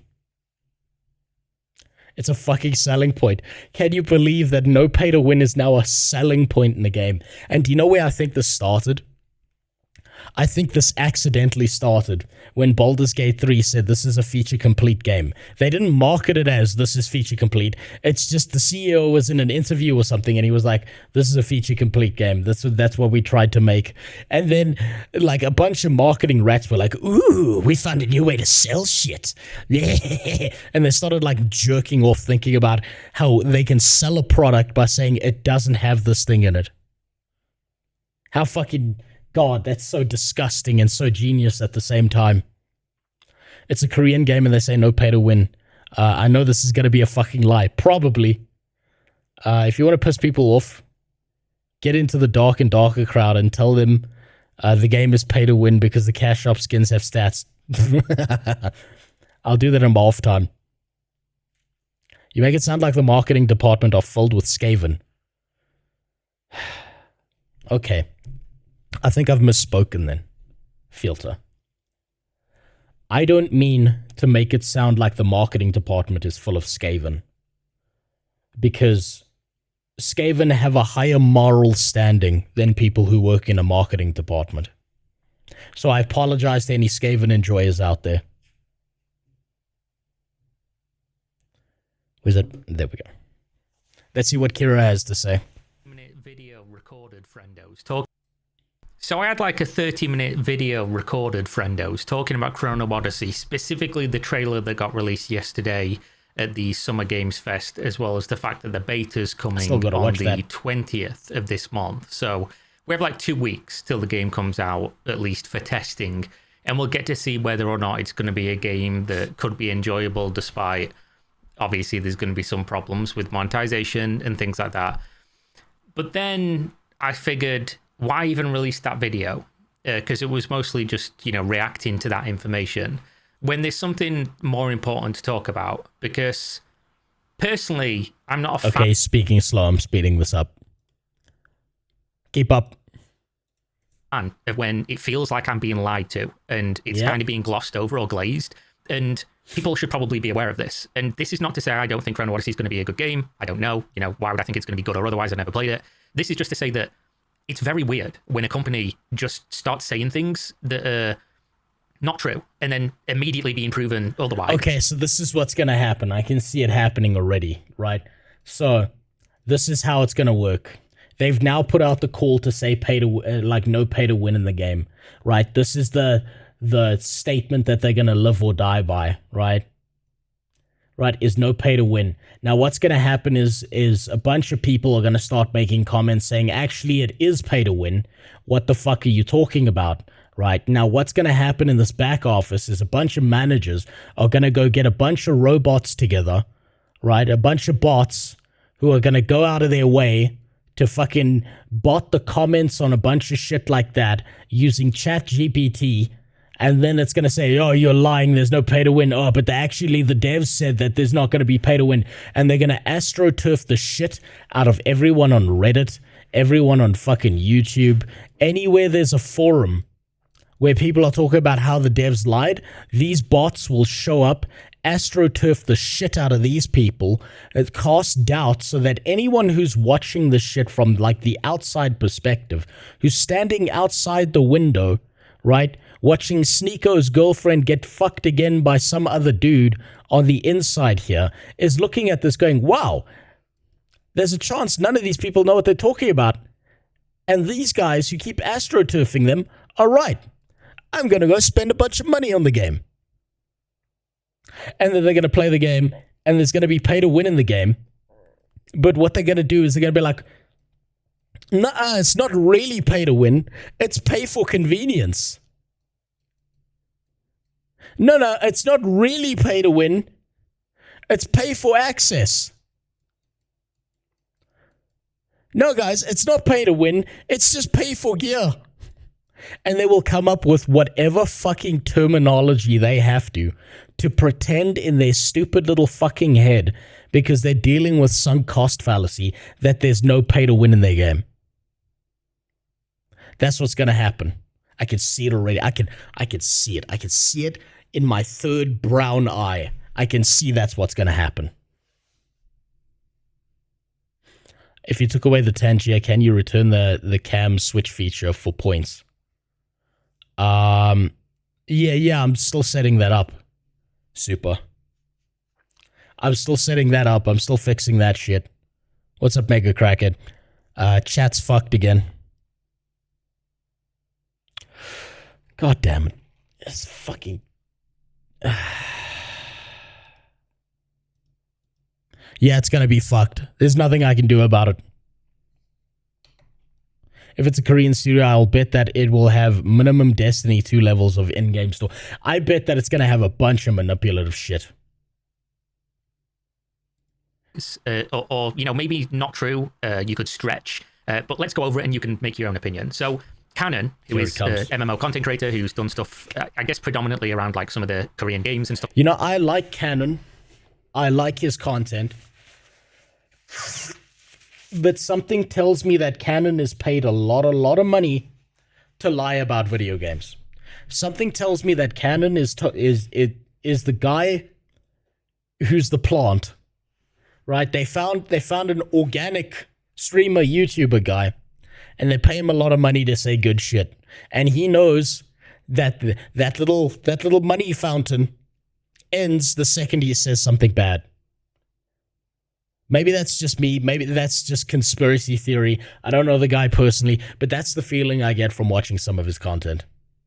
Stuff like that. Cool guy. He posted a snippet of an interview with one of the producers at Chrono Odyssey. And this was obviously spreading like wildfire that the game is not going to be pay to win, which, if you believe that this is the case, I've got a bridge to sell you, or, an airport if you're an investment firm. I never even released that video. Some Nigerian guy scammed an investment at a bank and sold him an airport that he didn't own, obviously. I heard about that. I heard about that through like the investor side of my job, is that there's a Nigerian guy who quite literally sold an airport that doesn't exist to a bunch of people. Fucking hilarious. Didn't exist, which is a fucking funny one. I'll have to release that video at some point. But basically, when somebody tells you something's not going to be pay to win, it's an MMO from Korea. It's going to be pay to win. It's just what level of pay to win. And it's not necessarily that they're lying. It's that they see pay to win. No, they are. No, it's not necessarily that they're lying. They're just lying. They are just lying. It's this. You see pay to win as this. If they say it's this and it continues to be that just because it's more pay to win than you consider, that doesn't mean they lied. But when they say it's going to, not have any of these specific things and then immediately like backtrack on it, that's very weird. So I'll play the clip in a second so we can go over. But there's something worse than this that we'll go over that's...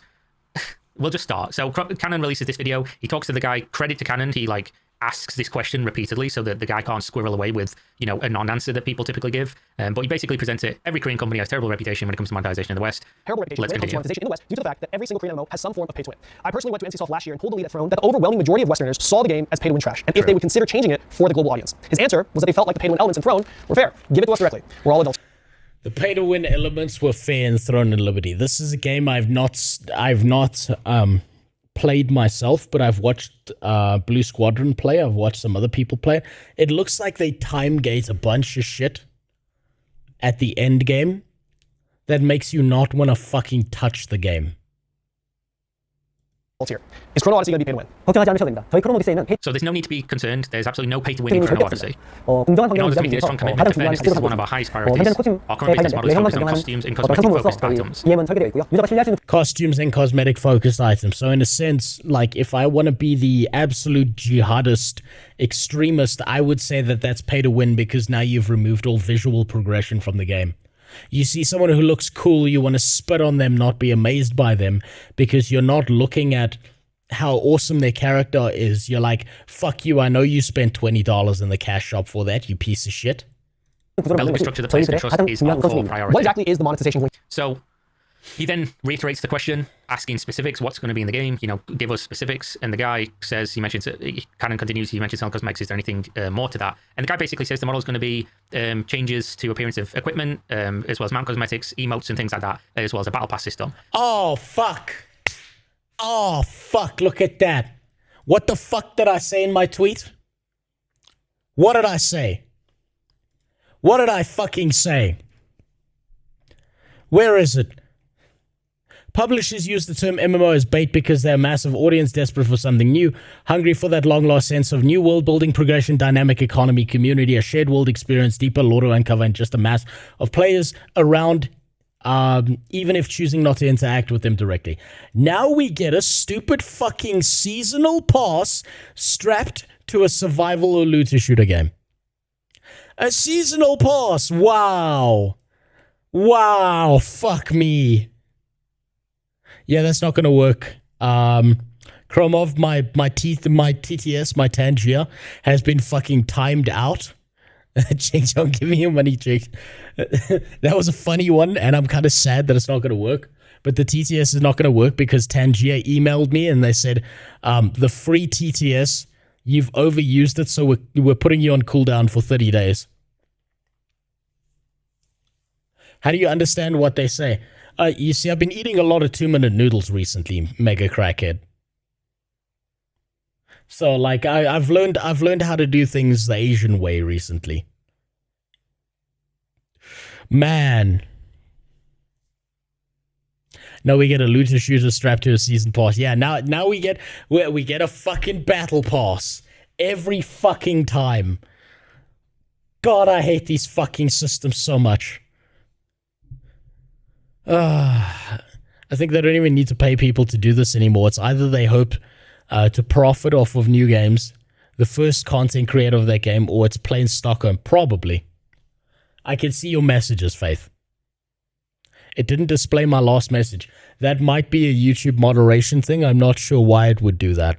I don't moderate my chats. I leave them like, obviously, like I leave them standard moderation kind of shit. But that's about it. I let people say whatever the fuck they want. And then he triple asks the questions, is there going to be loopholes? We've seen people have loopholes in these games.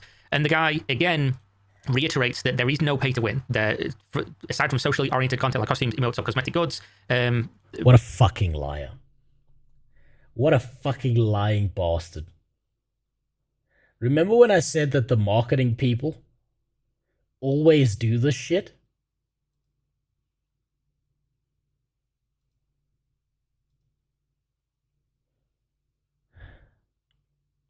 Without fail. Nowadays, it's more like they strap on a game to their monetization and not a monetization. Yeah, you're right. Barando, we are moving towards casino MMO. CMO games. Not massively multiplayer online games, casino multiplayer online games. The thing is, Spurgs keep buying the battle passes and they keep making them. Same as COD and their $80 paid pass shit. Yeah, they will. This is the problem. Is people... fuck. I'm saying this now.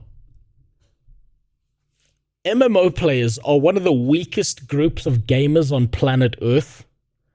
Almost as bad as FPS players and FIFA players. And they keep getting shoveled shit and they keep eating it. They're just fucking mushrooms. Keep them in the dark, shovel them shit, and you can sell them anything. Fuck. It's so bad. At some point, everyone's got to turn around and be like, fuck this, I'm not doing this anymore. And the problem is, the second any time the MMO players take a stand on anything, all you have to do is release a 2-minute cinematic, and that stand falls apart. Fuck me. If you're a business, it's them being like, fuck, these guys are idiots, they pay for shit, so we will keep doing it. Exactly. If you're in business, if you are making video games and a bunch of retards keep on giving you money for the dumbest shit you do, why would you ever stop doing dumb shit? That would just be a poor business decision. That would be the dumbest idea ever. Why would you do that? Obviously you're going to keep doing that. What the fuck? We are not planning on selling items that will disrupt the balance of the game. So, asked the question once, given the opportunity, said no. Asked the question twice, given the opportunity, said no. Asked the question 3 times, given the opportunity, said no. And then... It's just like Jesus. And how he got betrayed by Judas. This is what is happening. He denied the Lord 3 times. This pops up. A few hours later, MMORPG.com released an article with an interview from Chrono Studios. In this article, they ask again questions about the pay to win. The answer they give here is different from the canon interview. They state, quote, instead, our game's in-game monetization will focus on cosmetic items and quality of life enhancements, ensuring the gameplay balance remains intact for all players. So then, a new Korean article just released, also confirming convenience-enhancing items. The problem is, obviously, people in the MMO community and the people on the MMO subreddit just don't seem to understand the issue here, because as this reply illustrates, it's just replying to something that isn't even really being discussed. He says this post is everything that's wrong with the MMO community currently. There's a difference between pay-to-win quality of life enhancements. As a community, we should be fine with a free-to-play game that you can subscribe to for added benefits like QOL improvements. Take ESO, for example. Yeah, a fantastic example of when they design the game to be drastically worse so that they can sell you the solution repeatedly. But you can say BDO is an example of this. Just spend $500 on this game and then you'll have an experience in the game that isn't shit. Like, great, fantastic, right? That's fine. I'm not... This is actually really impressive. Think about how fucking cucked so many people are that they now design games to be shit on purpose, and then you pay them money to make the game less shit.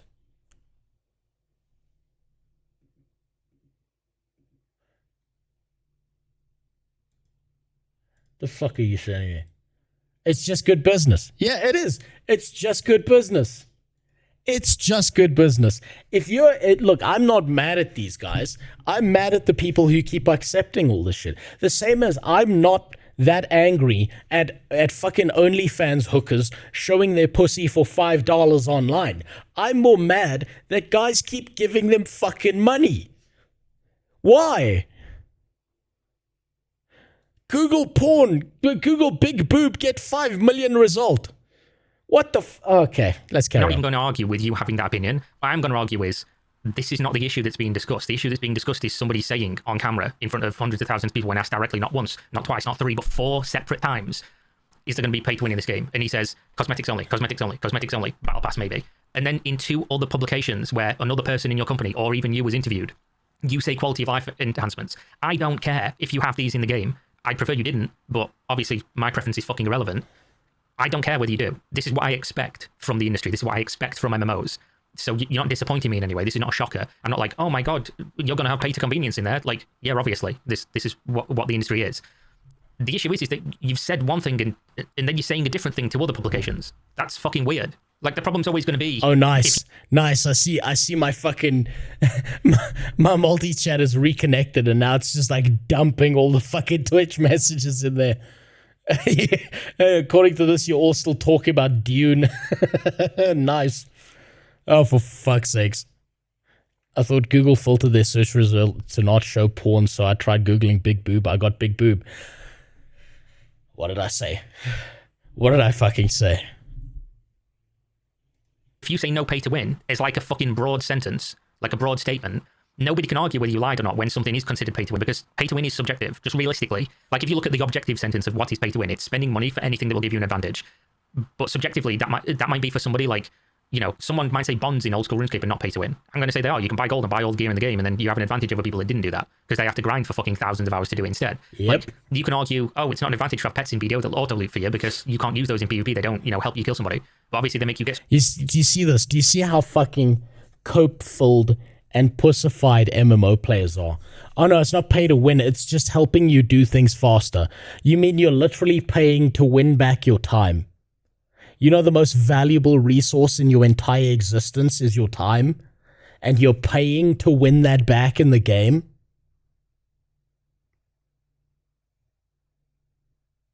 Jesus fucking Christ.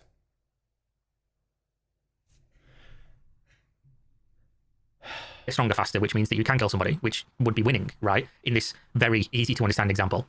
You can argue that it's only pay to win if the very strictest thing is you sell something in the cash shop that you can't otherwise obtain in the game that makes you more powerful. Almost no game has that, but these games are considered pay to win when they have things that, again, you spend money on to get a benefit or bonus that someone who doesn't spend money otherwise wouldn't have. This is very easy to understand. Again, I don't care, but when you say our game will only have X, Y, and Z, and you specifically list the things, and then in other publications you say other things, weird. Just remember.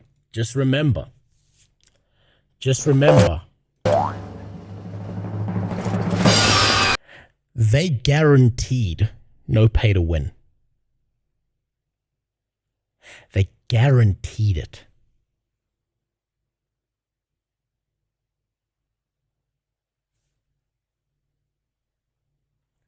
I wonder if this opens them up to legal action.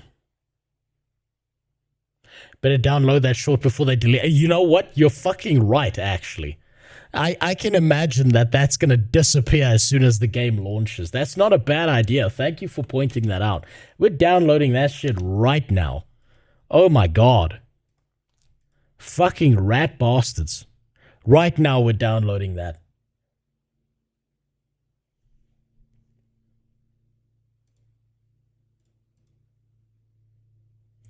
That's incredible. I wonder if I really do wonder. You know, it pissed me off more than more than he made Muck made. No, I don't think that's possible. I'm too sick to be angry right now. I'm too disappointed. I'm sad. But I wonder if this does actually open them up to some form of legal action when they fucking lie about this. Also, Tangier doesn't work filter. You're gonna get scammed. You're gonna be wasting your points. I tried to detach it from Twitch, and Twitch is telling me it's detached, but somehow you people are still fucking using it. Now, you could obviously make the argument that these other publications misquoted them, or they got it wrong, or whatever. But the issue is that you then go on to say something else in the video that makes me just not believe anything you say. And it's this. Canon asks, and I don't know why he does this, but he interjects his opinion here as well to say, like, you know, Chrono Studios is a brand new player in the space, and it is its own entity, not run or owned by any other company, which, by the way, is a big misconception. So Canon says this is a big misconception. And let's just clear up right now. It's not a misconception. It just was objectively true. And still is in most people's minds that aren't looking at this as like a business entity, a legal entity. This company, all the people who work at this company are people who worked at fucking NPixel, other than new hires. Okay, but was, or do they still work at that place? Are they still tied to it? Can you blame the game devs for some decision in upper management? There's too much nuance there to make a decision one way or another. What is that download site? I use SS YouTube, but sometimes it doesn't work. So there's a guy who built a site. This is a complete side tangent, right? This site, cnvmp3.com. This guy built this site. He takes donations. He does a pretty fucking good job. His site has yet to fail me. I'll be angry when his site fails me, but this site, best site I've found for downloading YouTube videos. Was past tense, yeah. Link it in your Discord. At some point I will. All the people that work at this, the money that went into making this company is NPixel money, as far as I can tell, right? All their original trailers from 2 years ago is Oh, fuck. Okay, so they're pulling a fast one on us then. So it is the same piece of shit company. They've just removed their branding. This is the same thing I was talking about, where what a bunch of companies do is they market the game as an MMORPG or an MMO, and then as they get closer to release date, they start like wiping that word out and pretending it never happened. And then you've got a bunch of people hooked on it, thinking that it's going to be an MMO, but they never corrected that. Pixel. There was no Chrono Studio until 2024. Now, this might not matter to people, and realistically, if the game's good, it doesn't matter. But it's the pissing on my face. And realistically, it's good. Realistically, if the game's good, it doesn't matter at all. I'm going to link it in the general, so you've all got it there. If the game's good, none of that matters. But they will set the game on fire by making it pay to win. And telling me it's rain, right? That's the issue. Because the guy turns around and says, you know, we're our own studio. We want to make this clear. We're not a subsidiary. We're a completely different company. He says it 3 different times. He reiterates 3 different times. We're a newly established company called Chrono Studio, a separate legal and completely independent legal entity, right? We have no connection whatsoever to NPixel. That's genius. You see, that's genius. What you do is you set up a shell company. That way, when you beat your wife or someone else's child, let's say you go to like you go to a park and you see like a kid that you fucking hate their face. You boot them in the face, and then the mom's like, "I'm gonna see." You say, "No, I am not associated to Rose MMOPTY Ltd Incorporated Inc. So you're gonna have to take this up with HR." And you have that legal buffer separation shit. Tell your girlfriend that when you're breaking up with her. I'm not breaking up with you.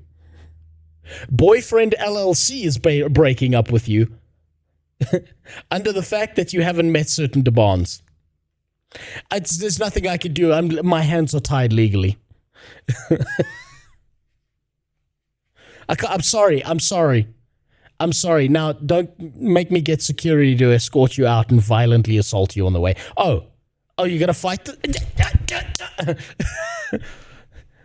I'm separated from that. I was me acting as the security guard. You cannot blame me now. I'm identifying as the CEO.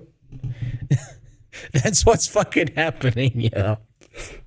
Bro, the main guy that's making your game is the NPixel CEO and co-founder. It's literally in his fucking LinkedIn bio. It's co-founder CEO full time. It's PTY Ltd. It's private something limited. It's like one of those things you'll see on the end of companies and shit. 7 years, 10 months. September 2017. Currently, NPixel is developing a AAA game called Chrono Odyssey for Steam and console platforms, and they're also involved in multiple high-quality projects. This is the main guy that's making fucking Chrono Odyssey. So, what do you mean? Good, then go live your life, Faith. I'll be playing Guild Wars 2 later. You can always come back later. You've got no connection whatsoever with them. You are them, right? Like, I'm not fucking taking crazy pills, am I? You can obviously always make an argument that, like, oh, you know, legally we're not a subsidiary. Fine. Like, nobody cares. Nobody sat there, like, fucking tracing the family lineage. Like, oh, yeah, legally you're not affiliated with them, so that changes anything. People aren't thinking like a lawyer. They're thinking like a normal person, which is, you probably got the money for the game from NPixel. A lot of you, the higher-ups worked at NPixel or still do, and then you just spun this studio up, and you're like, oh yeah, we've got nothing to do with NPixel. What the fuck are you saying? Here you can see, this is the guy's Twitter, just in case he never updated his LinkedIn. NPixel Chrono Studio CEO. So he's the CEO of both NPixel and Chrono Studio. But by the way, no connection whatsoever, right? Like, again, read the quote. Man. Chrono Odyssey is going to last 10 days, isn't it? It's going to last 10 days until everyone realizes it was a grift. And then you're going to have a bunch of coping content creators being like, actually, guys, you were wrong about the game. They're going to be trying to nag people to come back. We have no connection whatsoever to NPixel. Brother, you're lying to me. Like, what the fuck is this? So you could say that, you know, maybe this interview is the correct one and the Korean article and the MMORPG article is mispublished or something like that. But you've then also been caught in the same video saying something that it's just objectively untrue, isn't it? Like, you do have a connection. Now, obviously, you might ask, why would they lie about this? You know, or why would they try to make such a big deal about having nothing to do with NPixel? And it's because obviously NPixel has a reputation of making one game which failed, as far as I can tell, called Grand Saga, a mobile gacha game, trying to cash in on, you know, the fucking gambling addiction of buying anime waifus on a fucking mobile game. But also because if you go to like any of their investment portfolio websites, you know, things like Crunchbase, it says it's a computer game development company that aims to build a game ecosystem based on DAO, such as blockchain-based. Oh no. Oh, fucking Chrono Odyssey is gonna have crypto in it. Oh no. Oh, fuck. DAO such as blockchain projects and NFTs, when are they gonna put the AI slop in here? Oh my god, it's never gonna stop. Oh my god, they're just getting worse. You know, you said something about the other MMO having an adjacent pay to win when it comes to appearances, because the best armor is paid for. This is exactly how I feel about BDO. I think the Sorcerer's heavy robes that are the default appearance look sick as fuck. It'd be nice to have more of those instead of looking like a whore. But the whole point of BDO is to look like a whore, 8ax. Why are you playing the game for any other reason than jerking off? The longest play session a BDO, like, connoisseur has ever had is fucking 10 minutes. The only point of playing that game is to look at ass. These projects and NFTs, what is DAO? Decentralized autonomous organization. Basically crypto bro shit. So that's too. As someone who works in crypto, there's nothing more fucking cringe than seeing all these video games like enter the space thinking that they're gonna do something, but it's quite literally like the wet dream of everyone in management is to build a transactional system and then pretend it's a video game. Man, all the time. Two reasons why they not want to be affiliated with them. which is dishonest, right? You can just say, oh yeah, we were going to do that, but then we decided not to, and we're just making this game and whatever else, and be fine with it. Like, who gives a fuck? You were going to do something and you didn't, or you failed at it, but now you're making another game. If it's good, who cares? It's just the fact that you're telling people one thing and different things happening. It's just weird. It's unnecessary. I mean, you could literally even look up the company registration here, and it's the same fucking dude. Yeah. Representative name for the company. Like, we're not associated at all. We just got like all our money. Like, this is when like, you know when like a rich kid says that he made it by himself, and or you all just need to like work harder and work as hard as him, and then like you're not even surprised to find out that his dad is bankrolling him all the time. This is the same shit. This is the Hassan of video games.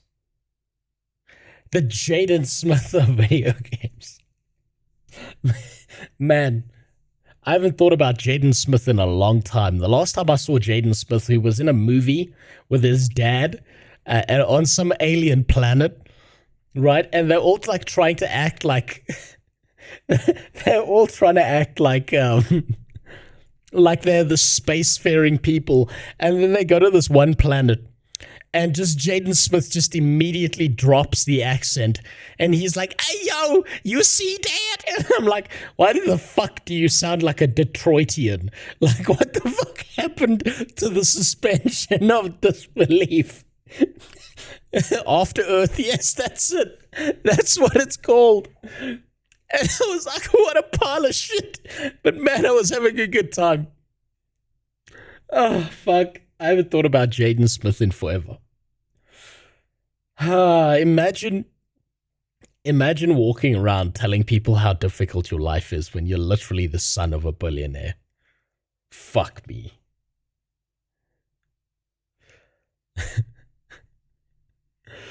Oh, God. I know, bro.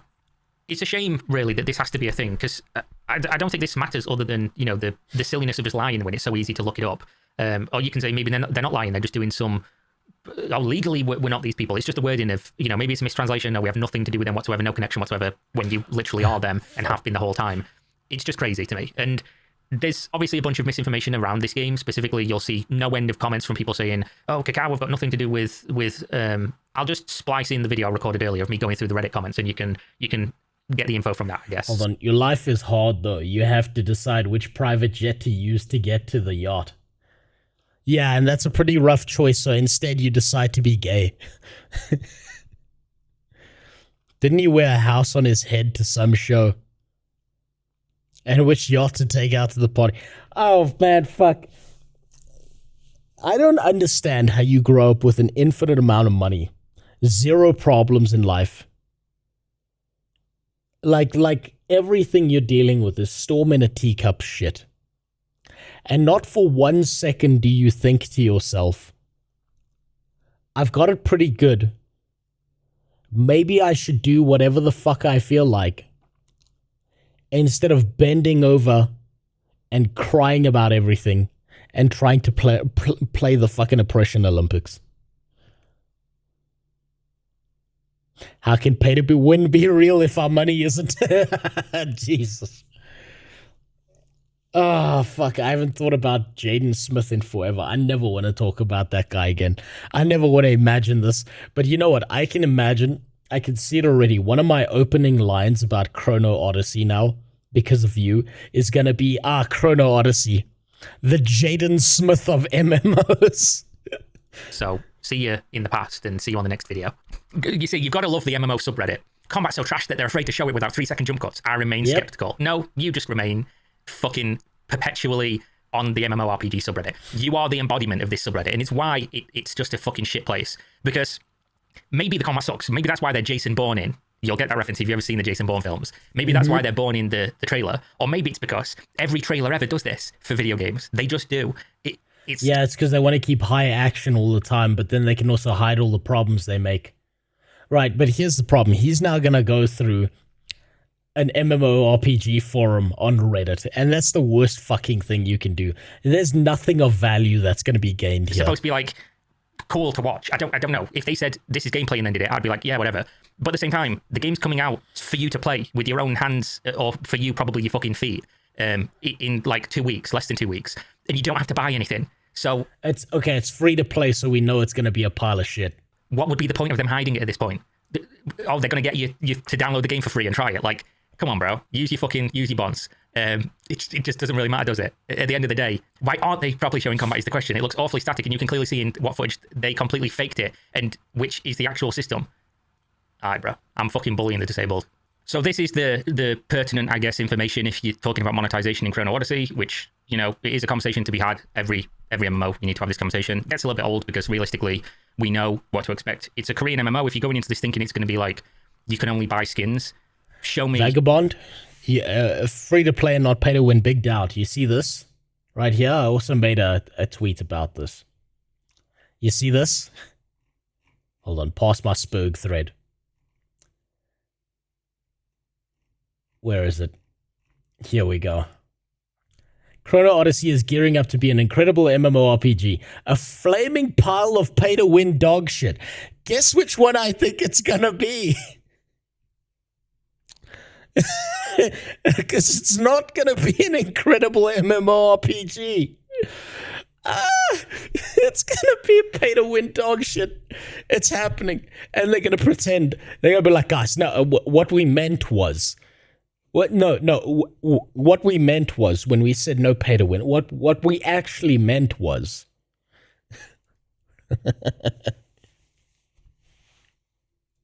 The MMO where that's the case, and I'll say that's probably mostly an exception. Even for Western games, they sell gold, not specifically generated, but they sell the ability for you to buy gold from other players. WoW does this, Old School RuneScape does this, which is one of, I guess, the two... Which is pay to win, fight me. Most pure games in this example, and they're subscription-based games anyway. Go look at Elder Scrolls Online cash shop, Guild Wars 2 cash shop. Like, this is just the reality of the genre. If you don't like it, tough titty, I guess. I don't like it. I prefer not to be the case, but... You know, I'm not going to let it stop me enjoying something if there's enjoyment to be had. So yeah, we'll talk about the pay to win more when we see the shop. But what they're saying here is exactly what everyone should have expected. And if you're surprised by this, you simply don't know the genre very well. So MMORPG asks specifically, if possible, could you speak to some of the monetization in the game? Will it be purely appears as skins players can purchase, or will it extend to an extended expected battle pass and the option to purchase materials for weapon upgrades? So Chrono Studio says, first and foremost, we want to assure players that they don't need to worry about pay to win elements. Yeah, all right then, mate. For the burglar coming in my house assures me you don't need to worry about me burgling your shit. This is going to be the Dr. Disrespect version of, do you even know what the legal definition of sexting is? Where they do something and then they use the legalese to get around it. I can see it coming. If this guy isn't worth watching on normal speed, even at 5x speed, this is valuable information, Faith. Meanwhile, he's got a backpack. I told you, if you got a life to live, you go live your life, dude. I'll be back to play Guild Wars 2 soon. All of my stuff, right? This is just executive for company who stands to make the most money says, "Don't worry, we won't try to make the most money." Yeah, right, brother. Yeah, maintaining a fair competitive environment has always been a core principle of our development philosophy, and we have no plans to introduce any business models that affect combat performance. So basically, if you had like a progression for pay to win. The line of no pay to win being, it's just a game you play and you can't buy fucking anything. And then like skins that maybe like in an FPS give you like a slight advantage. And then like subscriptions and box prices and whatever else somewhere in between those two things, or maybe a little bit further, whatever, subjective opinion. Yeah, that's pay to win. And then you had like pay to progress where you can like speed up your progress. You can buy... Which is also pay to win. I want you to hear all the cope words that people say here. I want you to hear all the fucking cope. Oh, it's pay to progress, it's pay for convenience, it's pay for this, it's pay for that, but it's not pay to win. That is all cope. All of that is pay to win. Gold, you can buy materials, you can, you know, all that shit, and then you can buy Buster Sword of Ass Fuck 97 that you cannot obtain in the game any other way than spending $1,000 US as like the penultimate pay to win. Like, when they say you can't buy stuff that affects combat performance, that's what they mean. Everything before that on the fucking spectrum, to them is fair game. Like, BDO pets, BDO weight, BDO inventory, BDO maids, BDO fucking stable slots, BDO costumes for cooking and alchemy. And extra bag space, extra fucking crafting shit. Oh, XP boosters. Jeez, that's not pay to win. Yeah, it fucking is. All of this is pay to win horse shit. Every other activity in the game. These things inevitably, invariably give you a massive advantage in progression within the game, but they don't directly, in the exact moment you're doing combat, give you combat performance. So they don't consider that pay to win. They consider that convenience, pay to fucking progress. Like, they do not consider this pay to win. So when somebody says this sentence, what it means is everything before Buster Sword of Ass Fuck 97 is on the table. So that's exactly what you should expect. The questions become what level of it is acceptable for you, commensurate to how much fun you have playing the game. Because, as I've said many times, the MMO industry, the MMO genre, whatever we're going to call it, is basically like a dining hall with immaculate fucking service, but every plate is full of shit. But some of them have sprinkles on it and food coloring. It just depends on that's about right. And some of them don't even have shit on it. They just gave you an empty plate. Your own preference, which plate of shit you're going to eat. But you are going to eat a plate of shit if you play the genre. Unless you're playing some like obscure, random fucking Meg roll game, like, oh, I play EQ99 or whatever, like, congrats, Dad. I swear to God, I'm actually thinking about this now. When if I play Chrono Odyssey on launch day, I'm thinking of having like a bowl of melted chocolate next to me and just like smearing it on my face and just leaving it there. And when people show up in here, they're like, why is that on your face? And we're like, this is the MMO genre. We're so used to eating shit. Don't you like shit? But in general, that's just how the industry is. Your game's going to have some form of like botched monetization. And you just have to, is it okay with how I play the game? Does it impact me? Can I have fun regardless? And if you can't, go play another genre. Maybe go read books or something, because it's kind of the way the genre is by and large. But this is just... Guild Wars 2 is pay to win as well. Yes, I agree. It's just not as bad as it could be. That's the reason it's generally accepted. To a day, I agree with you 100%. This is why I keep saying, is something pay to win is a yes-no question. It's binary. It either is or it isn't, right? Guild Wars 2 is pay to win. It's just on the scale of how pay to win is it. It's going to be like a 1 out of 100 compared to anything that's Korean, right? It's like sexual assault cannot be the same thing as flat out raping someone. But it does fall within the same kind of category. The reality we live in the MMO world, whether Korean or not, at this stage. And it's not like I'm jaded by this. I play these games, but if you were going to, old school RuneScape, if you play normal account that's not Iron Man, I play Iron Man, so it doesn't impact me. People are going to buy bonds and trade them for gold and then just buy gear. Is that pay to win? Yes. Does it matter to how I play the game? No. So, perfect example for you. Instead, our in-game monetization will focus on cosmetic items and quality of life enhancements, ensuring the gameplay balance remains intact for all players. So pay to win. It's got pay to win. So quality of life enhancement is just going to be speeding stuff up, most likely. If this comes out and it's skins and like name changes and fucking race changes and gender changes and things, and that's it. Colour me the most surprised person in the world. I don't know. That would be pretty racist for them to put gender into their game. I don't think they should put gender into their game. It's a big risk. We should all be playing as black wheelchair lesbians. That's the only way to make it fair. You see, that's just not going to be the case, is it? We're all adults, we all know. So that's kind of like just all of the information that we really care about with this. This interview, if you want to check it out, is easy to find on the MMORPG website, and it goes through and asks some things about, the setting, the dark fantasy, and things like that. So it should be an interesting read if you're into those things. There's a lot of misunderstandings in general. I guess people are just misinformed, uninformed, whatever, which is fair. Because unless you're like a giga autist who sits and reads about MMOs all day for 20 years, then obviously you're going to think that this is the case. Obviously, you should probably just check before you stop espousing opinions on a subreddit. But people, for some reason, think this... This is subreddits. Sorry, Reddit is not about telling the truth. Reddit is about posting the most Marvel-esque reply line that you can, because that's going to get you the most, I don't know, good boy points or whatever the fuck Reddit uses. What you've got to do on Reddit is you've got to find a way to like go into a reply and be like, yeah, so that happened. And then you'll get like whatever fucking things, the updates and shit. Yeah, karma points, that's it. Or the little medals and shit. It's not about reality. It's about playing people's feelings like a fucking fiddle. And you've got to register these people are all single digit IQ, that's all.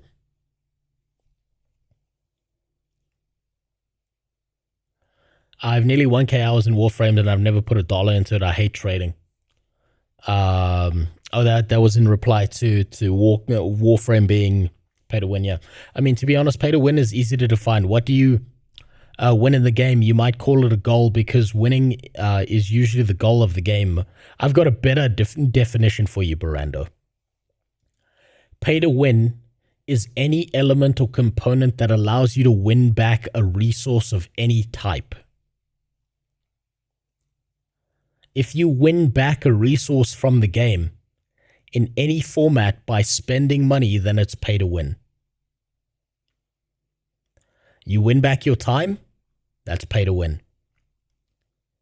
You win back the effort you would have otherwise had to spend playing the game, it's pay to win.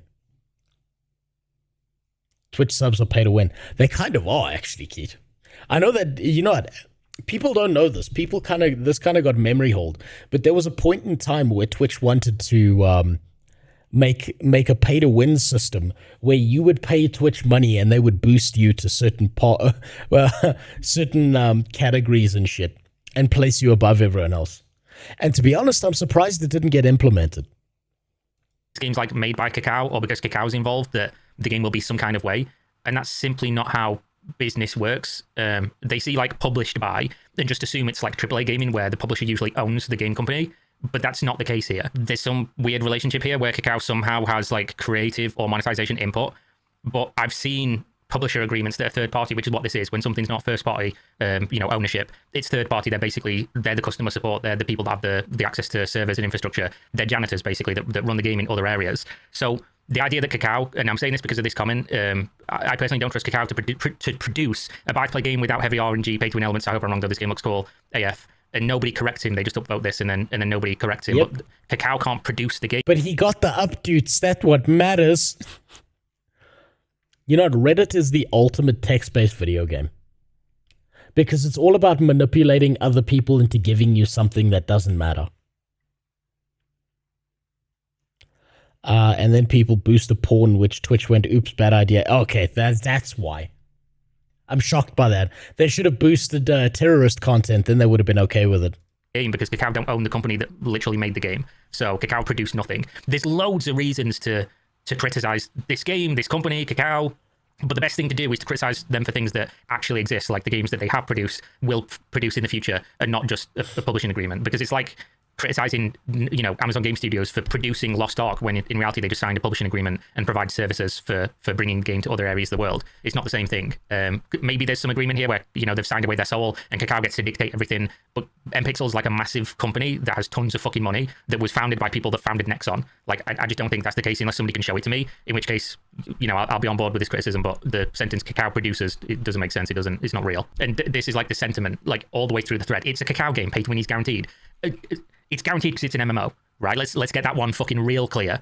But the game it's not a Kakao game, it's published by Kakao. This is not me running defense for them, by the way. I'm just saying, like, criticize for real things, not, perceived things. But I'm also going to criticize this comment here. In a statement to shareholders... I think it doesn't matter.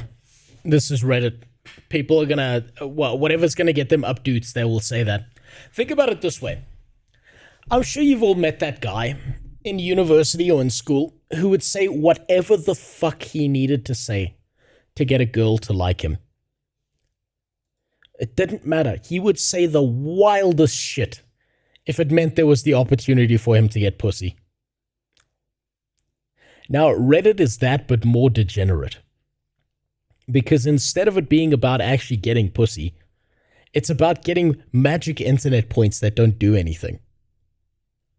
The CEO of the development studio said the game would not be pay to win. They also came out publicly, said it's not going to be pay to win. The game's been marketed to a global audience as its primary focus. The game's also buy to play and expected to have paid expansions. These are the reasons some are holding out hope it won't be pay to win. Personally, it's around 50-50. If you believe this, sincerely, you're so disconnected from like the reality of... You see, he's taking this too seriously. You never take Reddit seriously. What this genre is and the notion of how other people perceive pay to win. Want to know the best pickup line? Absolutely. Is it, baby, do you want to know the difference between peanut butter and jam? So I can't peanut butter my dick up your ass. I might have a 3-inch dick, but I have a 60 mile per hour ass. You could come up with a better one. Hey, baby, do you want 12 inches? Because I can fuck you 10 times and then cry about it afterwards. You can get fucking much more dark than that. I mean, the best one that I've seen work in public. Right. Yeah, there you go. Devilis has got it. So you look at a girl and you're like, hey, does this rag smell like chloroform to you? And you just start pushing it into her face. I think it's pretty funny though. If I look at some of the search terms for like Amazon from like third world countries, and some of the terms are like chloroform sleep liquid. And I'm like, Jesus Christ, they're trying to order date rape shit off of the internet. Jesus can walk on, baby. Yep, there you go. Because it's not lying if the CEO says, oh, it won't be pay to win. If they think pay to win is this, you think pay to win is this, and then they say it's not pay to win, and they do this, they're not... See, this is why you need to be like a jihadist balaclava in the desert, cutting people's head off, extremist about pay to win shit.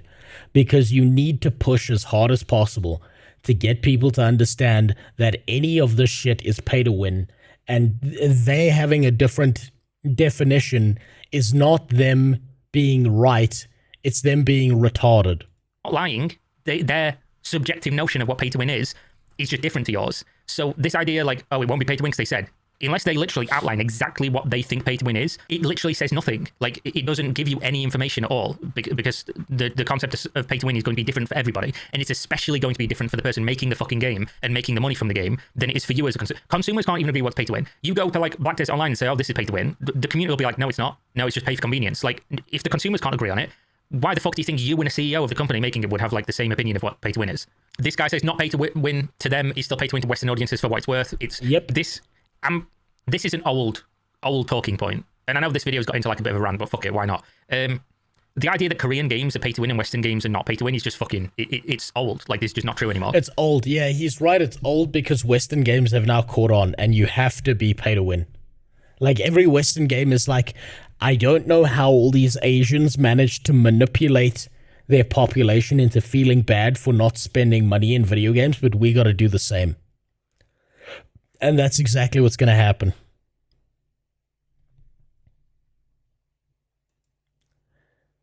You're the Muad'Dib fighting against pay to win. I fucking will be. I'll be the fucking extremist of this shit until the day I die. All of this pay to win dog, it's all pay to win dog shit. But I did just think of my my favorite pickup line. It's got 100% success rate. It's, I promise I'll let you go after I'm done with you. Obviously, it's a lie, but it works. 50% of the time, it works 100% of the time. Like, if you can name, of the top 10 MMOs currently being played, if you can name one that isn't pay to win, I think the only one you can make the argument for is that doesn't have almost any subjective like things you can buy that give you any kind of an advantage, is probably Final Fantasy 14. I think that's like, from my knowledge, like Elder Scrolls Online, you can buy shit that gives you an advantage. WoW, you can buy gold, and then you can buy all the gear with gold. Albion Online, you can buy gear and you can buy gold. Fucking Old School RuneScape, you can buy gold, you can buy gear. What else have we got? Guild Wars 2. There's like loads of convenient shit in the shop in that game. Yep. Don't know if you can buy gold because I haven't played it in so long, but oh, actually, you could. You can buy gold. You got the gems, and then you convert them. Gems for gold, right, and vice versa.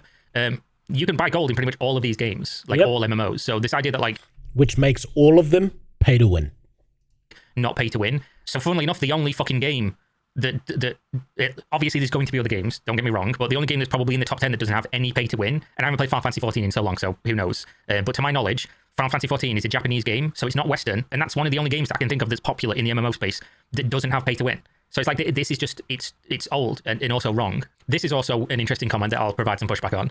It seems like I just disagree completely with the MMORPG subreddit and everybody on it in most cases. It could be the best MMO ever made, but if it has shitty pay to win monetization, it will still fail. Incorrect. Box price with a few free months and then a sub is the only way to make a good MMO. Incorrect. Cosmetics are not the way to go either. Those should be earned. Mate, fucking get back in your DeLorean and go back to 1997 because this is... I'm here with this guy. I belong in the past. I belong in the fucking past. It's never happening. I wish it would, but it's never happening. This is just not... I agree, by the way. Box price, subscription, no cosmetics, my game, you know, my guy.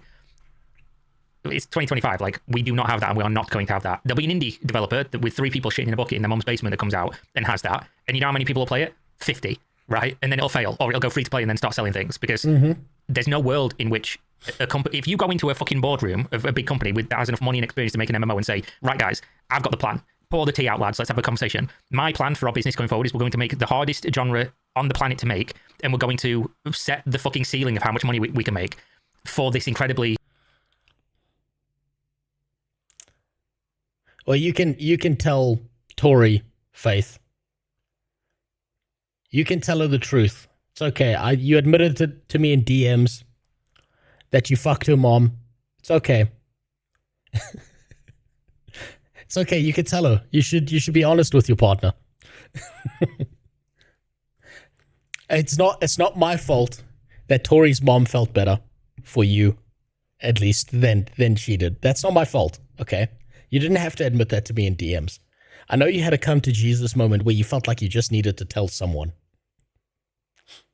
But it's okay. Maybe it's time to now admit that to her. Risky project, this incredibly risky business venture, by only selling subscriptions and box prices like it's fucking 2003. You're fired. You no longer have a job. Nobody's doing this. It's not something that is going to happen. You live in a fantasy world if you think it is.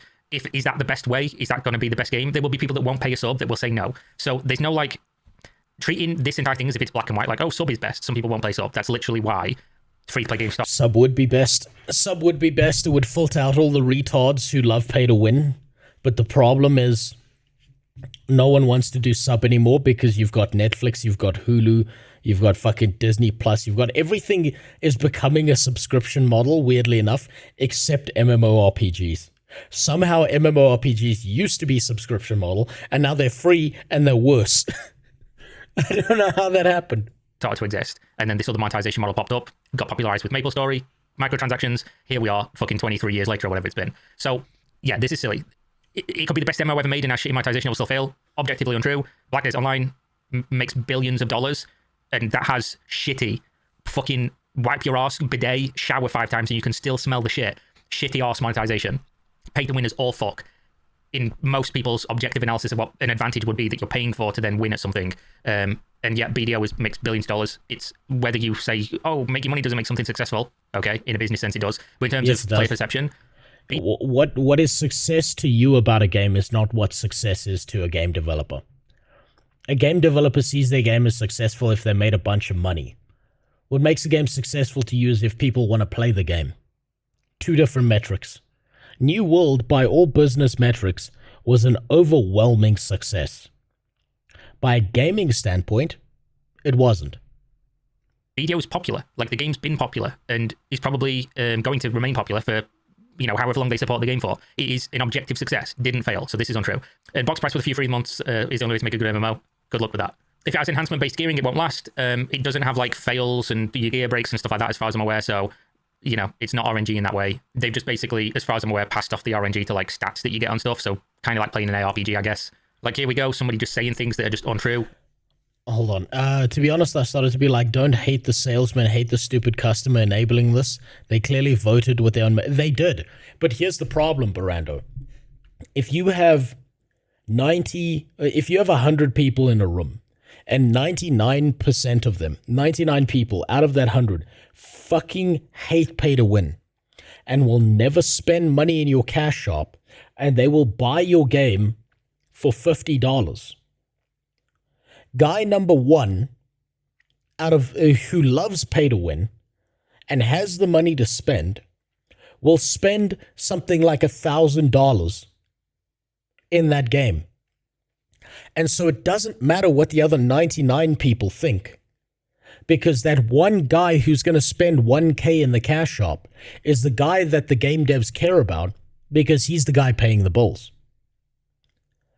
So most people don't like pay to win, but that doesn't matter, because there's a small enough percentage of people who will pay whatever fucking money they need to get ahead of everyone else. And those are the people that games are designed for. They know this. That's why we went from this idea, this really old archaic idea of we will give people a cash shop and they're going to pay for a sword that does 5% extra damage. And now what they've realized is that, no, that's the wrong way to do things. We're losing money by doing that. What we need to do is we need to take the 5% plus damage sword, put it into a slot machine, make the players gamble and lose all the time for the slot machine. Bullshit.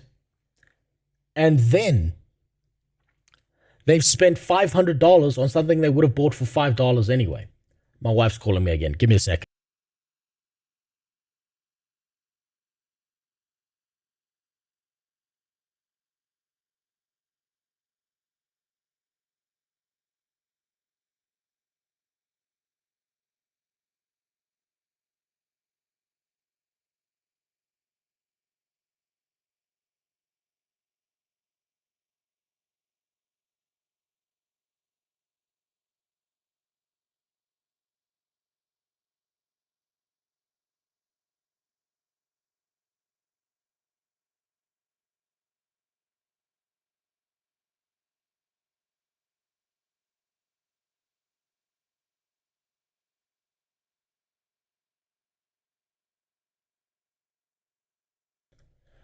It's just my wife telling me that my kid is still awake and driving her insane.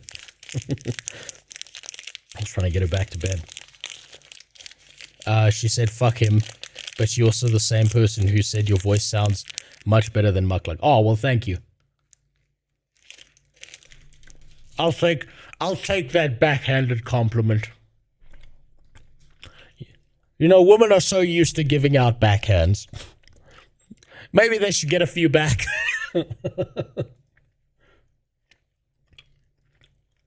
don't think my voice sounds better than Muckluck, though.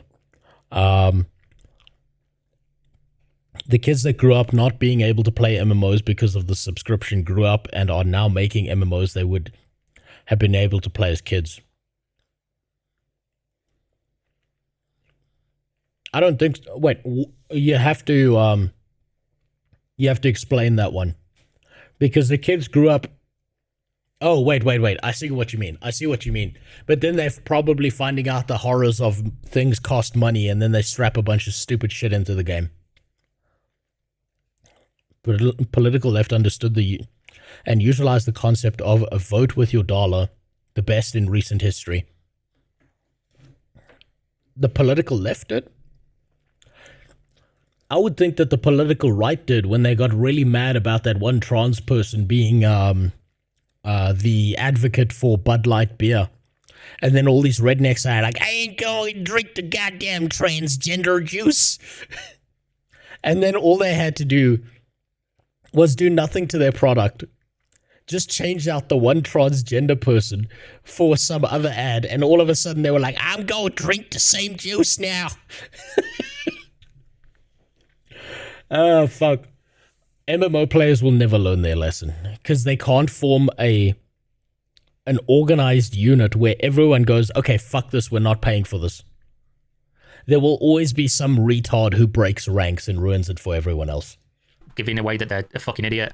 Let me ask a simple question. Did Arcade fail before it was a bad game? Or did it primarily fail because it was a poorly managed game? I'll ask another simple question. Which success stories have Kakao brought forward in their publishing career in the past decade? The answer to these two questions will tell you how Chrono Odyssey will turn out. Kakao had nothing to do with ArcAge for like the first 10 years of the game existing, and it failed after like a year. So, are you okay, brother? Are you all right? ArcAge failed because the game had like a great foundation. They changed some things around that didn't work and added monetization at a time when the game was basically at its apex. And for a bunch of reasons, in combination with the pay to win, people stopped playing the game. And then they didn't come back because at that point it's tainted, right? You can look at New World. Once people are done with an MMO, they most likely don't come back unless it gets really, really good, and it just didn't. There you go. New World is like the New World is the red-headed stepchild we keep beating the fuck out of. Dune's gonna have the same problem. Dune is going to have this exact same problem. Is once people have decided, they've played for like 5 to 6 hours, and they're like, fuck this, they're not going to bother to go back and experience any more of it. They're just going to say it's a shit game and move on. It's exactly what's going to happen. Time Kakao took over in publishing the game, like a decade had gone by. Irrelevant. You can't put ArcAge's failures on Kakao. They took over. Hold on. I got the house for a week. Do you think I should jump into the fires of hell and make a Tinder account, or should I just sleep the whole weekend? You'd have a better time probably sleeping the entire weekend. Tinder is a cesspool, and I say this as someone who found their wife on Tinder, right? And the first thing my wife said to me is, thank God that's over. I fucking hate that website so much. And it was pure luck that we found each other. Tinder is like the worst place for a guy to meet a girl because it'll destroy you mentally. Right, Tinder is also the kind of place where you go to hook up, to just fuck somebody and leave. It's Craigslist without the having to pay for it. I don't know actually how modern people meet anymore. That's the worst part. But it's not a good idea. I've got two friends like that. They'll shit on pay-to-win slot games all the time, but as soon as a shiny new game comes out, they have it already pre-ordered and are defending the game from all hate. Yes, and that's going to keep happening. Someone will always break ranks. And you know what the biggest line of cope that you will hear out of MMO players, and I've said this as well. I've said this, so I'm guilty of this as well. We'll all say the same line. No, bro. This time it's different. And guess what? It never is. It's never different. God damn it, ADAX really broke my animations. They just randomly go off at random fucking times now. God damn it.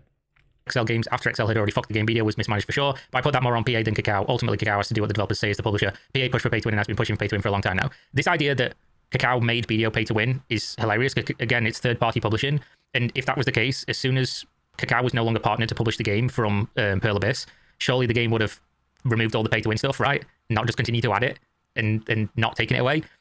Common sense. Did Kakao make the game worse? Who fucking knows? Yes. Some people say video got more free-to-play friendly when Kakao was out of the picture. Yeah, they weren't kicking 30 to 50% of profits back to Kakao, so they could afford to probably make a little bit less money and give people a little bit more free stuff, so it looks positive PR-wise. Yeah, of course, right? But they didn't remove the pay-to-win.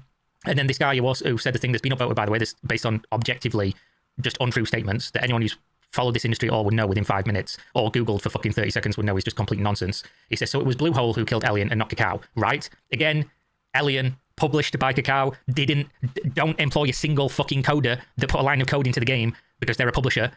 Elian was in development for like 10 years. Except you don't get people wanting to talk to you at the club if you're listening to... Exactly. Think of me as the best form of contraception you're ever going to find. You want no babies? No, here's the problem. Right, so you are in the US, if I remember correctly, Jimmy. And if you're in the US, you have to contend with some of the most obnoxious women in existence. And I'm not saying this like every single woman in the US is obnoxious. I'm saying this like all the ones that are not psychotic are probably already taken. Jimmy's from Peru. Oh, okay. Well, then you've got to put war paint on your face and jump into the nearby village and just kidnap one. That just means that the rope you brought last time wasn't strong enough, and you need to like really bonk him over the head. You know, a little bit of brain damage. It's fine. As long as everything downstairs still works. But no, you're not going to have a good time in the US. Years on an engine that's 15 years old, and the game failed repeatedly, and they couldn't figure out. They literally 180 the game development 6 months before the game came out. It was a fucking disaster. Kakao published the game. If you're going to say they made the game fail, you're delusional. Like, there's something wrong with you.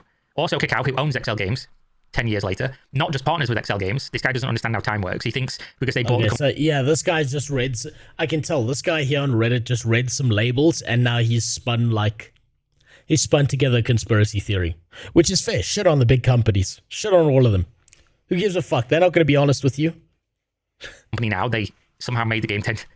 whenever Arcade released, like fucking 15 years ago or something. Because they... not just partners with Excel Games, has no saying how games should be made, ... right? I guess it was Excel Games who pushed for AAU to be paid to win and not buy to play like it had originally had been. Again, I'm bullying somebody that's disabled. Okay. The beginning of this video was valuable. I can't take it anymore. The rest of this is just what he's just yelling at people on Reddit. Is there anything else of value here that he says that's not people just yelling at Reddit? Like, I don't know who would ever go on to, like, the MMORPG Reddit's like subreddit and think they're going to get valuable conversation. That's the most retarded shit imaginable.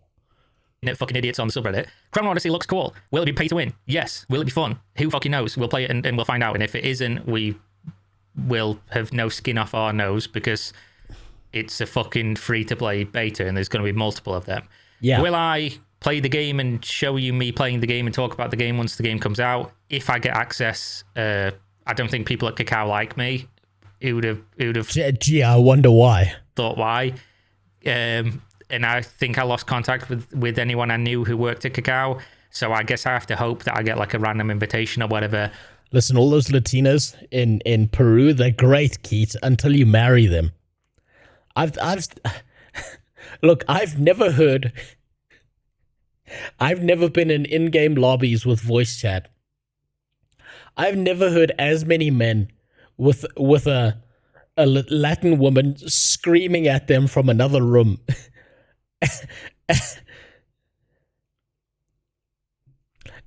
As any guy who's married a fucking Latin woman. That's all you hear. There's like they leave their voice chat open and just got some woman screaming in Spanish or some shit from a different room. You're not going to find it down here in South Africa. There's none of them down here. There's no reason to go there, but it's pretty okay. Peruvians are great. I wouldn't know the difference. All I know is that every single guy I've heard on open voice comms who's married a Latin woman, like when he speaks, he sounds like he wants to die. It sounds like he's given up on life. And if I don't, guess I won't be covering the game. I'll probably look at some other people playing the game if that's the case and give my thoughts and feelings on it and whatever else. Hopefully the cash shop is in the beta. It usually isn't. This is like a common business practice where they don't put it in and then they surprise it of you like, oh, surprise, my dick's in your ass. Yep. But obviously I'm sounds like the Blizzard office. hoping it is so we can have like a real conversation about how this stuff's going to impact the game after we played the game and understand how the game works. That being said, thanks for watching the video. Hopefully you enjoyed. Go check out Gamer Supps. They have loads of promos going on. I don't think I can talk about the my man's getting sponsored. About to come up because they've told me not to. But you can use my link in the video description to get a discount. Anything you spend using my discount code gives you money off, and then it passes on some of the money that you spent to me as an affiliate thing. So that's cool. Thanks. Suggest content if you want to see me cover something. And I'll see you next time. Stay safe. That was an okay video. He was arguing too much with retards on Reddit, though. That was like a waste of time. But you see that? Oh, man. How far away? We're 9 days away from figuring this shit out. Assuming that I managed to get one of those access keys. God, I did everything. I fucking retweeted their shit. I did every entry possible. I subscribed to their newsletter. I wishlisted it on Steam. I want this fucking game. So if it's a piece of shit, I can tell you about it immediately. How was I wrong about Dune? Chelde, Dune gets better the longer you play it, but the problem is that people are not going to play it for long enough to see that there's better stuff later. The initial parts of Dune are so dry that it's no one's going to get to those later parts. And it's going to lose players because of that. Hold on. My last girl that I was with for 4 years was Cuban. That ass on those Latina girls is like the one ring, okay? It will corrupt you over time. Girl was absolutely insane, but she was good in bed. She introduced me to some weird Mexican shit like elote and Tajin rock candy. You know, you gotta remember, you can stick your dick in crazy, but never promise crazy a baby. That's all you have to do. The same with, there's a female saying as well, is you can't suck the stupid out of his dick, right? It doesn't work. My wife is Latina, Italian, Peruvian. Well, congratulations, and I hope you bought some earplugs. That sounds like, you know what that sounds like to me? That sounds like I'm never winning an argument. That's what that sounds like. I found out that I want to try sex while drunk and maybe consider the one. Oh, I don't even know what the fuck that is. I don't even want to know. I don't even want to know. Right, we're gonna watch a few more, and then I'm gonna be playing Guild Wars 2. Let's see. Let's have a choice pick. This, obviously, is I wanted to see what revenue was in Twitch versus Kick. Is it even worth it? Should we bother? Do I bother setting this up, or am I wasting my time? Right. But now the fact that the information, the data's coming in, I'm interested. I need to know what the fuck's going on. Earnings, and it comes right up. This is it. $32,000. I've made $32,000 this month on Twitch. Jesus. Let's see. $32,000. Fuck me. You know how much money that is? We ever get to $1 per ads? No. No. Now we're... I mean, okay. $32,000 and you had Asmongold size. That's actually, like, really underselling him. It's like smelling salt on crack. Yeah, I wouldn't even bother. I don't even know. Oh, it's like the stupid out of his dick. I just wanted an even somewhat decent looking girl to suck me stupid. Well, what you see is what you got to do is you got to find one of the fat bitches, Corey. You got to find one of the chunky wobbly planets. But you got to make sure she has a nice face. And then what you do is you convince her you're into like bondage shit. And what you're actually doing whenever you're doing bondage stuff is you're making her do exercise. And then after 2 or 3 years of gaslighting her, she'll be the correct weight. That's how you do it. You gaslight her into working out. But you pick the one with the good looking face. That way you'll get there.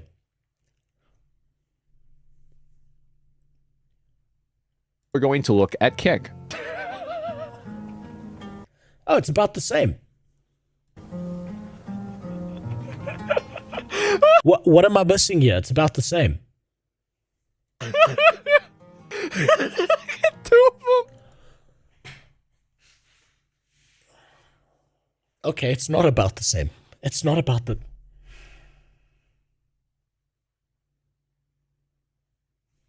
Hold on.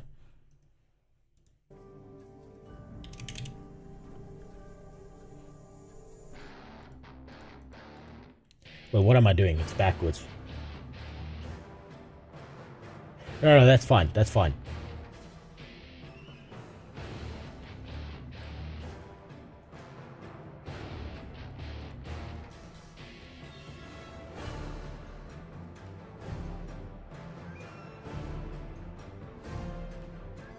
Kick is paying people out at 2,400 times the rate of Twitch. First half is a month, 32k in a month. The other is, yeah, I just realized that, ADAX. 2,000. The payout on Kick is 2,400 times higher. What the fuck? Jesus, Twitch has been fleecing people for years then. Regardless if you like Asmon or not, why even donate to him? It's really like a drop in the ocean. I don't see why anyone would donate to him, especially considering that whatchamacallit, like money means nothing to him. But I think this is subscriptions, isn't it? Or is this what is this? So paid subs, okay, this is total earnings, and then we've got ads. So I'm assuming this number is from subscriptions and ads then.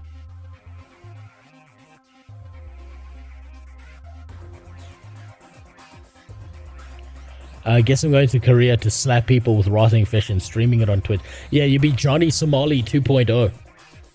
Just remember to go after the Marines in Korea. They love that shit. Jesus. That's ridiculous. 2 of them. Oh my god. Oh no. I click on earnings and it comes right up. This is it. That's fucking ridiculous. Jesus. Okay, so we all know that Twitch is gonna die because Twitch doesn't know how to manage ads. Twitch doesn't respect its viewer base. The only good thing about Twitch is the people on it. Twitch is highly manipulative with its features, and it never adds the things that people actually want. God damn. The real meme is that Twitch is owned by Amazon and runs off of Amazon web servers, but so is Kick. But that's what I'm saying, Adax. If you are Amazon, right, and you own AWS,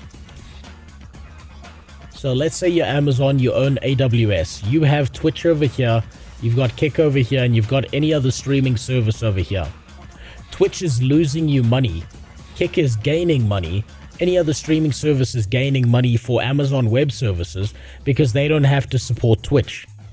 If they shut down Twitch and just be the guys in the background, that means that they've got no incentive to keep Twitch up because these guys will pay all these server costs for you with no downside because you don't have to manage a streaming platform.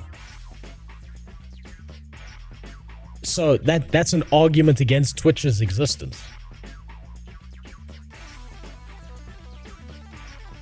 He should be pulling more people than he does. No ways. It's never going to happen. I'm a literal nobody. Faith.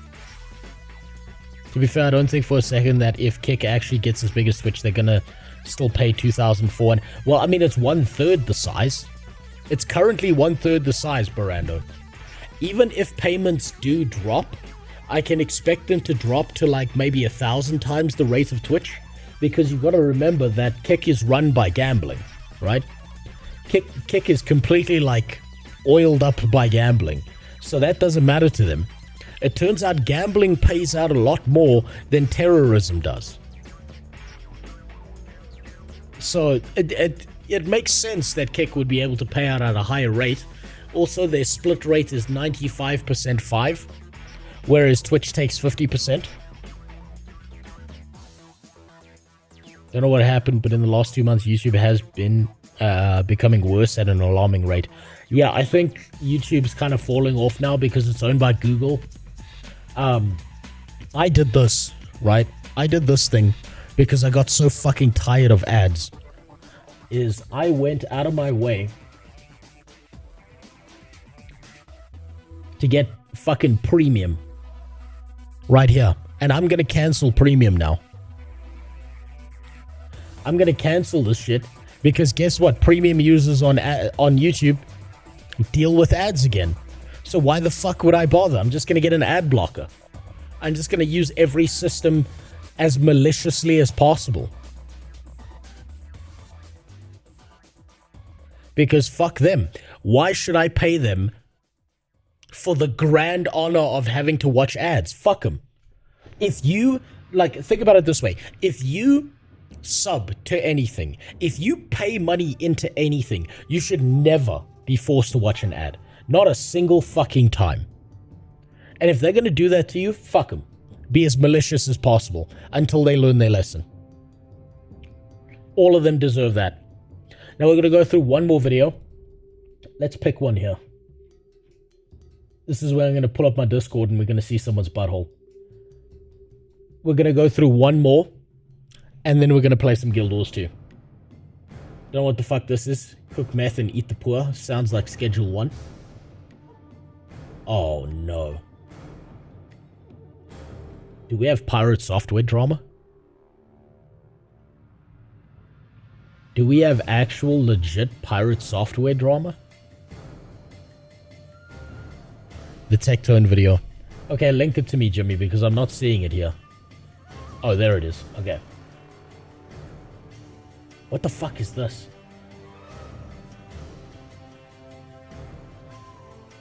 When I was 20 years old,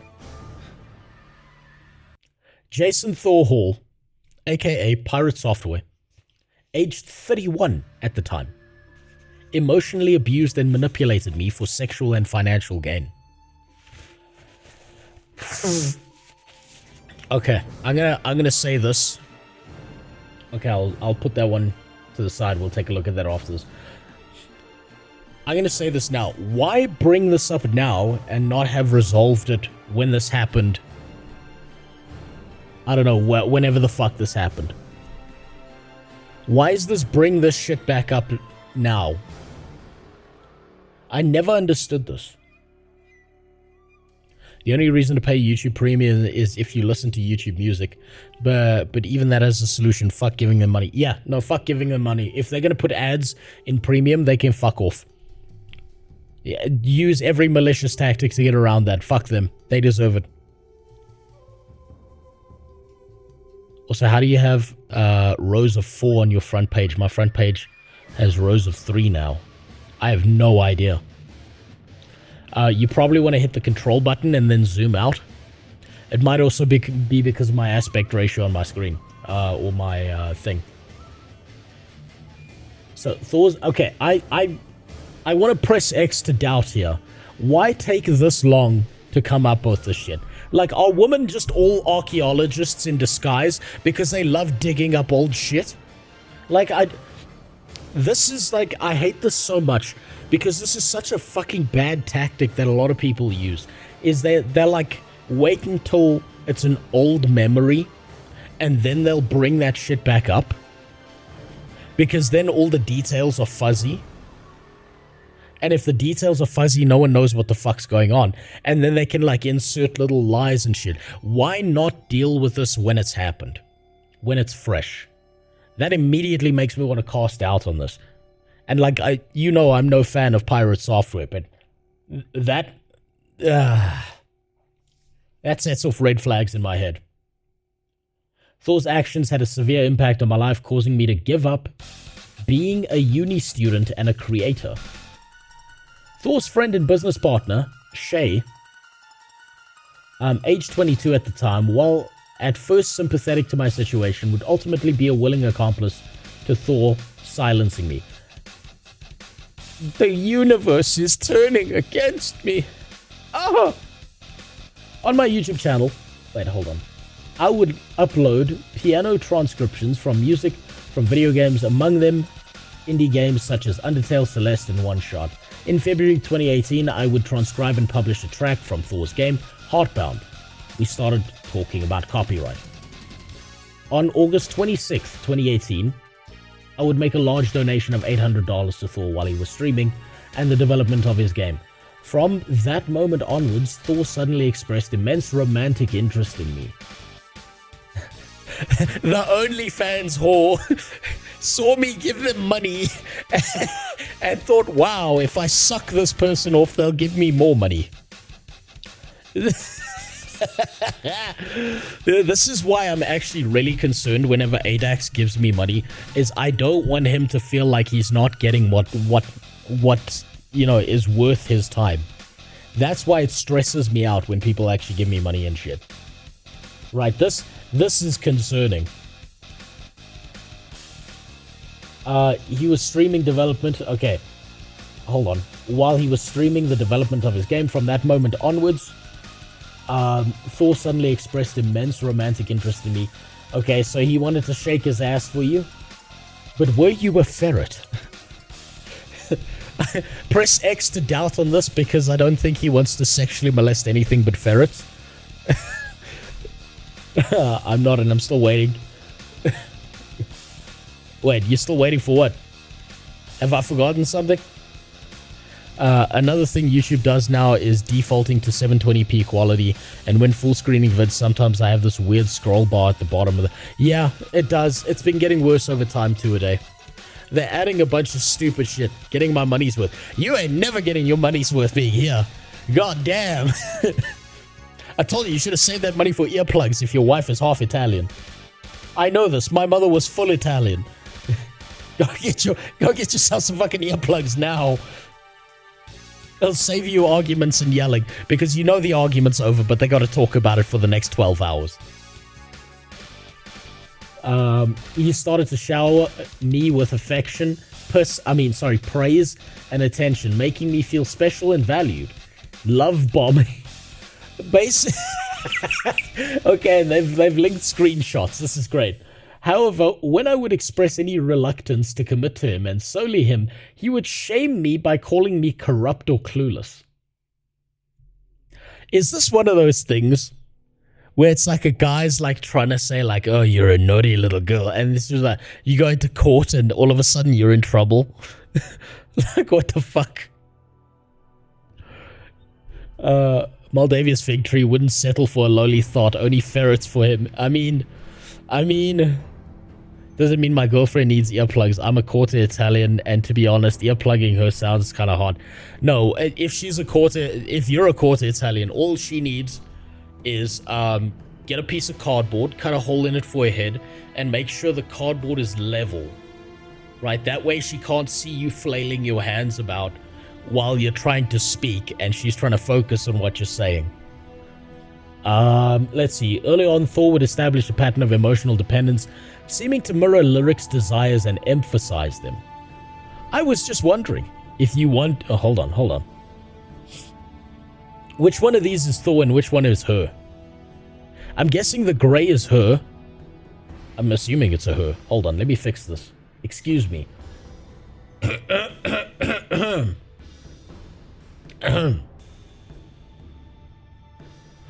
I was just wondering if you wanted to hop into another call tonight, and if not tonight, then sometime else. Ooh. Yes, every day, like I said, silly. My night stream starts in... Okay, this is Thor. Sorry, my bad. I got it backwards. Yes, every day, like I said, silly. My night stream starts in 20 minutes. If you're awake after it, we should call. Alright. But yes, my plan is to be on voice chat with you every day, CC. You better... Wait, okay, you really make my life a ton better. You make mine better too. You're so good to me, CC. I know that's supposed to be an emoji, but... I can't help myself. Okay, let's see. Thor shames Lyric for role-playing, treating them like filth and accusing them of cheating on him. I super don't trust you after this little side quest, so what do you want? No, like, I don't trust you. You did something really fucking messed up here. You could have just come to me any fucking time and been like, yo, I'm turned on right now. It was when you were asleep, to be fair. Our sleep schedules don't exact...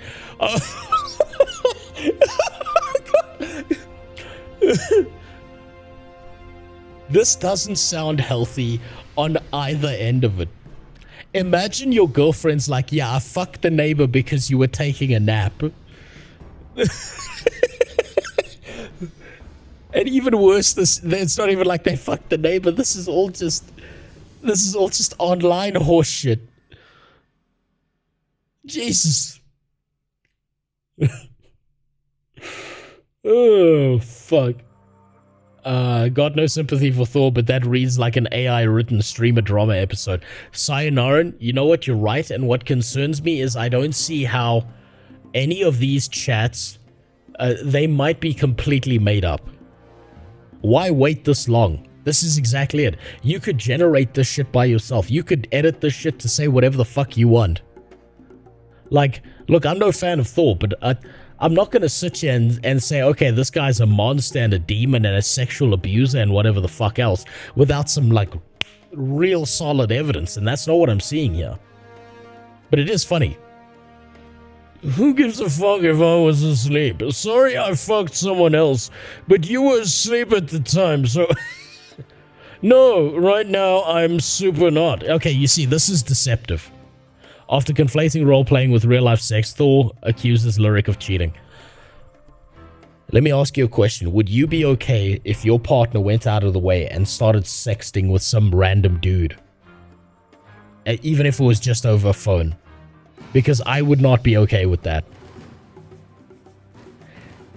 Honestly, Honestly, these DMs are kind of making him look like the sensible one here. That's concerning. Both me and my GF would immediately break up. Exactly. This is like... You're right, Devless. This is impressive. Because what this to me tells me is that Thor has some fucking backbone. That he's not going to accept this shit. And you were asleep is not an acceptable excuse.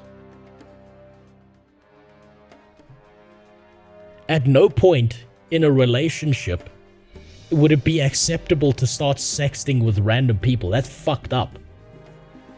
That's breaking a sacred trust between you and your partner. Nah, Thor's looking... I'm sorry, Thor's looking better with these DMs. I don't think they understand that. Are you saying you're interested in a casual thing with me, but not a serious one? Lyric has already expressed they do not know what Thor means by a casual relationship. What, are you fucking 5? It seems like an opportunity for them to change their answer from before. I'm attracted to you, but I'm not ready for a commitment yet. Oh my fucking god. Oh my fucking god. It's like I'm reading high school text.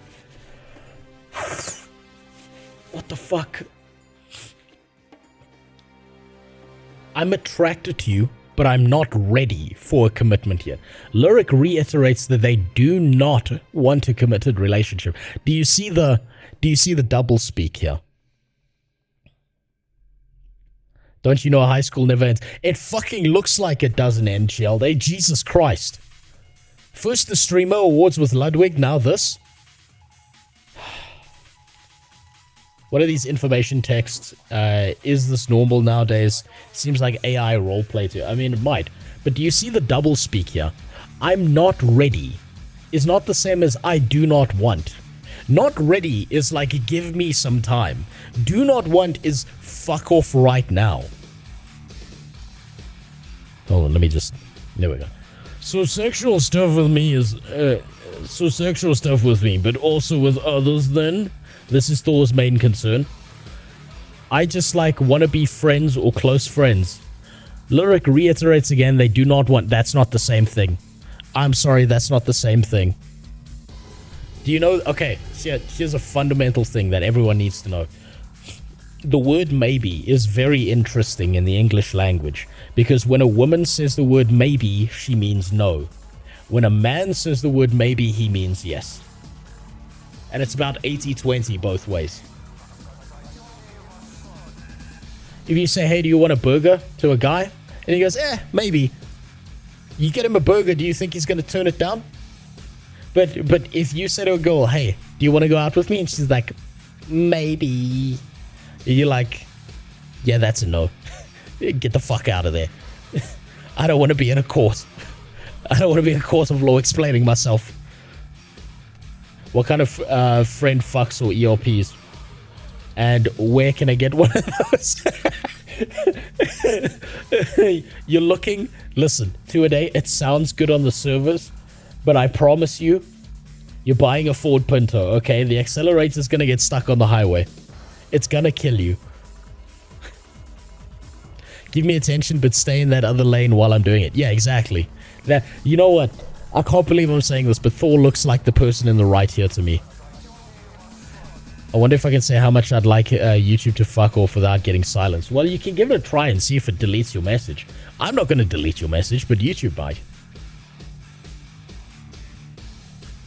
So if it's a situation of me being one of the multiple friends with benefits kind of things, I just wouldn't be into it. Oh my god! My opinion of Thor has just increased 5 points. Thor does not want to be a cuck. Oh my god. What a lad. Maybe there is hope. He doesn't want to be cucked. Oh. Oh, +5. +5 for common sense take. I understand. Does that change any of your answers? Yes, I want to be friends or close friends. It didn't change shit. It didn't change a fucking thing. Oh, God. I want to go to TwitchCon with you still. She's trying to fucking leech this dude. Holy fuck, this is the Tinder date that makes you buy them dinner and then leaves. Pirate software greater than Sneeko. God damn. I'm sorry, but this is if this is supposed to be a hit piece, this is making me like Pirate Software more for having a backbone. What the fuck? If I get silence on YouTube, I'm gonna stream on Kick at some point anyway. Pretty sure accelerators weren't the problem on the Ford Pintos. Yeah, it was the Ford Pinto that was a problem. Sorry, I'm thinking of God, what am I thinking of? There was a Toyota car that had a problem where the accelerators kept getting stuck on the highway and people died. I think it was a Toyota. Let's see. You seem to want to hook up at TwitchCon. Is this the case or not? Oh my God. Every message is making Thor look like more of a human being. He's asking for clarity. He's trying to figure it out. Oh my God. I can't believe this is making me like Thor. POV, a person you didn't like is starting to be sensible and you can't help but enjoy it. I'm fucking shocked.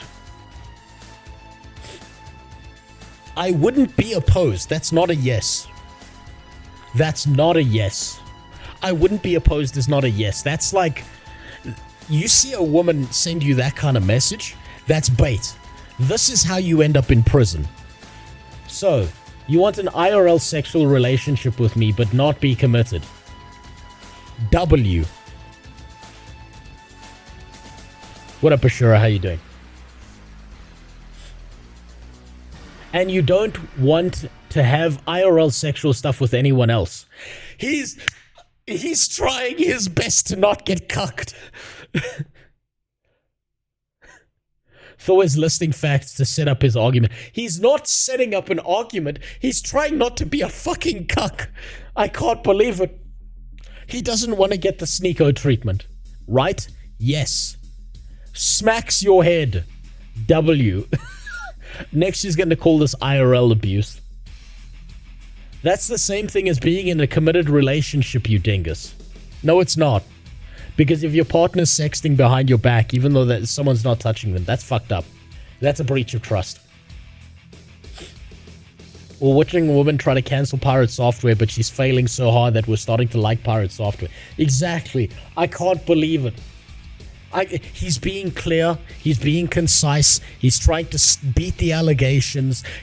I'm sorry. I'm sorry if you hate me for this. W, that's an emoticon. You have sure every stream, but you just read it as W. No, I'm reading the W. Okay. Yeah, okay. I see what you mean, Sash. So, I'm sorry, but Thor's protecting himself here. This is not bad. This is pretty good. Why are you like this? This is the question I have for her as well. I just wouldn't be able to give you the time you deserve. What does that even mean? I'm a double-time student and I'm just a total mess right now in terms of responsibilities. I just don't know if I can handle more stress. I was infatuated with you when we first met. Was? Question mark. This single word tells us a lot about Thor's desires. He wants Lyric to have an unhealthy attachment. Oh my fuck. Oh my fuck. This is so manipulative. This shit is so fucking manipulative. He's asking a question. He's like, was as in you don't feel that way anymore? Question mark. If you don't, we can end this car. Oh fucking Jesus. I never thought I would say this, but Thor is being 100% in the right now. No, he's just asking questions to clarify the situation. It's fucking insane. But the questions he's asking, what he said, he's asking for clarity. He just wants full fucking statements. This is insane. was. When we first met, yes, I was obsessed, really. So she was obsessed, he didn't know about it, and now somehow this is his fault. Especially when you said you wanted to voice call every day. That made me really happy. VCs mean a lot to me. What changed? Notice how direct he is. He's asking for clarity. From my side, it changed when you started, in your own words, floating around.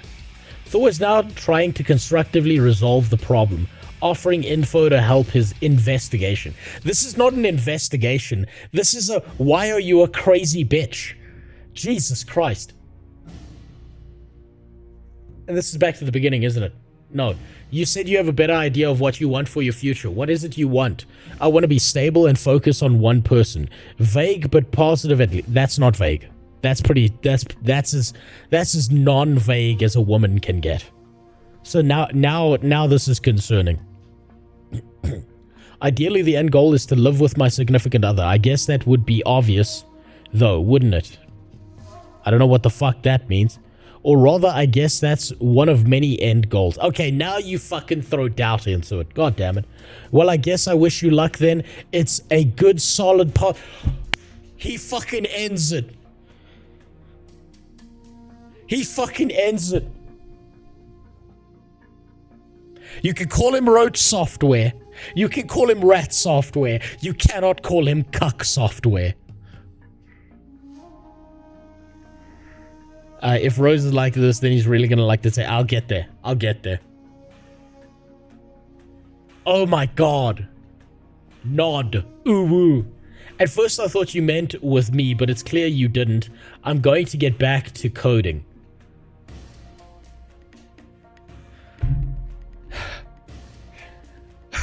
He's being painted to be a villain, and he's done nothing wrong. He's actually done nothing wrong.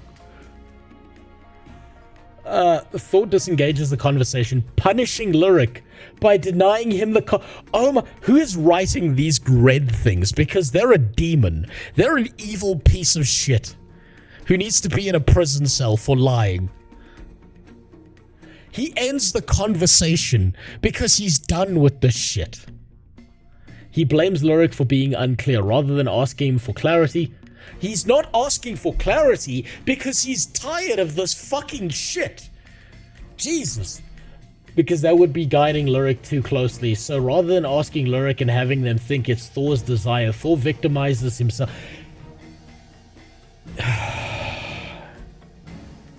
He victimized himself by saying, I thought this is what you meant, but okay, it's clear that you didn't. I'm gonna go back to work now. Oh my god. By framing Lyric as the responsible for Thor's emotions, at no point does he say this is your fault.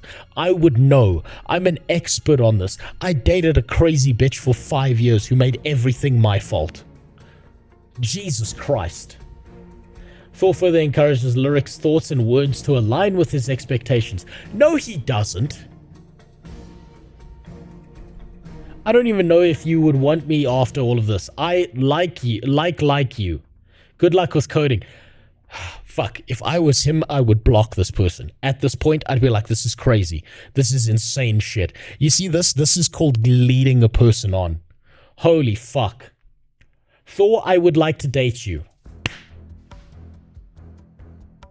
This is a trap. After all of that shit, this is a trap. Get the fuck out. You say no, sorry, I've moved on. And then block. I felt like I should be more direct about that. Yeah, that's a much nicer change. I'm glad you like it. Now my question to you is, Thor, would you like to date me? As long as we don't have any more surprises like this, yes. Oh, man. Oh, -1. -1 to respect. -1. Oh, no. Okay, he got a +5, but now we got a -1. He should have known this was gonna go wrong. This is where he fucked up. Right here. I'd like a week for things to calm down. Okay, that's fair. I'm going to have a lot of fun with you at TwitchCon. They're gonna fuck in the bathroom like Dr. Disrespected. Cuddling is also on my list if we have time for that. I'll call the big spoon. How unfortunate it would be if some innocent cuddles turned into something more. Super wanty. 15 days. He's... Okay. Do any of you understand the sentence, hostage to the nut? I can see that he's hostage to the nut. His dick is guiding him, and it's ruining his life. Don't listen to your dick. It's a dreamer. Your dick is a dreamer. Every morning you wake up, that shit's hot, rock hard, going, I have a dream. And you gotta not listen to that shit, because it'll take you to bad places. Oh my god, he fucked up. Guys in those parts, Washington, Cali, Oregon, are very thirsty and not able to say no. Yeah, I'm seeing that. Wait, this was 7 years ago. Exactly. And he's 31. I'm sorry, at 31 you should have control of your dick. No matter how many pussies you have or haven't been in, you gotta have control of your dick by 31. Jesus. He must have been dry for years to get here. Marking the days on the calendar. He's like daydreaming about pussy. I can see that happening. When I told him repeatedly that I'm not interested in a committed relationship, that's bullshit. You just made statements there saying you were. Phil insisted that I changed my mind, not taking no for an answer. He tried to gaslight me into believing... Fuck me. Okay, you see this word here? I have never met a woman who's not a gigantic piece of shit, who's not a manipulative asshole, who's someone you should stay away from. I've never met one that didn't use the word gaslighting. Never. Not once. Never. You see that word? You run. You run for the fucking hills. That's some Psych 101. I fucking watched a YouTube video and I'm finding the zodiac signs in the sky to shoehorn your behavior into this. Man, I thought his stance on game preservation and looking up answers on games with a low points for him. This is the thing, is he's done nothing wrong so far except be hostage to the nut. This is the real low point. Fuck the rest of the stuff he's done. Him being hostage to the nut is what's gone wrong here. My GF has never used the term gaslight, and I'm proud of that. Neither has my wife. But that's because I've gaslit her into believing she doesn't know what that word means. Are you saying you're interested in a casual thing with me but not a serious... Okay, so this is the same thing. At no point does he say you have to be with me. This is the same thing. You've just fucking shit out a bunch of messages. It's the same thing. Okay. After he manipulated me into asking him on a date, he didn't manipulate you, you stupid asshole. He was able to convince me to act my part of a committed relationship without being official by blaming my hesitation in the first place. No, you said, I would like to date you. Do you want to date me? You asked that. You put yourself there. Don't fucking do that shit. No, you don't get to... Fuck me. Oh, Jesus Christ. This person is a nuclear weapon designed to specifically destroy people's lives. Stay away from this kind of demon. She was 20 and he was 30 plus. So what you're saying to me... Oh wait, you were replying. Keith. But if she's 20 and he's 30, I'm sorry, but they're both above the age of consent. That means nothing. Oh my god.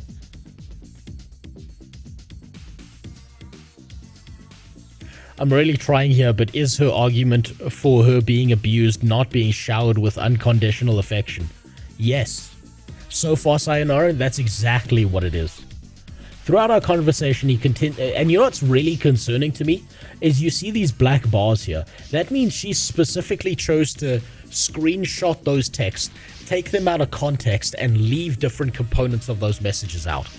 Because if 15 days followed on from 5 days, it would be one message, right?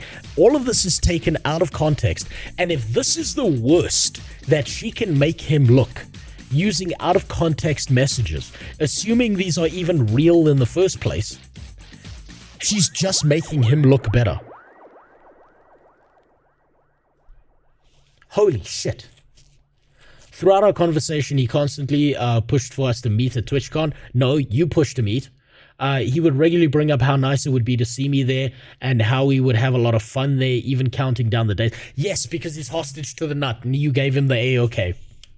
You gave him the green light. What did you expect? We met up at TwitchCon. On the first day, we roamed with Shay and some other streamers. By night, the group went to a bar, but I could not join since I was underage. Now that changes things. What? Oh, wait, hold on. Underage in the US is 21. Sorry, I live in a country where, you know, you can fuck before you can drink, right? Which is kind of sick and fucked up in the head. But if you're 20, you can't drink in the US. I kind of forgot that. That's a me misunderstanding things because I don't live in that culture. But this, do you see the way they framed this? They went to a bar. I could not join because I was underage. They're specifically using this language as I was underage to now make it sound like, you know, she was 12 when this happened. You see, that's manipulative language. On the second day, while we were roaming about, man, he didn't even fuck you on the first day? Jesus. Dude, you're hostage to the nut and you're not fucking tying her up in the hotel? What the hell? Roaming with Thor, Shay mentioned that Thor had a secret wife. That could mean anything. After we went back to Thor's hotel room, I messaged him asking about a wife, which he denied and blamed me for misunderstanding. Thor refused to talk, so I messaged Shay. You know what's really fucked up about that is I've known people, right, in like working fields who say shit like, I have a business wife, right? And what it means is that their business partner's a woman who's happily married to someone else, who's got their own shit, and they just say that because two of them work closely together. And there's literally no sexual thing going on there. The same as I've seen someone say, I've got a business mom, or I've got like a business dad, or something like that, and there was no sexual thing. But the problem is fucked up people like this fuck up those terminologies and how everyone ends up in HR and why that happens. So this could mean anything. Secret wife could be a problem, or it could be nothing. What's up, Benji? In the US, it's 16 to 18, depending on state, 21 to drink. Exactly, right?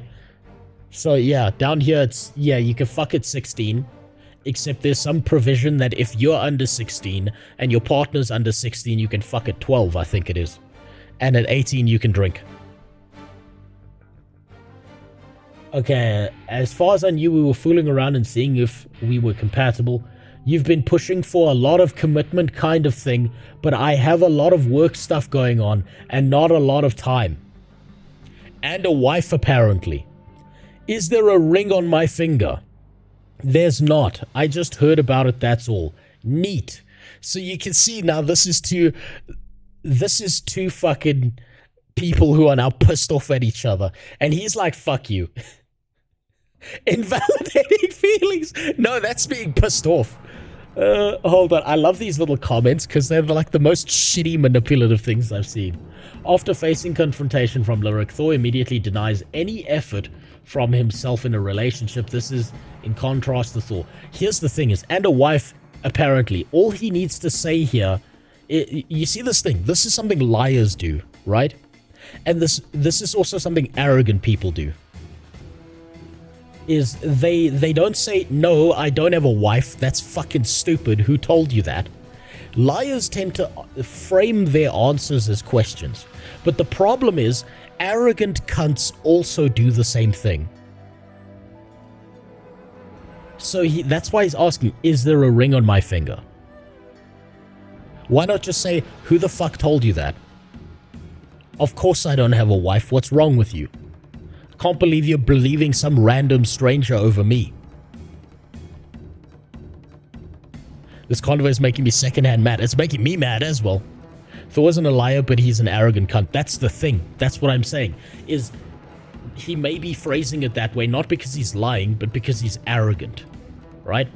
I don't want to jump to conclusions, so I just wanted to talk, I guess. I'm sorry, I don't mean to make it weird. It's a bit weird. What the fuck is a Darvo attack? Mirroring, trying to disengaged, saying no, he's pissed off. He's pissed off at you. I explained my situation to Shay. When asked if it was true, I sent screenshots of me guiding Thor to my room. Shay was sympathetic and would tell me that they and Thor were sexual partners. So you're getting secondhand information from someone else. This is like, fuck, this is high school all over again. I swear to God, this is high school all over again. I saw this happen in my high school, where there was like a dude, objectively, he was like a Giga Chad, perfect at athletics, tall, handsome, good-looking dude.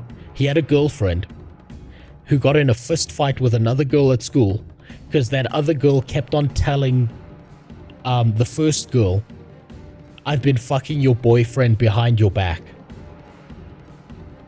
Right? And what it turned out after the Giga Chad guy was like, I'm not dealing with either of you. Fuck you both. It turned out that she then admitted I lied about all of that. I didn't fuck him once. He doesn't even talk to me. He refuses to talk to girls, in fact, because he's trying to stay like, you know, he wants you to feel safe and stuff. And she admitted that after that. Right? She's now talking to a third party instead of getting information from him directly. Darvo, deflect, attack, reverse, victim, and offender. I feel like I need to be taking notes here. Is this how we manipulate people? I had a work wife in my first IT job. She was cool, and we'd go double dates. She and her boyfriend, now husband, and me and my girlfriend, now wife, we've stayed. That's the thing. You see, and there doesn't need to be a sexual kind of thing going on there. But the problem is people like this fucking psycho make things much worse.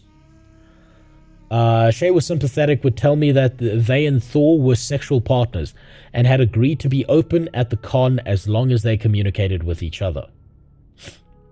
Shay was devastated that Thor broke their trust by sleeping with me and messaged Thor about this uncommunicated infidelity. Thor blamed me and denied any involvement with either myself or Shay. After I left the room, he blocked me.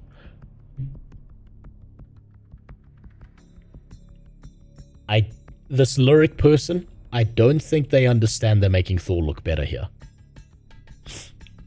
He's definitely a liar, but it comes from a place of pride and arrogance. He doubles down before he admits fault. Well, let's see. I'm sorry. Nah, dude, you're not. Sending logs to Shay. What? I don't know. Wait, I don't know what you want.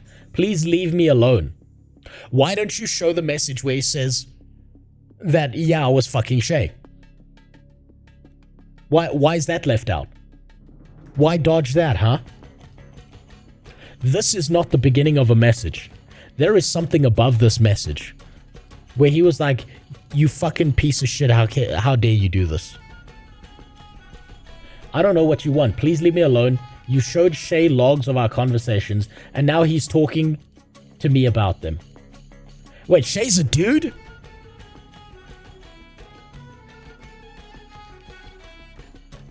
Why would that ever be okay is beyond me. I have no words for you right now. If you would have just told me what's going on, I would have been fine with it. Don't really care, dude. Nothing is even going on. So he even says there's nothing going on. Gaslighting and dismissing. No, he's giving a statement. Whatever these fucking things are here, they're the most manipulative things I've ever seen. This is like, you know when, okay, this is, I'm gonna tell you a secret, right? I'm gonna, Shay, more like gay. Lamau got him. Okay, I'm gonna teach you a secret. As a guy, right? And this is how you can tell that if you get into your own argument with your significant other, you can tell that you don't have backup. This is what this AI or whatever that analysis is doing, right? When you get into an argument, if your girlfriend or wife or whatever says to you, I want to bring in my friend, and you're going to explain to my friend what happened, and when you explain to my friend, you will see that I'm the logical one and you're being crazy. This is what you do. You say, okay, if we do this, do you promise to not say a single word until I have explained the full conversation, right? You get them to agree to that. Then, when their friend steps into the situation to hear your explanation, you reverse the roles. Reverse your role with their role, with your partner's role, and explain the situation. And watch as their friend starts defending you unknowingly. Then, at the end of it, you then say, okay, I'm glad you agree with me. I switched the roles. I switched the roles. That's what this fucking analysis shit is doing, right? I know this shit. I promise you. I dated the most demonic, manipulative bitch of my life for 5 years. You think I didn't have to, like, develop tactics to survive? I've been getting the impression they're all dudes. They might all be dudes, XR. They might actually all be dudes. But I genuinely speaking, I don't think that's really relevant what they are, to be honest, aside from making a joke about it. Darvo, it's not that bad. You're being crazy. Why are you being mean to me? Yeah, Thor's done none of that. I'm going to read the Rote Software one now. Hold on. Okay, so that's the entire thing. You put more effort into a whole ass website than he put into his game. That being said, get over yourself, Cupcake. Fucking based. Based take. Based take. I ain't reading all that. I'm happy for you though. Sorry that happened. RE dudes, it's possible. Doesn't change anything though. Yeah, it's possible, but it literally changes nothing about the situation. That's way too much work. Just beat your wife. I mean, fair. Fair. If it's easier for you to just... and, you know, there's no cameras, go for it. After this, check Lyric's bio. Before we read Pirate Softwares, let's check their bio. 27, I don't program, I just write bugs. Founder, you know what, I'm kind of surprised that there's not pronouns in the fucking thing here. You know what this feels like to me? This feels like they're doing this now to get attention. And remember what I said about the 7-year timeline, right? Of how you get famous as an influencer? What you do is you fuck a kid. And then you stream for 7 years. And you're guaranteed to get huge. And then 7 years later, that kid's gonna come back. And you crash your career. That's the formula. That's how it works. Now, Thor went for one a little bit too old. Should have aimed like 5 years younger. But so far, Thor doesn't look like the bad person in this situation. After 5 years, you've come back around to try pushing this LARP again, because I'm a big creator now. I'm willing to believe this, yes. As arrogant as he is a big creator. He does have a massive following. He does have a bunch of people following. It didn't work in 2020 because everyone called you on your shit, and it's not going to work now. You were a massive donator to our game in the very beginning and tried to use that to get close to both River Makes and myself. So that's true. They even admitted I spent money to get close to Thor. I gave him $800. If we're going full right-wing, PJW has a decent video I linked in the reaction request. Okay, fuck it. I'll take a look at all of it. Why not? I'll play Guild Wars 2 tomorrow, it looks like. It worked, and we were good friends for a bit. When you were in the sphere of friendship, you tried to push that to something sexual, and I turned you down. Buddy, those fucking messages don't say you were turned down. That sounds like you were hostage to the nut, bud. That sounds like a lie. After that, you went after Shay and made her so... Okay, so it is a she. Okay, who the fuck knows? Who cares? so uncomfortable that she panics when thinking about that conversation center to this day and doesn't want to go to conventions anymore. Oh, that's convention center. Then you charge back all of your donations and try to cripple our studio.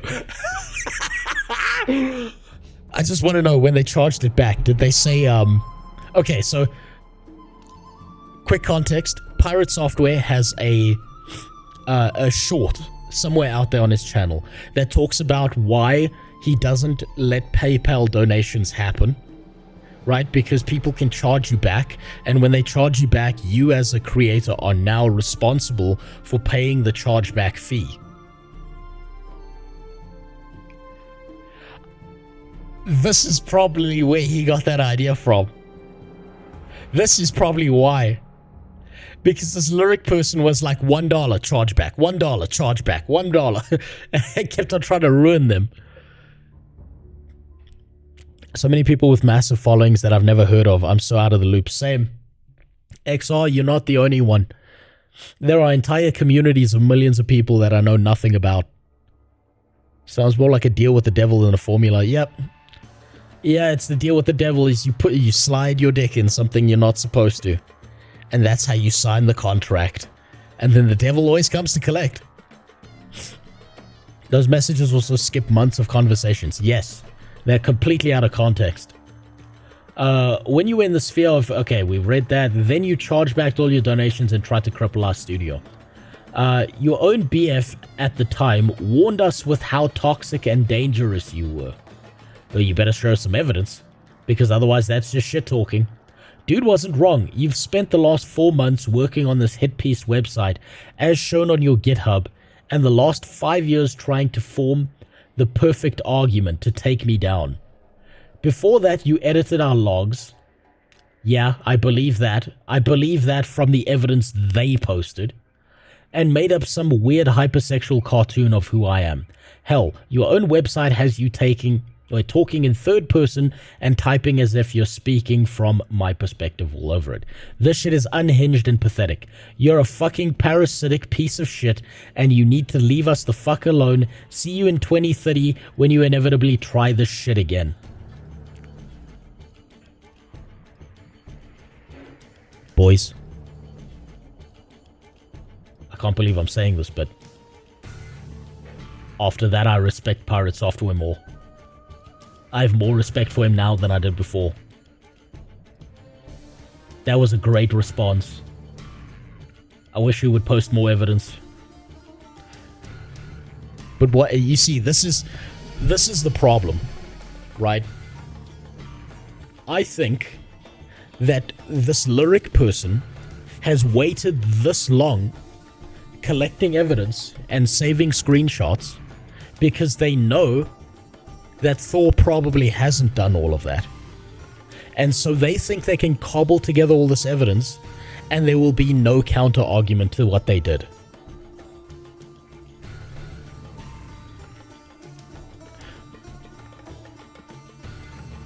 This is the most... I've known people like this in business fields, right? This person, I wouldn't believe me if they told me the sun was out without looking up. If they told me air was breathable, I'd doubt them.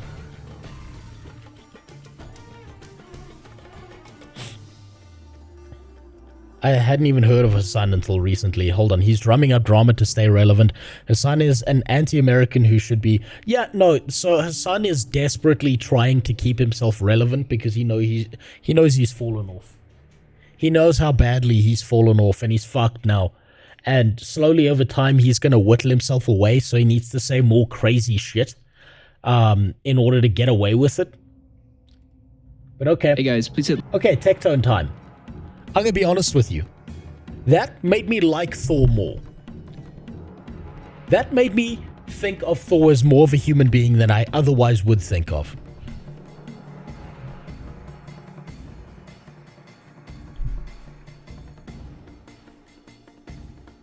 I'm actually pretty proud of Thor for that response. He did a good job. +5 to respect, -1 to being hostage to the nut. I'm tempted to put furry porn in the channel because you're... No, don't. I'll delete it. And I'll never open it again. Okay. Holy shit, this is an hour-long video? Twitch's most abusive liar. Now this is interesting. Like on the okay, this is a small video from a small creator, 9 days ago, 18k views. Everything I've seen of Tectone, currently, every single person I've seen criticize him has made the shittiest points that can't be backed up, or they just completely skip over things that Tectone then makes statements on. And they don't fucking back it up. What's up, Flesh Stick? Thanks for the follow. So I'd be curious to see if there are any legitimate criticisms about Tectone that actually make sense. The worst thing I can say about Tectone is probably that, and I don't know if he's doing this on purpose to bait people because he knows it pisses them off, or whether he's doing this because he truly believes it, but he seems to hold himself up as correct all the time.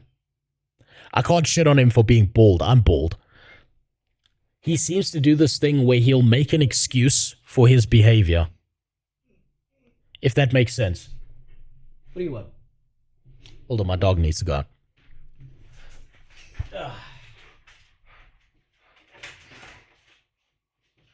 You come back, okay?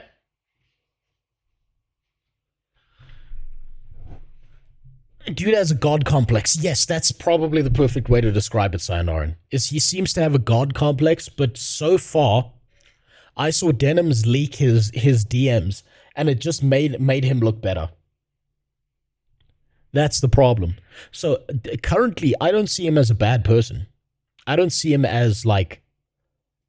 I see him as a decent person with problems. Maybe this will change that. Video, as it helps the channel and the algorithm. If you want to support more content like this, you can do so at patreon.com/Shamu411. Cash App, you can donate. Plug your streamer with close to 1 million someone. Also, channel look at that. Look at that. Look at that plugging right at the beginning. I don't like that. That sets off a red flag in my head immediately, is plugging right at the beginning. Ooh, that's manipulative. /Shamu411. Look at the way your YouTube video is structured. Usually the first thing you see is what the creator cares about the most. Cash App, you can donate at $Shamu411. Also, channel memberships and super chats are enabled. Tectone, a streamer with close to 1 million subscribers on both YouTube and Twitch, has spent the past year embroiled in a assault scandal with his ex-girlfriend, and while facing these serious allegations, it was discovered that his father, who... He's been in a sexual assault scandal. Is there a lawsuit going down? Yes or no? Because that's a hard statement to make. Is there a lawsuit going down? If you're going to say it's a sexual assault scandal, then is there a lawsuit, yes or no? And if no, why not? Have you considered getting a Ming the Merciless style skull cap instead of the beanie? You know what, XR? Now I am. Who he had brought on streams and podcasts, was one of the most infamous in U.S. military history. Okay, so I've heard Tectone say that that's completely false, and that the court case that his dad was in was his dad was proven innocent and there was no rapes. So either this guy needs to prove that his dad was convicted of rape and not just part of something, because I'm sorry, I've personally known more businessmen who've been accused of rape by a female employee than ones that actually raped a female employee. Now, they were both on both sides, but I need evidence. I need heavy evidence, not just a word about it. The absurdity of the situation piqued my interest, and after putting together a timeline of events and testimony, what I found was a man willing to lie, deceive, and manipulate those around him. Sourcing court documents I found, I believe this video will offer an exclusive look into what has really been going on. Here we go. Okay, register of actions, blah, blah, blah, depositions. Okay, but this is not showing conviction.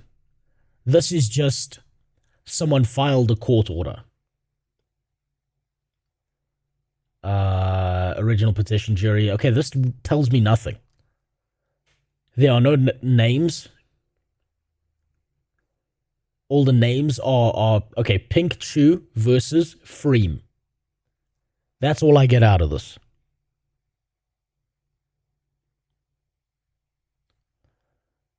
YouTube definitely doesn't like Adolf's surname. Very censorable. Wait, I don't look at women anymore since I've been told I have the eyes of a rapist more than once. That's just them telling you what they want you to do to them.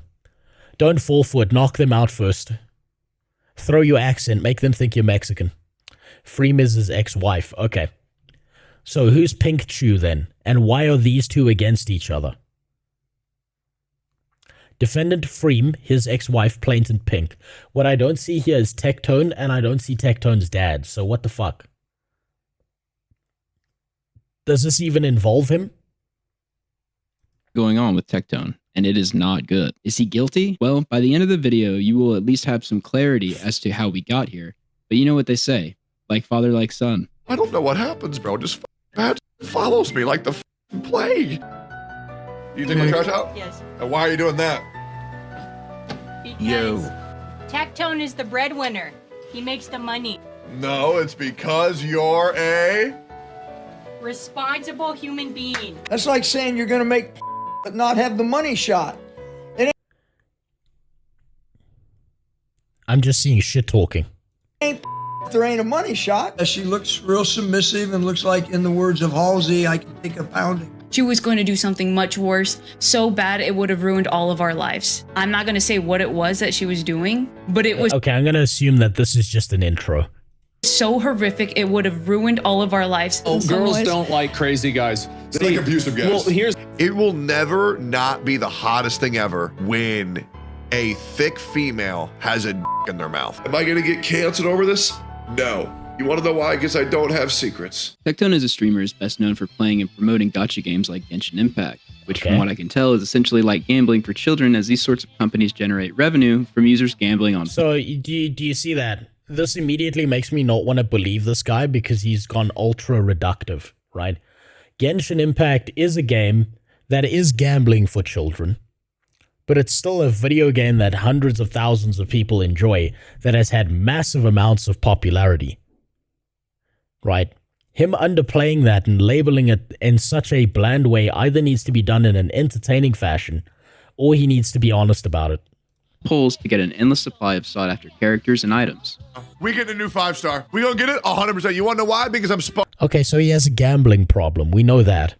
supposed to. Because I'm supposed to. And you want to know how I know? Because chat, right now, if you follow my stream and you're new here, you get 3 free polls in Honkai Star Rail. That's the crazy thing. Here we go. We have 8 more to go, baby. That sounds like the kind of shit streamers say to just fuck with people. So, again. Maybe 2. Ah, here we go. Yeah, YouTube doesn't like it. Here we go. Please, please, Clara. Clara, Bronya Welch. Clara, Bronya Welch. Clara, Bronya Welch. Please, please. Okay, maybe he is a little bit mentally ill. We can all agree that he's mentally ill if he's... if he's sway-facing over Genshin Impact.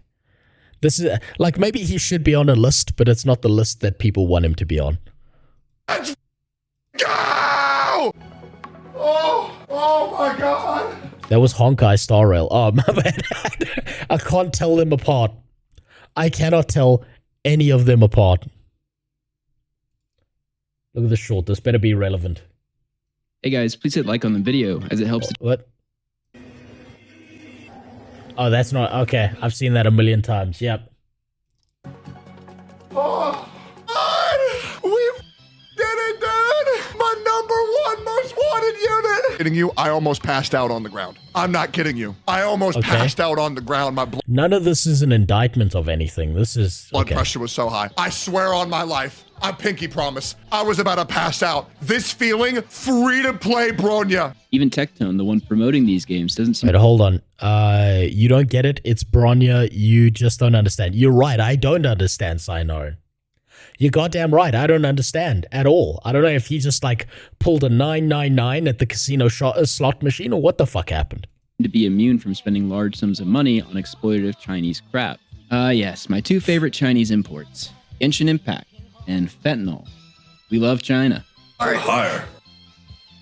350? Okay, so the idea is to tie China bad to Tectone to Genshin Impact bad, therefore Tectone bad. Okay. 400. Higher. 500? A little bit higher. Wait, on just Genshin? Yeah, I spent $500,000 on Genshin Impact. Okay, that is mentally ill. But if it's his money, he can do whatever the fuck he wants with it. Tectone joined OTK, or the One True King streaming organization, on November 21st, 2021, with streamers such as Osmongold, Mizkif, and later Emiru. Interestingly, OTK has had several different scandals in the same realm as Tectone's. One of the co-owners was accused of SA. Oh, I remember that. I remember Asmongold was nearly crying over that on stream. I remember that. And Mizkif, like, going into someone's house and being like, fucking, I have the power to ruin your life or some shit after, like, she was touched or some shit. I played gacha games, sort of, Convaleria. Jesus, you're finding games I don't even know exist. Free to play, never paid a dime, managed to get super lucky and draw the most OP characters with currency I got playing, quit a day later. So, again, what I'm seeing here is these people bad, therefore Tectone bad.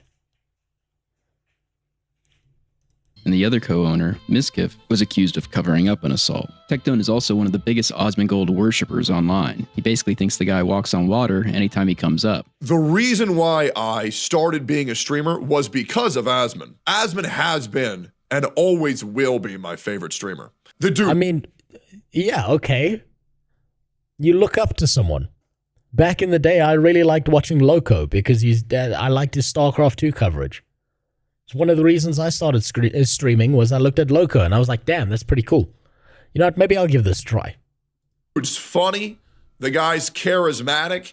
And he made me feel better about my life. Tectone would eventually host the Steak and Eggs podcast with Osmongold and Emiru. Before we can get to the absurdities of epigenetic, we need to go back to August of 2022 when Tectone's then wife Freem left him. You've been losing weight. Do I look different than when I first started Camp Canoe? Yeah. Because I'm bald? Because your face. Abusive relationship. That's why I'm leaving. Okay, I don't like this joke anymore. Okay, so now he's tying a joke into the... Okay, this video seems pretty manipulative, but I'm not seeing... Here's the evidence of him beating the fuck out of someone or raping them yet. Maybe it's somewhere in here. This is an hour-long video. I don't like this joke. Frig, I'll give you a hug. Okay. From the body language of Freem, it really looks like she does not want it. Now we're reading body language? Are we going to read zodiac signs as well now? I'm hugging her. Thank you for helping me today. I appreciate that. Have a hug back. The pat on the back feels very father-son-ish. Thank you. Oh, okay, but we're not going to read that body language afterwards where she hugs back. Earlier, Tectone would explain to his stream that he had been hurting his wife for a very long time, with pretty poor explanations, all while Freem was packing her things to leave him. I want to get this announcement out of the way beforehand. I've heard that I have been hurting someone. I've been hurting someone that I care a lot about. Sometimes, chat, caring too much is not good. It's really not. Hurting someone? Or being physically abusive? That's very vague. Sometimes you can mean well, but still cause, I guess, overbearingness to the people who you care about.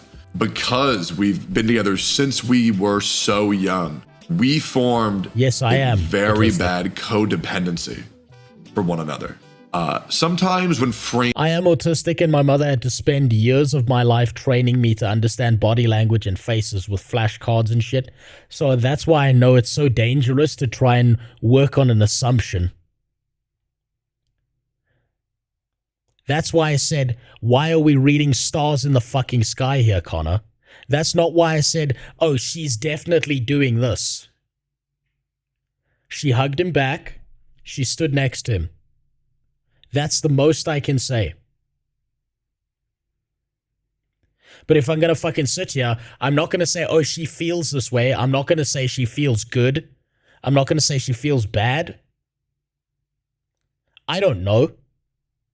How the fuck would I know? How the fuck would anyone know? She hugged him back. You looked awkward as fuck. How would I know? Even if it looked awkward as fuck, why did she hug him back? That's a statement of fact. And here, let's go through my autistic checklist. I do this in my head because I've been told I have to do this. It's called the was she list. Was she on her period? Period pain is known to cause stomach pain and make people feel uncomfortable. Was she angry? Angry people don't want to respond at any sense at all. Usually they'll give you a pat or a touch and then they'll move off. Was she happy? Happy people don't usually respond in any other way except glee and excitement. They don't think about the things that they do. Was she sad? Sad people don't tend to respond to you physically in any way at all because they were somewhere else thinking emotionally. I can go through this entire list. Was she in physical pain? Was she thinking about this? Was she sad? Was she happy? To immediately say, oh, she looked awkward, tells me fucking nothing because that's your perspective on it. Maybe she just doesn't like displaying that stuff. Maybe she was reading chat, like someone said earlier. Who knows?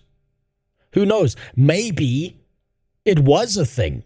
That's why I'm not going to make a judgment call based on a clip. Maybe he does make her uncomfortable. Maybe he did do something that makes her stressed out and want to shirk. Maybe she did feel pressured to hug him. Maybe you're right, but I can't make a judgment call off of one teeny tiny little clip like that. That's the issue. What's up, Nudish? Isn't in the house, I can't function as a human being at all. I just can't do it because it got to a point where I didn't really know the difference of who I was and who Freem was. And when Freem wasn't around me, I didn't feel like a complete human being. And during that process, Okay, I know what that's like, but the problem is, where's Freem's perspective on this? Is there anywhere where Freem speaks about all of this? Because, okay, here's a big mistake a bunch of people make, right? Whenever they see an argument, is they'll get one side of an argument. They'll get this side, and then they'll never get this side of the argument. And then all of a sudden, all the information they have is passed through this person, and they hear nothing from this person because this person convinces you this person is a bastard. Where is the information from this person's side? That would be more valuable currently than hearing him talk. I hurt my wife because she was overworked, and y'all know that. It's even a meme. It's even a meme. Me yelling Freem. Freem! Sprinting over here. And so I've been hurting Freem for a very long time. I stopped seeing her as a different person. I saw her as myself. And I asked her to do too much. I asked her to help me too much. And Freem was also hurting me in a way where she wouldn't communicate with me because she was afraid. This tells me nothing. This tells me nothing either way. Because this is one perspective, and he's talking about this in such like a non-statement based way. Afraid due to her past relationships. But what I realized is a little bit too late, is that Freem is not me. And just because I'm okay. This is, fuck me. You might as well be talking, like, the things he's saying, you might as well be talking about zodiac signs in the sky here. I hurt her, she hurt me, she's not me, but I'm her, and she's... None of this makes sense. Creating content 24/7 does not mean that my wife would be okay with that. I thought you were getting divorced?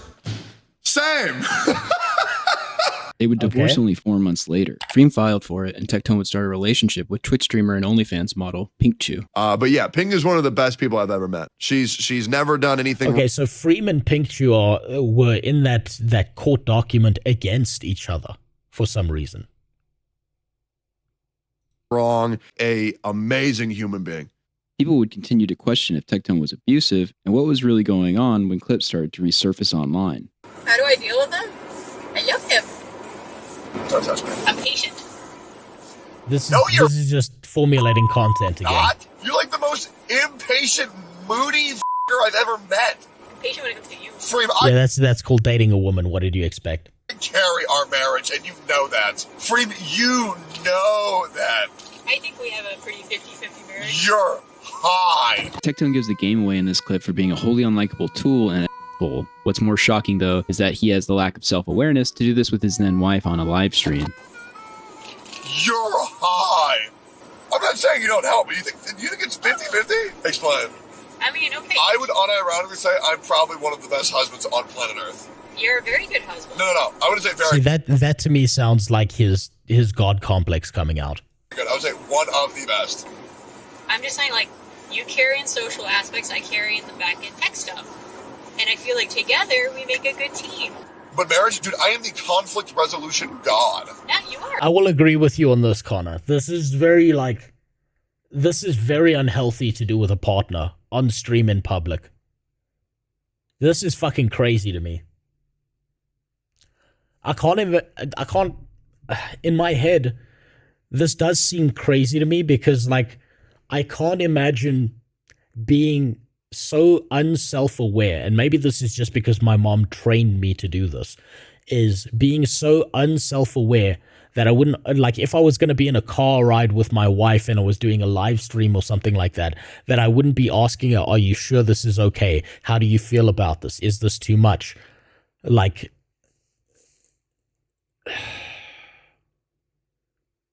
this does seem crazy to me. 100%. No, 100% you are. I am the greatest shoulder to cry on. I am the greatest consoler. I'm understanding everything. The romantic shit I do is crazy. Like, why are you... If I saw one of my little bros doing this, I'd beat the fuck out of them. Well, that means you've either got an unhealthy relationship or resorting to physical violence means that you don't have the communication skills to just talk them out of it. Which would be sad. You're giggling. Freem, you know beyond a shadow that I'm an incredible husband. I never said that you weren't. Yeah, okay. You never said that I was. Okay, you are an incredible husband. How accommodating I've been is insane. He's really Yeah, I'll be honest, that's real weird. That's real uncomfortable. Channeling that inner narcissistic sassy gay man to tell his then wife that she isn't worth anything and he's the best guy ever. How accommodating I've been is insane. Why are you not saying anything? I'm saying, Yes, I agree. Of course. So for like marriages and emotions. Wait, hold on. Is he doing... He's doing a fucking... What's it called? Fuck, I just noticed it. There's this thing in the top right corner. He's doing one of those streamer marathon things where if people sub, it adds time to the timer here. I've spoken to my wife about this before. And you know what my resolution was with her? Was if I ever did some shit like that, I'm locking myself in this room for a month. and I'll do it all in here so that it's not her problem. Understanding and communication. I would say I do about 90% of that. Yes. Okay, there we go. The majority of marriage is communication. That's fair, Childe. Yes. I give you your space, you give me my space. We mutually love each other. We mutually are happy with each other. We're still each other's best friends, I hope, right? That's a lot of assuming happening right now. Come on. Oh, shit. It's a lot of assuming. When this car clip resurfaced online, Tectone went to sweep it up directly. But specifically what I find interesting is he says, quote, we pretty much had... Marriage was good for 8 years, but bad for the last 2. It was getting to the point where we were both resented each other. I'm gonna be honest, that whole conversation, it just felt like he was steamrolling her. Content creating took a toll on both our mentals and changed who we are a lot. Freem, I'm guessing, is also a content creator then, right? It's not just like a thing. Also, Flesh Stick, that's the second time you followed her. Yeah, you didn't think I'd notice. We pretty much had to divorce to save our friendship, which worked and was definitely for the better. So, a healthy coping mechanism, get divorced instead of, keep on going, screaming at each other. I don't want to get into this too much. If you've seen our twit longers, you've already heard it, but man, moving forward from this marriage is hard when it's on the internet. Well, you put it on the internet, so I don't think you get to complain about that. I regret a lot of things, and seeing this makes me feel like shit. minus 2.9k updates. I had to get a divorce to save our friendship, which worked and was definitely for the better. You may not realize it yet, but this is just an outright manipulative lie by Tectone, something I will explain in more depth shortly. Tectone would further present this narrative that everything was all good on stream. Also, you gotta understand, like, Frame doesn't like when people paint me as a fucking villain, right? Because it kind of just, like, decredits our entire fucking marriage, right? Like, a couple of bad moments doesn't ruin 10 fucking years, you know what I mean? I just really... He's right about that, but I'd want to hear her perspective on this, not his. really want Frame to be able to get out of the public eye. That's all I want. Oh, and please, God, nobody clip this, please. It's just very hard for me to talk about Frame, because she was my wife for a very long time, and I don't like remembering how ugly the end of our marriage got. My life... That sounds like he's genuinely upset. The wiggle in his voice, the fact that he can't stare at something, that he keeps on moving around and fidgeting, that seems like this was genuinely upsetting to him. That or he should be fucking the next Hollywood actor. Jesus Christ. Life's going in a great direction, and that's the only reason why it hurts. And that's the only reason why it's scary. Am I gonna get canceled over this? No. You wanna know why? Because I don't have secrets. The last 2 years were really rough. It was really rough. Now the shit that I would do with Frame, the icky shit I would do with Frame, that wasn't good, right? I'm probably gonna delete this VOD after this stream. But holy dude, my friends can't even react to me without it being a head. He's oversharing. One is my computer, one is my phone. Okay, that makes sense. I've never seen a Let's Stay Friends ever work out. Neither have I, 2 a day. That's always insane. But I'll tell you why the whole Let's Stay Friends thing is horrible. Is because one of you is going to get malicious. Or one of you is going to get up in your feelings and start fucking the other one up. Never works out. You gotta stop and move on. Hate thread. It's crazy. It's crazy. Sorry. After a back and forth on Twitter about Freem being free from Tectone occurred, Freem would clarify the situation with, quote, "Since some think this is playful banter, it's not. We are not on good terms, by the way. But this is between me, him, and our lawyers. Sorry." See, that's the healthy way to deal with that, is this is a private matter. For not wanting to talk about my personal life online. Some things just shouldn't be used for content. Discord. Yeah, okay, so currently that makes it seem like Freem is being the adult in the situation, and fucking Tectone is just putting everything online and oversharing like crazy. Oversharing is what people do. Furries are guilty of it too. Yeah, look, everyone overshares and shit, but it sounds like the people who tend to overshare the most, particularly streamers, tend to be people who are uniquely lonely or uniquely alone in their lives, and they've got no one to talk to, and so they just fucking yell everything out loud, especially the stuff that makes them cry, because they've got no other way to get that trauma out or deal with it. To be honest, he's been doing that for years beforehand. He just didn't stop. If you can stay friends, you probably never cared that much to begin with. Oh, absolutely. I'll probably agree with you on that most of the time. The only other reason I can see for you to, quote, stay friends is if you've got kids or something. And, like, you care about your kid, and so you don't want to fuck your kid up, so you're not going to start talking a bunch of shit about your ex if you end up in a divorce. DMs were sent to Tectone and Pink of Freem posting screenshots of a bra being purchased on Amazon from Tectone's account well prior to his divorce, and then Pichu wearing it at a later date. Freem also still had... Okay, so this sounds like he was cheating on her, or thinking about cheating on her before the divorce occurred. Access to the security cameras and posted pictures of Pinkchu coming in and out of Tectone's house. This was on a date where Freem was supposed to be with Tectone for Christmas. Okay, so basically he cheated on her. Because of these new posts, Tectone and his new girlfriend would strike back at Freem viciously. Before we get into the nuclear response Pink and Tectone made, I want to jump ahead and let everyone know that Pink has since stated that she was used as a pawn by Tectone to attack his ex-wife, Freem. Hold on. No illegal recording had occurred, and these things were taken out of context to make me afraid. I was used as a pawn to defame someone that didn't deserve the hate. There were countless lies and rumors thrown around with the intent to pit us against each other. Now, if Tectone's relationship soured with Pink, then Pink is likely to also turn against him. But then that's a pattern that's starting to emerge. If Tectone keeps getting in relationships and people keep turning against him because of his behavior. Freem fucked his assistant or something. Okay, so they both cheated on each other. That's probably a good reason to end that marriage. Especially before kids are involved and shit. What's this during their separation, prior to their divorce, or before the separation? Who knows? They didn't specify.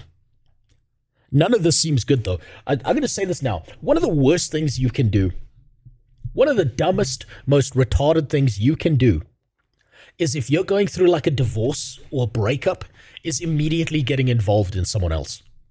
With someone else. That's like the dumbest thing you can do.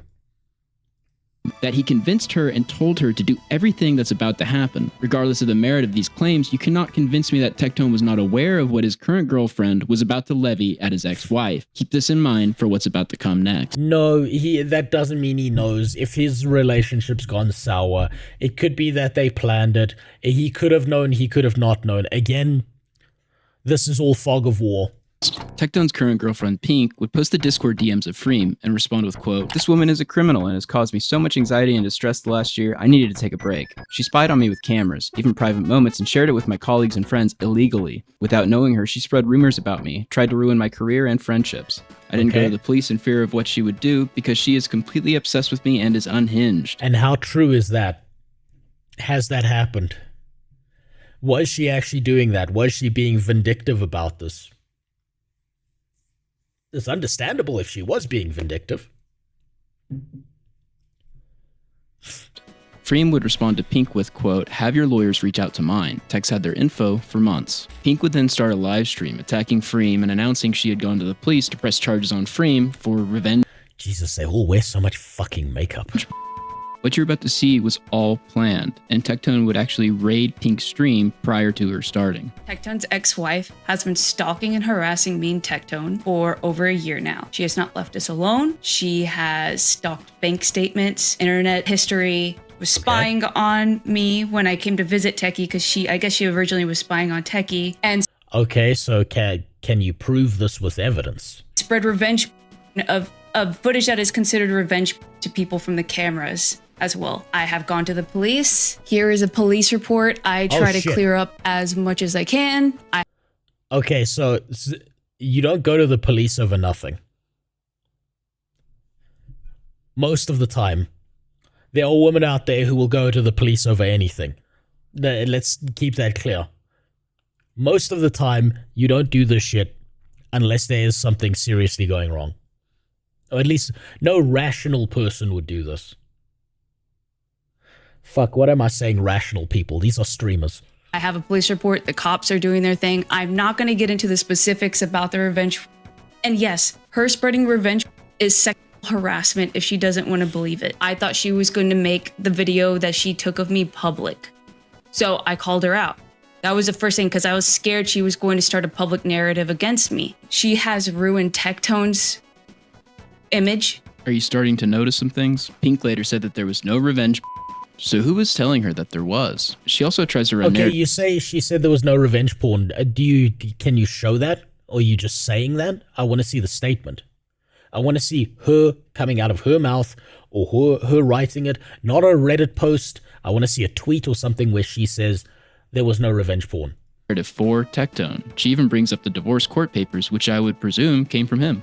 The reason why on Christmas Tectone canceled plans with Freem is because I was a new friend to Tectone. Tectone had talked to me. I was a new friend. Okay, he was fucking her. Come on. He was fucking her. About the mental abuse he went through with her. He confided in me all the abuse he was dealing with. He confided in her, of course. I wonder how much evidence there actually is if you remove all the hearsay. That would be nice to see. I'd love some flat, obvious evidence. Because obviously on one end, both of these people are going to make the hardest, most beneficial statements towards themselves. Whether that's Freem, Tectone, or Pink, I think it was. Dealing with the cheating and how... She's not that hot. She's got a fucked up nose. But that's aside from the point. 5 kilograms of makeup on a fucked up nose. That's just me, though. Hurt he was. And I told him, I don't feel comfortable meeting her. I don't want to know this person. I feel very uncomfortable. I think you should maybe take a step back and maybe get some help and think about, what has happened, because I felt bad. Like he's still an upgrade. Still had empathy for her, God. Even after getting cheated on, even after a lot of stuff she did to him. Who cheated first? That's what I want to know. Did Freem cheat first or did Tectone cheat first? And will we ever know? Probably not. Remember that the ex-wife Freem has said virtually nothing in this. Okay, so Freem cheated first. Is what you're saying, Rolantis. Because it sounds like what it appears like currently is Freem cheated. The relationship got rocky after that. Then Tectone cheated, no longer giving a shit anymore. And it all fell apart. That's what it seems like. That's what it appears like currently. Publicly, and the things being shown are DMs that somebody else leaked to Peak and Tectone. All of a sudden now Freem is an abuser and a revenge. Let me also just remind people I've never met Freem. I've never met her once in my life. I hope I never have to, okay? And that's why it's scary, because it's like this scary unknown, and I have to just deal with it. And I'm not going to deal with it. I'm not going to sit around and just let somebody try to destroy my life. She was going to do something much worse, so bad it would have ruined all of our lives. I'm not going to say what it was that she was doing. Yeah, that's all just shit talking. You might as well join the WWE. That's all just shit talking. But it was so horrific, it would have ruined all of our lives. And the reason why Tectone went nuclear? Because his ex-wife Freem was about to make her alleged and abuse she went through from her husband Tectone public. Tectone has denied this for years, that this was even happening, by the way. But what people aren't aware of is that legal documentation between Pink and Freem clearly states, quote, the dispute between Freem and Tectone relates to a serious and false allegation against Tectone during that. A serious and false allegation, so he vehemently denies it. Call, Tectone and Pinkchu learned that Freem had a Google Doc and she was planning to release it to the public. We'll get into further detail later. Hold on. Google Doc claims that multiple people, and Chance, Sodapop, and Morris, were aware of the alleged conduct and that Freem was planning to release it unless Tectone and his attorneys acquiesced to Freem's demands. So, this is all bullshit one way or another. So either it happened, but now she's using this as a document, as a weapon. If this was really a rape and it was really that bad, why not go after him for a sexual assault charge? Why keep it as a weapon to be like, you're going to do what I want or I'm going to release this document? This is just scummy behavior all the way. It could have been settled. A rape? Do you think a rape should be settled? I'm going to rape you. Here's $100. Fuck that. Nuh-uh. If it's sexual assault, there has to be jail time. Nah. You learned that Freem had. Yeah, you got fucking raped, and now you're gonna be like, no, it's fine. $50 is $50. It's all good that you fucking raped my ass. No, I don't believe that. I don't believe that for a second. They're weaponizing this shit here. Nobody can. Doesn't matter. This is weaponization. This is shitty behavior from all angles, is what I'm seeing. Google Doc, and she was planning to release it to the public. We'll get into further detail later, but it's important to realize that the attacks Pink made prior is a direct response to... Yeah, I'm sorry, but Tectone's not Michael Jackson. Michael Jackson got so rich that his skin went from black to white, okay? Michael Jackson's on a completely different atmospheric level than Tectone. Tectone finding out through Pink... If she really wanted to ruin him, and he really... Oh, but he has money. Oh, that means nothing. That means nothing. She has money too if she's got enough to pay for a lawyer and start an entire legal case. And she's like, I'm going to release this document unless you do what I want? That's weaponization. Freem was going to go public with the alleged abuse she went through with Tectone. I reached out to Tectone to get his side of the story in any context I could. At first he said he was happy to answer any questions until he realized how meticulously I had gone through everything. Okay, show me all the DMs. Not one or two. Show me all the DMs. I asked him what the allegations were that Pink mentioned were going to ruin. On March, Pink does a stream attacking someone after both of you become aware of allegations that were going to be made against you. What were these allegations? All their lives, not letting him know I already had the court documents proving what they were. No, where does it say rape? Where does it say sexual assault? And he lied to me. He said, quote, "No allegations were going to be made against me. This was between her and another woman. I've never encouraged Pink to do anything, to be honest." If there was an allegation being laid against Tectone here, Tectone would be in the court, being accused, being charged. He's not being charged. This is between his girlfriend and his ex-wife. Why is he not being charged directly? No allegations were going to be made against me. This was between her and another woman. Provably a lie. It was so horrific, it would have ruined No allegations were leveled against him, otherwise he'd be in a court of law. all of our lives. Reem would respond to all this with, "I'm well aware of the many lies that continue to be said about me, my relationships, and my alleged actions. As social media isn't the appropriate forum to address legal matters, I'll just say that neither I nor my attorney has heard from anyone about actually resolving this matter. I won't be commenting on this further." Okay. That doesn't mean Pink anything. would even run cover for how Tectone treated his wife in the car clip from earlier, explaining, "Oh, you don't understand. Tectone realized that day that his wife of 10 years had been cheating on him." Keep this in mind. This is the day he caught her and Cruz huddling on the couch and realized they were she was cheating on him with Cruz, his assistant. Which is pretty crazy, considering only 5 months later, Pink would announce that Tectone had been cheating on her. Third question time. Has anyone... So all I'm getting out of this is all of these people have fucking problems. That's all I'm really getting out of all of this, is all these people can't be believed. They're all self-interested, and they'll do whatever the fuck they have to be the winner in this situation. Ever here, ever been cheated on? How do you react to something like that, by the way? Like, is it weird? Like, I know some people are like, "Oh, you're gonna..." That's smart camera angle. If you're gonna act like a prostitute online, that's the correct camera angle to do it from, by the way. Crash out or something when you learn about that, like you got cheated on. But is it weird that for me, like, I just like, oh my god, I don't have to deal with this piece of shit anymore? Tectone, as you will see throughout, would lie to his audience in a pre-planned narrative spinning in an attempt to dissuade accusations of cheating against him. When did you and Pink break up? Me and Pink broke up like mid-June. Do you all need proof of that or no? Are we gonna take my word for that? Do we need proof? I'm gonna do it anyways. I feel like it's important. Just because I don't want anybody to doubt what I'm saying, and I know it's a pretty serious topic that people really like talking about. Yeah, once again, I want to make it very clear. No ill will towards it whatsoever as of right now. I don't really care. I mean, it was made public against my will, but I don't care. But yeah, I have a message that As of right now. That is a weird thing to say in that sentence. Sent to Jimmy on June 28th where Pink and I broke up. But yeah, it was good. Nothing bad. Tectone for real just pulled up DMs of his modding him. All good if you wanted to come over. Okay, yeah, this means nothing. He's talking to a third person again. Rape is pretty hard to most places. Do you know how many people get falsely accused of rape? Do you know how many people who are falsely accused of rape, it ruins their career? It's just the accusation is good enough to do that. So all she needs to do is go to a court of law and start charging him. Doesn't matter about proving it or not. The accusation is usually enough.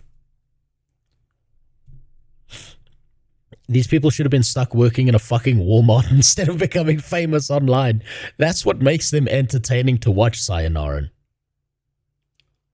That's what makes them entertaining, is these are a bunch of retards. And just had this pre-planned so that people wouldn't think he was cheating. Pink would respond posting... Yeah, this means nothing. He should have been, like, he needed to show something where he and Pink were talking about how they broke up. Receipts of the real breakup that was in July. Please stop talking about me on stream. Stop lying. I broke up with you because I suspected you cheating on me. Stop taking pot shots at me on stream. You know the next day we got back together, I broke up with you on July 23rd. Didn't want to be your friend with benefits on July 26th. You wouldn't even let me ride in the car with you and Sophia, and I was outside the house drunk and alone. I'm not stupid, and I suspect cheating. Just stop. It wasn't good. It was a lot of bad. Pink attached text messages to the tweet of her... Can I come get... Okay, how do we know this is to Tectone? Where's Tectone's name here? Can I come get ready for bed? Blah, blah, blah. I really think we're better off as friends. I think a lot of what you're going through is affecting me emotionally and really negatively. I hope you can get some help, and I'll be here for you. But this is just not good for me. And while I'm trying to get help, and I don't think I should be scared of the person I'm dating, it's not your fault. Just have a lot of anxiety you don't understand. Again, if you can't delete any sexual thing you have of me, I would appreciate it. I wasn't mad earlier. I was scared and realized I shouldn't be scared of the person I'm supposed to love. But I think as friends, it'll be better. God, he keeps making the same mistake. This let's be friends shit. When you say scared, like, what do you mean? What do you think I'm gonna do? That's general confusion. Okay. Breaking up with Tectone, where she specifically says twice that she was scared of him. And then she went after his... Yeah, she said twice, and he seems very confused by this. That seems like a her problem. Wife, and there was a whole controversy over that. She basically had protected him, defended him, and he used her constantly. Because I wasn't sure. After Tectone was caught... I don't see the lie there. I suppose the lie is that he said that he broke up in June, and then that everything was good when it wasn't. Lying, he would respond in a classic manipulative manner. Quote, "You ever just lie to protect someone, but they make it so hard? Aw, he's lying to protect Pink. Not because he was cheating and trying to assert a public narrative." To which Pink would respond by saying, "He's not lying to protect me. He's lying because he doesn't want Sophia to know we were still together. I was told by someone else. He told her the same lie. We both know how you treated me and your ex-wife. You had her sign an NDA to keep her quiet." Here's the problem. Here's the problem with all of this. These all seem like horrible people currently. I don't see how any of these people are not people either trying to climb over each other for more attention, or how any of these people, even if, let's say, one of these people isn't to blame, you would never be able to figure that out in this fucking chaos. Let's say there is one person who doesn't act like this. You would never know which one of these people it is. This is a game of fucking emotional Among Us here. Jesus Christ. The abuse, and told me to specifically go over the car clip on stream, and lied to me and said it was the day you caught her cheating. But I found out later it was a lie. Just like your many lies you used to manipulate me to make you look like the victim, when she was the victim all along. She didn't even know Cruz till a month later. As shown here, this is how he treated both of us. Our friends saw it, my family saw it, and I'm glad I'm out. You see, Pink attached two plain... You see, there's too much conflicting information all the time. Tickets from June 2022 of Cruz flying to meet Tectone, who later dated Freem. This is important because it proves that Freem did not meet Cruz until well after the... Is that the first time that they met? Can you prove that that's the first time that they met, or is that just another time that he showed up and that was the one flight? You see, again, the missing information here doesn't tell you what the truth is. It's all too narrow.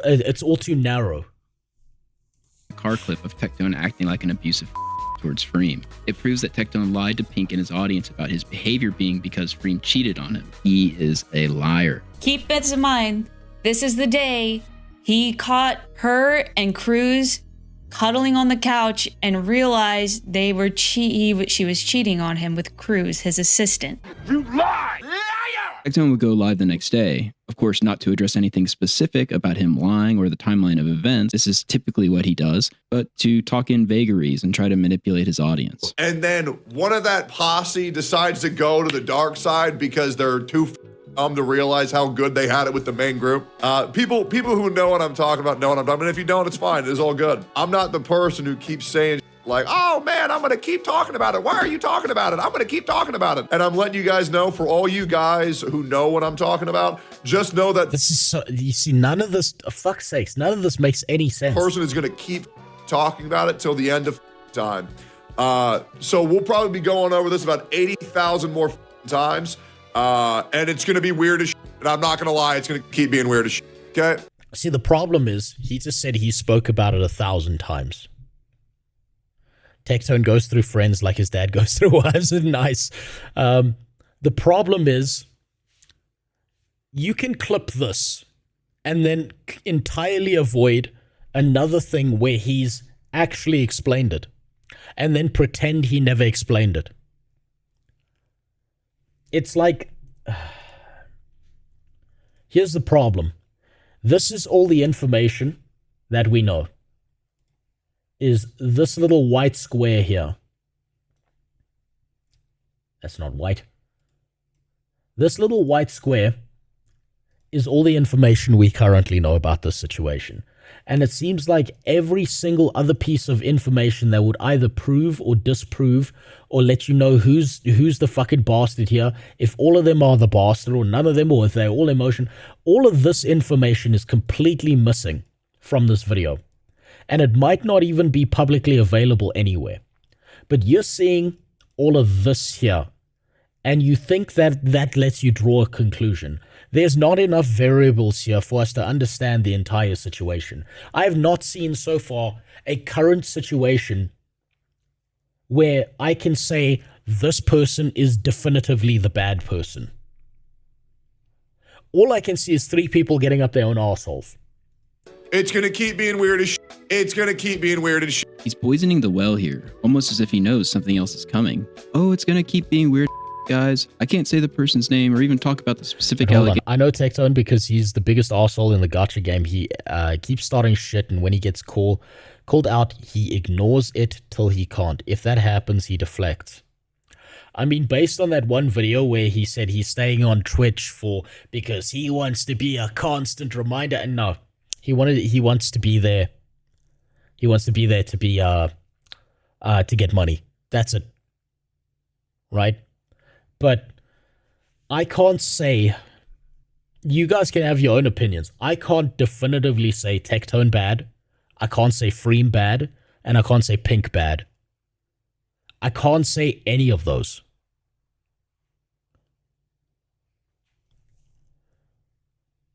Being made. It's just so weird. And it's just gonna be this guy is just trying to paint a narrative. This guy, the Shamu guy, he seems like he's dead set on painting a very specific narrative about this. But there's just way too much missing information. Over and over and over and over and over again. And guys, I'm gonna let you guys know this. Here's the plot twist, guys. Here's the plot twist. I've done nothing wrong at all. Okay. Interesting. Yep. That's a pretty hard definitive statement to make. Is I've done nothing wrong. Usually people who've done something wrong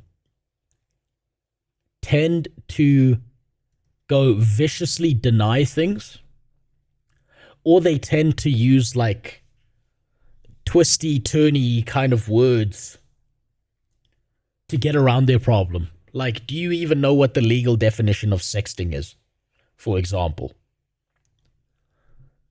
And that's it. Wow, what a shock. The guy who weaponized his now ex-girlfriend against his ex-wife with police charges, lies, and smears is now somehow totally innocent. He didn't use the police charges. What's he talking about? Of any wrongdoing whatsoever. If anybody asks, did Techie do anything weird? Did he do this thing? Did he do that thing? No. It's funny that prior to any of the serious allegations becoming public, Tectone is already priming his audience, telling them, hey, if you hear anything weird about me, don't believe it. I mean, these people, there's people that are out of control right now. And aren't I so kind by not even saying their name?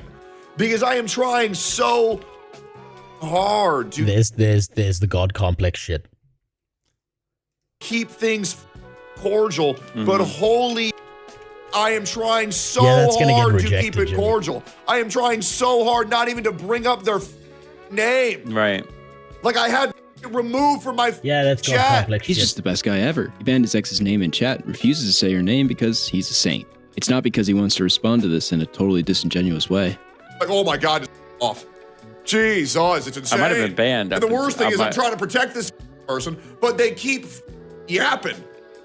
Interesting. And then this person knows my dad has cancer. Like, just off. You guys have to understand, he's actually trying to protect his ex, and she's attacking him while his father has cancer. Just more manipulative bullshit. And it's you see, that's making excuses. His dad having cancer has nothing to do with the situation. Why don't you just say, look, I'm going through a lot right now. I'm dealing with a family member who's got cancer. I don't want to talk about this, and then move on. A reputation for years. The amount of people that have me that I have in turn protected. This is so weird. And kept their darkest fucking secret. And I've done such a good job of not saying any of the wrongdoings this person's done. And I don't plan to unless my hand is forced. But the problem is I worry about this person so much that if they become aware of their own actions, that they might hurt themselves. That shit makes me depressed. He could prove that he wasn't lying, but you don't understand. That's real fucking odd. I don't know, maybe it's just me, but if someone was doing that shit to me, I'd go scorched earth. I'd be like, I would fucking be like, okay, I've done nothing wrong. Here's all the evidence that I've done nothing wrong. This person has done X, Y, Z, A, B, C, right? I don't want to deal with them anymore. Here's the facts. Leave it the fuck alone. Understand, he's actually saving Pink's life from not doing so because he's so empathetic. You can't see it right now, but he's actually on a cross dying for all of his ex's sin. Because I'm trying to help somebody that clearly will not let me help them. Hold on. I want to slap the Shamu guy. Behavior like this makes me so mad. Yeah, that's fair to a day. He's definitely got a narrative he really, really, really wants to push. He's very, very specifically cherry-picked unique clips to make a strong argument so far. And the problem is his argument is not that strong. That's the issue. All I can come to a conclusion is I can't judge Tectone, I can't judge Pink, and I can't judge Freem. I can't judge any of them in this situation because there's just not enough information to be able to tell who's the piece of shit, if any of them are a piece of shit, if they're just emotional. There's too little value, like there's too many unknown variables in what's going on here. I'm not going to hold back anymore. So f off, or I am going to say what I need to say. And I'm going to say this very clear. Yep. I have never done anything that is cancelable. Some excellent foreshadowing from Tectone. Currently, he's dealing with relationship drama. So why did it jump to being canceled? I mean, Jesus Christ. It's just too much, man. It's like every day, all these can't keep my name out their mouth, and I do them a service of never even mentioning their name to not exacerbate the issue. But I swear to God, one of my closest friends coming out, they think that shit me? Hell no. Jesus, these people are so pathetic. I am going to move on. And the worst thing is, you swore you would never do this to me. Because I even told you when we started this that I'm horrified of another person who I tried to take care of trying to me again. You can tell how. Hold on. Give me a second.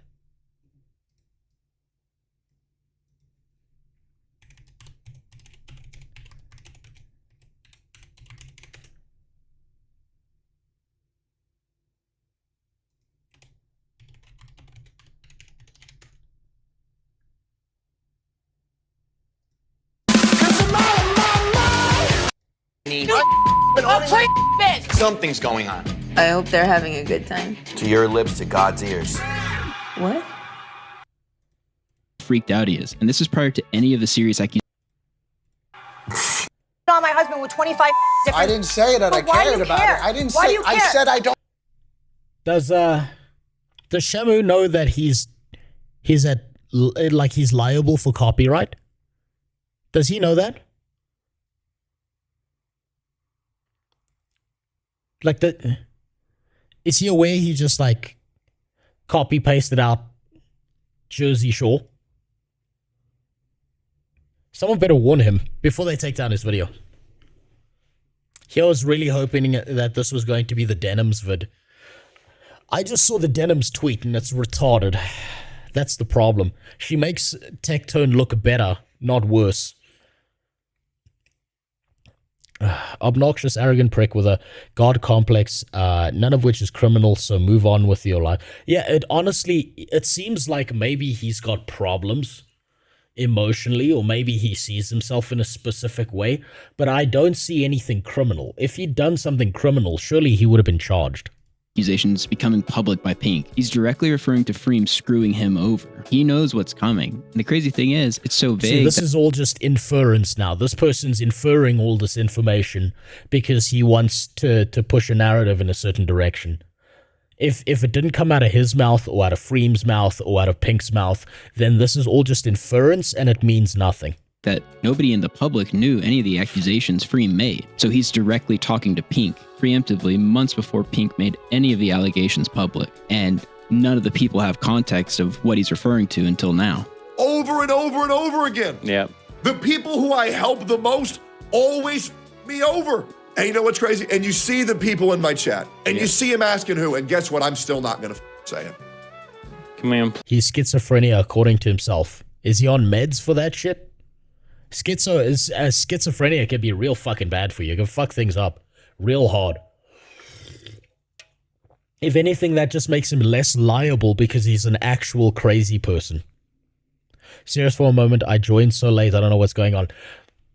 Literally, we're just running through this. Jimmy wanted to watch this video, and I was like, ah, fuck it, I'll make it the last one. All right. But, Jesus, like, I'm getting nothing out of this. Why, though? This just feels like the Shamu guy really wants to push a narrative as hard as possible. At least I have some courtesy. That's my problem, is that I'm too good of a guy. One day I'll crash out, and I'll just post receipts. I mean, it's fairly obvious that this seems like he's got God complex issues, but that's about it. Everything. Because here's the thing, guys. I don't do he said, she said. I keep receipts of everything. It's important to remember that as this escalates throughout, Tectone threatens to leak things, which he says will prove his innocence. Hold on. Based on his account, he's lived a rough life. I kind of understand why he's crazy, but he does seem to have some good in him. But also, he's like on a knife edge of the morality spectrum. I don't see him as good or bad. I don't see any of these people as good or bad. The real question you need to ask is he entertaining, yes or no?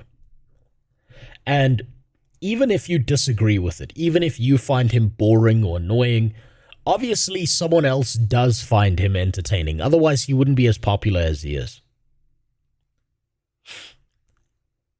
It's on several occasions, but he never does. He never posts anything.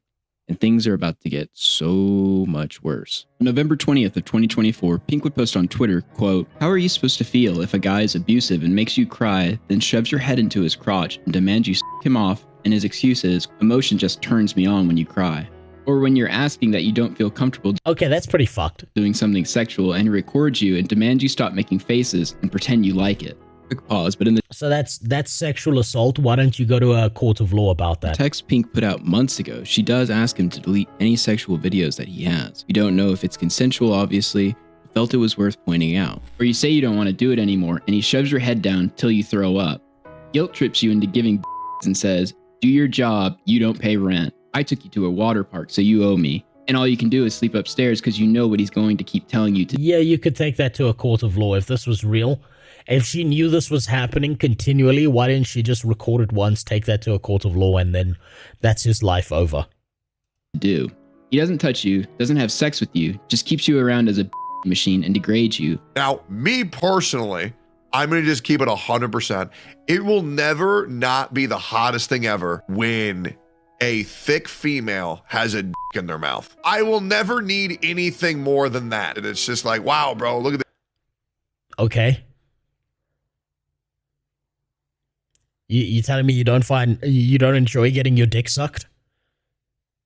It's kind of gay to be looking at other dudes' dicks online, even if they are in a woman's mouth, but okay. You know, maybe he's a little bit that way, a little bit AC, a little bit DC, who knows? He's just a guy with issues people listen to. Yeah. 2 a day, I agree. That pissed me off during his Genshin days, so where's the police in this? Exactly. If this was a continual thing that kept on happening to her, all she had to do was record it once, take it to a court of law, and that's his life over. She's just posting tweets about this, and that's a problem. All you need is one you don't even need a video, you just need a fucking recording of a voice. That's all. What do you... That's the issue. Even if you get the recordings, you have to do more than that. In American justice system, the victim borderline has to stalk their predator. No, they don't. People in America get regularly charged with sexual assault crimes Zero evidence, and then some people still get thrown in prison, even though they didn't do anything wrong, even though there is no fucking thing. There are videos of people coming out of prison after 15 years because they got charged with sexual assault, and then they have to, like, their victims crying about it, saying, I'm sorry, I was in a bad place, and the dude's lost 15 years of his life. If the burden of proof shows evidence, that's enough to convict. Sometimes you don't even need that. That's been proven. That has happened to people in America, in the court of law, in the US justice system. Now, are there cases where it goes the other way? Absolutely. Where some fucked up shit happens to someone and, like, they're able to twist and turn the situation to the point where the person responsible doesn't get convicted. But if you've got a video of him grabbing her head and forcing her to suck his dick against her will, that would be enough to convict. He's going straight to prison for that shit. You don't need to stalk him. You don't need times. You don't need dates. That's one video. That's all she needs. This human vacuum cleaner. Makes you feel ugly. Don't wear baggy clothes. Straighten your hair. At least wear eyeliner around the house. Your self-worth. See, all of this is just he said, she said shit. Maybe this did happen. Maybe it didn't. Here's the fucking problem. I'm not seeing the police getting involved. I'm not seeing a court of law. I'm not seeing Tectone having to stand up on a fucking stand and having to defend himself. I'm not seeing this person file charges. Where's the restraining order? Where's the protection order? Where's anyone else backing this up? This is three people going after each other. That's all I'm seeing. So I don't know who's in the right. Because again, we know this in here, and all of this information outside we have no fucking idea about. Worth totally crushed. I hate that people warned me. I didn't listen because I was so manipulated. I hate that I was lied to when another girl who went through worse was trying to come forward. Remember the stream Pink did where she went totally nuclear on Tectone's ex-wife? She was going to do something much worse, so bad it would have ruined all of our lives. I'm not going to say what it was that she was doing, but it was... Again, she said shit. So horrific, it would have ruined all of our lives. Stream was originally going to go public with allegations of abuse against Tectone. This is why Tectone had Pink go nuclear Okay, so why didn't she do it? Why didn't she do it? On Freem and accuse her of revenge and file a police report. This would lead to lawsuits involving Freem and Pink. Many of the claims Tectone was making that Pink would parrot. That doesn't mean you can't have a lawsuit in the other direction. That doesn't preclude you from going after another lawsuit.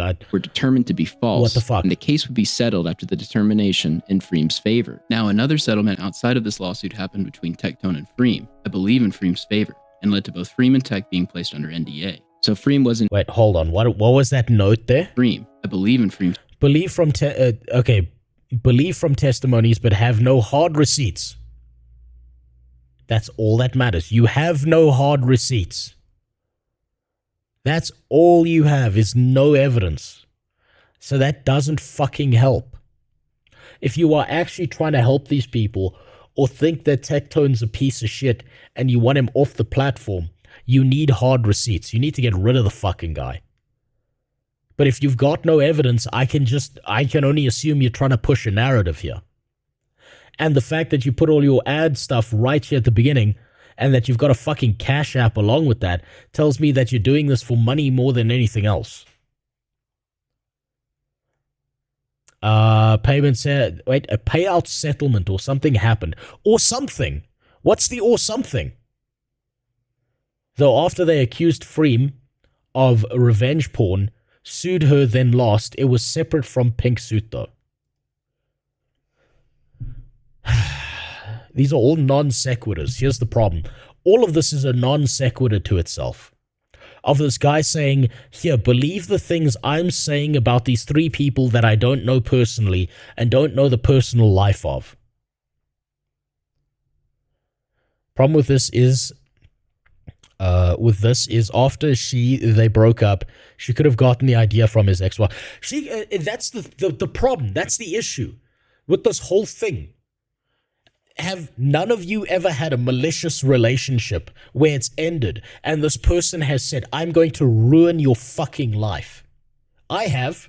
When my ex decided to break up with me after my mother committed suicide, do you know what day she chose to break up with me? It was the morning of. No, sorry. It was the day before. It was the day before I wrote the most difficult engineering exam I have ever written in my life. And unfortunately for her, I still had access to her iPhone that I wasn't aware of for months, that when later I looked at her iPhone messages. Now, aside from one of the guys in her office sending the message to her of, I didn't know you didn't have a gag reflex, the other thing I saw was her talking to a specific dude saying, I hope I do as much fucking damage as possible to him now that I'm done with him. So obviously this kind of shit happens. These are people being malicious to each other because they've gotten emotionally involved and shit's gone south. Favor and led to both Freem and Tech being placed under NDA. So Freem wasn't ever able to go public with her allegations against Tectone, but there will be more evidence shortly that they were very, very similar to Pink's. Me and her are good now, but I should have listened. When you're in it, you feel blind to reason. I see some comments that are worried. I just want to let you all know I am out and have been at my own place and am safe. Don't want to worry anyone. I've been taking it one day at a time since then. I don't trust a single thing any of these people say. Today, you not the guy who made this video, not Tectone in any of this, not fucking thing. This tells me nothing. You're going to see me at my worst. Today, I feel like gonna be real, and I'm gonna address this right now because this is not content for me. I mainly just want my mods to hear this because I know a lot of my mods know about this. I'm gonna just keep it a buck. This ain't funny. This ain't cute. I can no longer help someone who is this stupid. I can no longer try to protect someone that is this stupid, who would betray me this much. And guys, I'm gonna keep this vague. Again, all vagaries. Who the fuck knows what he's talking about? This is all vagary. I'm gonna keep this vague for a reason. Okay, so if you're confused, you're gonna stay confused. I know the person. Yes, I'm gonna stay confused then because this is all just fucking confusing. Who needs to hear this is gonna hear this, and I mean this genuinely. I did everything for you. I helped you with everything. I don't know. When I'm done in a relationship, I'm done. I don't want contact. I don't want shit. Cut ties. Yeah, but you see, that's rational. That's normal, right? Is that when you're done with a relationship, you get the fuck away from this person and they get the fuck away from you so both of you can go live your lives. The problem is if one person wants out of the relationship, and this happens all the time with malicious people, is like someone will be like, I'm going to break up with you, you piece of shit. Then, you know what, eventually you'll get to a point where you'll snap and you'll say to yourself, you know what, okay, let's break up. And then that same person who's been using that line against you will turn around and say, wait. We can work it out. And that's when you should know that person's going to fucking ruin your life. They're going to do everything in their power to destroy you. Because that's what they're there for. This kind of shit is unhealthy. Stepping back and being like, you need to go live your life and I need to go live mine, that's perfectly healthy behavior. Especially considering there are no kids involved in this. It's not like Tectone's the dad of his ex-wife's kid or some shit like that. None of that has happened. So, I mean, thankfully none of that shit has happened. So they all need to go off and live their own lives instead of like holding on to each other. That's insane. I fixed everything for you. I was there for you like nobody else was there for you in your whole life. Your words, not mine. The fact that you're letting these people get into your ear, people, the same people who are talking behind my back illegally, by the way, the same people who placed me under an NDA where I cannot talk about them. I know they're talking to you right now behind the scenes and they're getting you to believe in bull, letting them get in your head and make you imagine problems that never happened. This is such an insane explanation. His ex-wife manipulated her to create all of the things Pink talked about. Does that sound logical?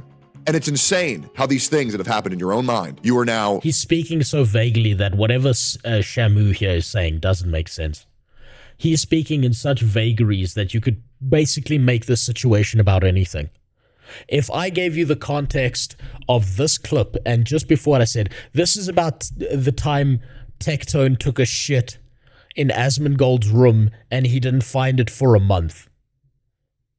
Right? You would probably believe that what Tectone is saying here in Vagaries matches that story. It's odd. No. Coming at me, and Doesn't this work isn't like cute. that. So I am going to leave it at this. My lawyer is going to be contacting your lawyer, the same lawyer that I helped you get because you were scared. I'm not fucking around with this.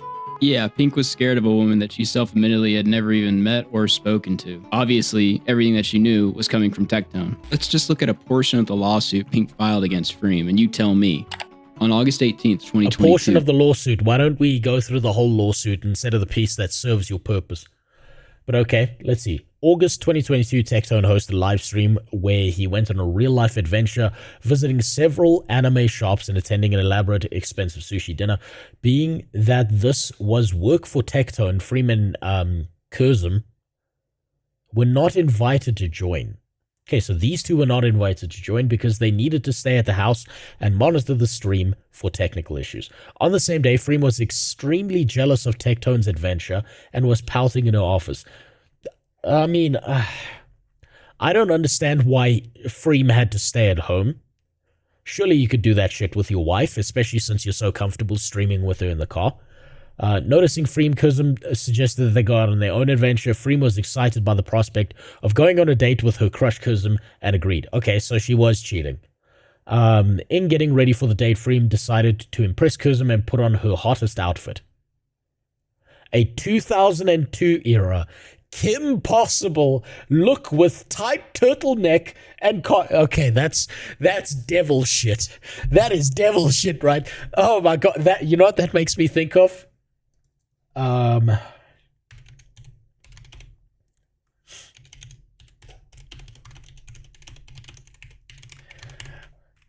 I've seen this happen in real life. Hold on, let me find. Nope. Where is it? You know what that sounds like to me?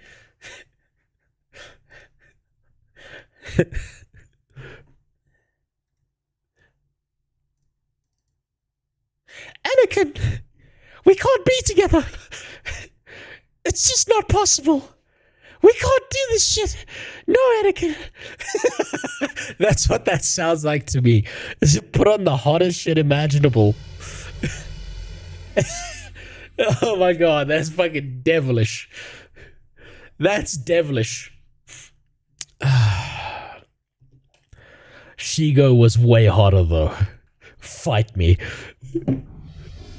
Tectone hosted a live stream where he went on a real-life adventure visiting several anime shops and attending an elaborate and expensive sushi dinner. On the same day, Freem was extremely jealous of Tectone's adventure and was pouting in her office. Noticing Freem, Kurzum suggested they go out on their own adventure. Freem was excited by the prospect of going on a date with her crush, Kurzum, and agreed. Freem decided to impress Kurzum and put on her hottest outfit, a 2002-era Kim Possible look with turtleneck and cargo pants. She also made sure that her hair and makeup were perfect. You see, this is the problem here. Again, right? You've now made a note of this. You're pushing a narrative. How do you know that? Or is that just you making shit up? Did you pull this one out your ass? Where's the evidence that he did this? If you don't know, why are you making definitive statements like this, dumbass? Maybe he did feed it to her. Maybe he didn't. But you've got no proof for this. You just fucking... Fuck. Shamu is the fucking fat lady Gladys secretary sitting around the water cooler talking about everyone else and trying to ruin their lives. We're perfect. Spance mentioned there. Unprovoked, Freem responded that Spance shouldn't be intimidated by Tectone because he has a micro. I just find it rich that after getting Pink involved in this, letting her pursue revenge... Oh, that's interesting. He won't believe the one story, but if it's the story against Tectone, he immediately believes it. Do you see the problem here? Charges, then attempting to sue Freem based on Tectone's testimony of events. He takes absolutely no responsibility for any of this whatsoever. It makes me question just how culpable Tectone was after all the drastic measures Pink took against Freem, that they are now on good terms. If you want to do this, then let's do this. But I can't sit here and hear your dumb schizo out, which I thought you were medicated for. I guess not. Schizo the f out repeatedly. So enjoy. My lawyer will be contacting your lawyer, and we're gonna shut this down right now because this is ridiculous. I try. The smart thing to do here is talk about none of this and just do the legal route. And then talk about it once it's settled. I had to deal with something like that recently, and I only spoke about it once it was settled. Not crazy, wacky relationship advice, but the fucking death threats that I was being sent for being white because it meant that black magic doesn't work against me. Tried to be cordial. I tried to be nice. I tried to be happy. I tried to help you. And that's the way that you're going to repay me? Great.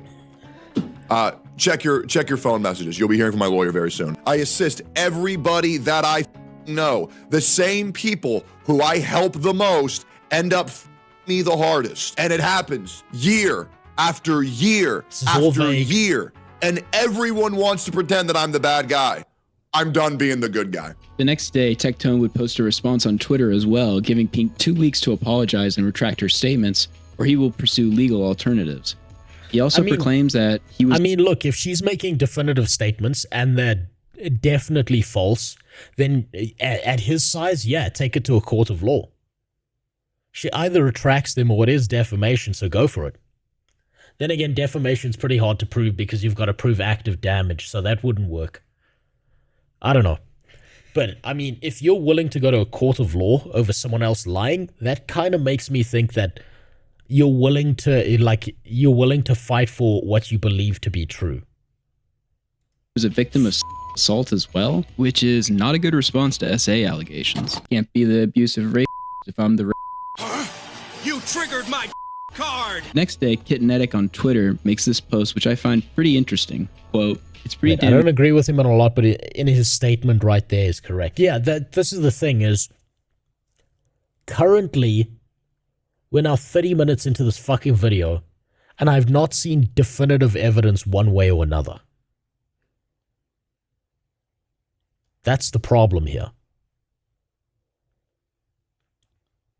Defamation has 4 legal elements, quite tough to prove, but he might be able to. Assuming he was in the right. Look, let's say you have a career that is dependent on your public reputation, and out of nowhere, someone starts accusing you of being a pedophile or a rapist or something.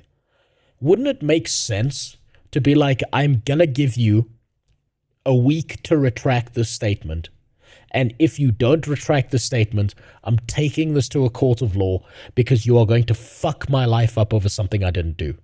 Does that not make sense? Because that makes sense in my head. Because you can't go like spreading around rumors like that and then expect to face no consequence for that. That seems like a logical thing to do. But I don't know, all these people sound fucking crazy to me. That 2 women I was very close to told me the exact same story about the same man without ever having spoken to one another, to the last detail, going back years before they ever even knew the other woman existed. The same gaslighting, narcissistic, manipulative, psycho... Going back years before they ever knew the other woman existed. So, by this statement, that means that Tectone was cheating on Freem for years. Of abuse. Pink then hearts this tweet, which confirms that it has to do with her, and the other person was obviously Freem, who was going to come out with allegations before something happened and NDAs were signed. Maybe a payout, possibly. Tectone would... Now, you see, again, that tweet could be complete horse shit, because we've seen someone like Denims say a bunch of horse shit that's not real. Also announced what he called his resignation with OTK. But at the same time, it could be, oh, for fuck's sakes, it could go either way. I don't see definitive proof either way. And he keeps on calling him a rapist. And the problem is, I immediately want to not believe what Shamu said, because he's obviously got it out for one person in the situation, and he's tried his best to craft a narrative. And whenever something has happened that is vague, then Shamu steps in with a voiceover and tries to twist the situation in the direction that would most benefit his point. That's the problem. I personally think OTK were well aware of his ex-wife's allegations, so this would have been the second go-around with abuse allegations, except this time they became public. Tectone actually tries to pass off that his contract was up, and he chose not to. Counterpoint, if he was guilty of this, and this happened all before he joined OTK, why would OTK go out of their way to risk having this person on their team if they thought any of this was real? To renew. Let me explain to you why I left OTK, why I resigned from OTK. The reason why I resigned from OTK, why I did not sorry, I'm very tired. Why I did not renew my contract with OTK that expired on November 1st, 2024. The original contract was 2 years with an additional option to extend by an additional Can you show proof of that? year, thusly completing my 3 years in OTK. And the reason why I chose to not renew with OTK is because it gave me a weakness. And I realized I really don't like having weaknesses. Yeah, sure. Yeah, that sounds like, you see, that's there again. That sounds like God complex shit. Oh my God. That doesn't sound reasonable, what he's saying. But at the same time, that doesn't mean he raped somebody. Fuck me. Was just a cosmic coincidence. It happened directly after Pink's allegations became public. Screw it. I'll count this one. Are you calling me a liar? You sit on a throne of lies. Pressure would mount until Tectone decided to go live on the 24th and make the single worst response to allegations I have ever seen in my time online. We're going to talk about everything. However, in regards to a specific situation, I am only going to give you the tip of the iceberg, because the rest I am going to hold until I need to say it. Now would probably be a good time to talk about maybe a little bit more than 5% Tectone, actually provide receipts or talk about the situation more in depth. How's about you provide some receipts, Shamu? He's not providing receipts. He's not showing anything. So I don't know which way to call this. How's about you provide some fucking receipts here? Give me some evidence. And don't just say, oh, well, I don't have anything solid, but. No. Show me evidence. I need evidence. That's all I need. And all it would take is one video. One fucking 10-second voice clip of, I mean, fuck it, you can't even use that anymore because of AI, but something definitive. Tectone even says he's under NDA. Yeah, but NDA for rape? I'm going to rape you. Here, sign this NDA. Yeah, the funny thing about NDAs is I've signed very many NDAs in my time. There are certain things that are against standard business practices that companies will try and make you sign all the time. Guess what? An NDA becomes null and void if there's anything illegal in there, if there's anything that, like, you become a whistleblower and you're supposed to be able to talk about, anything manipulative. Like, you're not allowed to reveal company secrets. But if the company secret is that the CEO is hiring children from Epstein Island, guess what? NDA is invalid. I know. I've signed, like, fucking 30 or 40 of these fucking things in my life. So an NDA doesn't mean shit when it comes to legal stuff like this. Sayonara in his MO is making drama. It's mostly been gacha games in the past. At best, he pushes a rule and changes actually happen. At worst, he spreads misinformation and people get affected. Yeah, no. Didn't he renew his contract to resign? I don't know. I don't know if he renewed it or not, Connor. Maybe he did. But this is the thing, is all I'm hearing is Tectone speak and saying he didn't renew it. Okay, now I have to take his word for it. I don't want to take his word for it. I want some form of evidence that proves it at this point. Same with the other two. Same with Freeman Pink. I want evidence. Because all of this is just he said, she said, shit-flinging chimpanzees in a zoo so far. Considering your last two girlfriends appear to be calling you a rape. I want to let you guys know one thing. I am not going to tell you a single lie this entire stream. At least I'm gonna try not to. Oh, Jesus. And you know what's crazy? Oh, and guys, in case you don't know what the allegations are, let's just get them out of the way. I have been accused by my ex-girlfriend of being abusive. abusive, mentally abusive, and potential.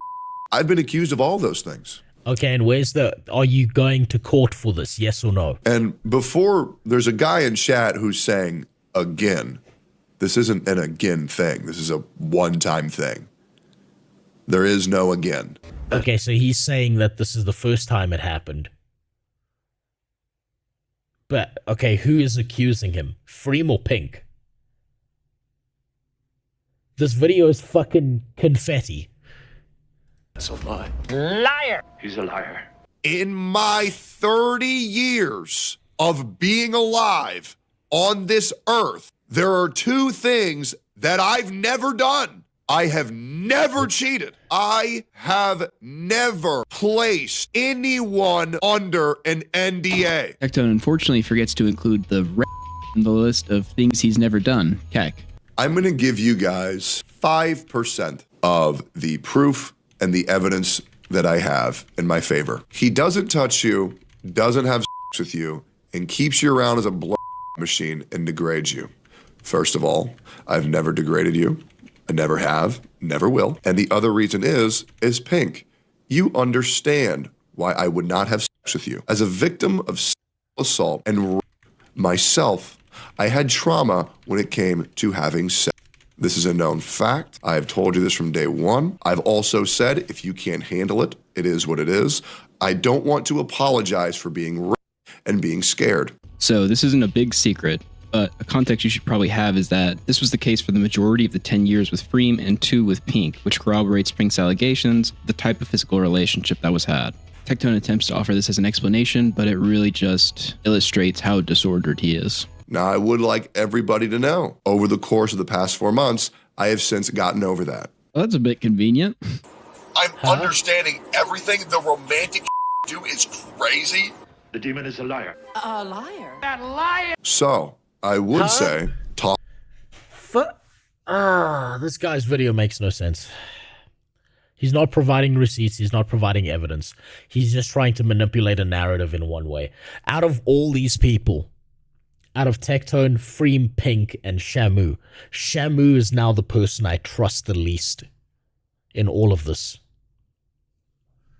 Talking about things is good. Tectone addresses Pink's post and provides only a single receipt, which in his mind is going to clear the entire debacle up. Must be pretty damning. Let's take a look. Guilt trips you into giving jobs and says, do your job, you don't pay rent. I took you to a water park, so you owe me. Pink, you implied that I was paying you to suck my. That is not true. You know that's not true. What you would do is, you would go upstairs, you would record your OnlyFans, and then you would beg me to suck my dick. You say that I would say, do your job, you don't pay rent. This is factually untrue. Here is you paying rent, not one time, but multiple times. Okay, you see now she looks like a liar because he's at least showing some proof.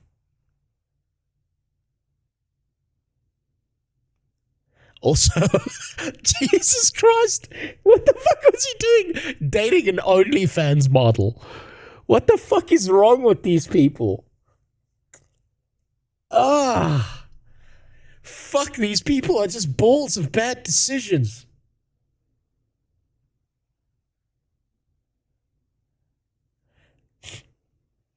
Maybe I'm old school, but in my head, if a woman doesn't respect herself to understand that she's putting her entire body online for $5, that it's there forever, she might not be worth dating.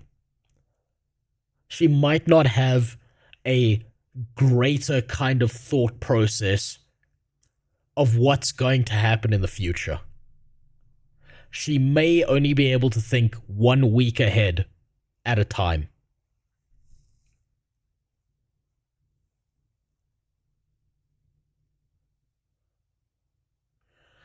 Also, this is Ash, not Pink. So I don't fucking know. I don't know anymore. They spend money on gacha games. That's okay. That's fair. That's fair. That's fair. That's fair.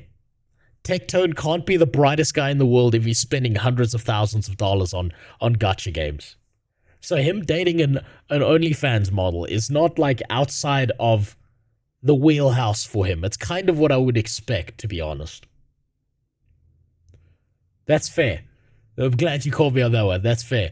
At my sister's birthday, there was an OnlyFans model with her boyfriend. She promoted her OnlyFans to anyone who would listen, talking about she loves having bad dragons up her ass. You should ask you should go to the boyfriend and be like, yo, so like, are you her pimp or her boyfriend? Because if you're her boyfriend, man, do I have a business opportunity for you. You need to break up with her and be her boss. Andrew Tate did it, so can you. Jesus Christ. The whole OnlyFans model thing is such a fucking bad idea. Holy shit, it's such a bad idea for women to do that. Because you gotta understand, the people who are paying to see your pussy for $5, these are not gonna be like dignified guys you want to spend the rest of your life with. These are gonna be the fucking freaks who will stalk you and ruin your life. And one day, you might want to be a mom.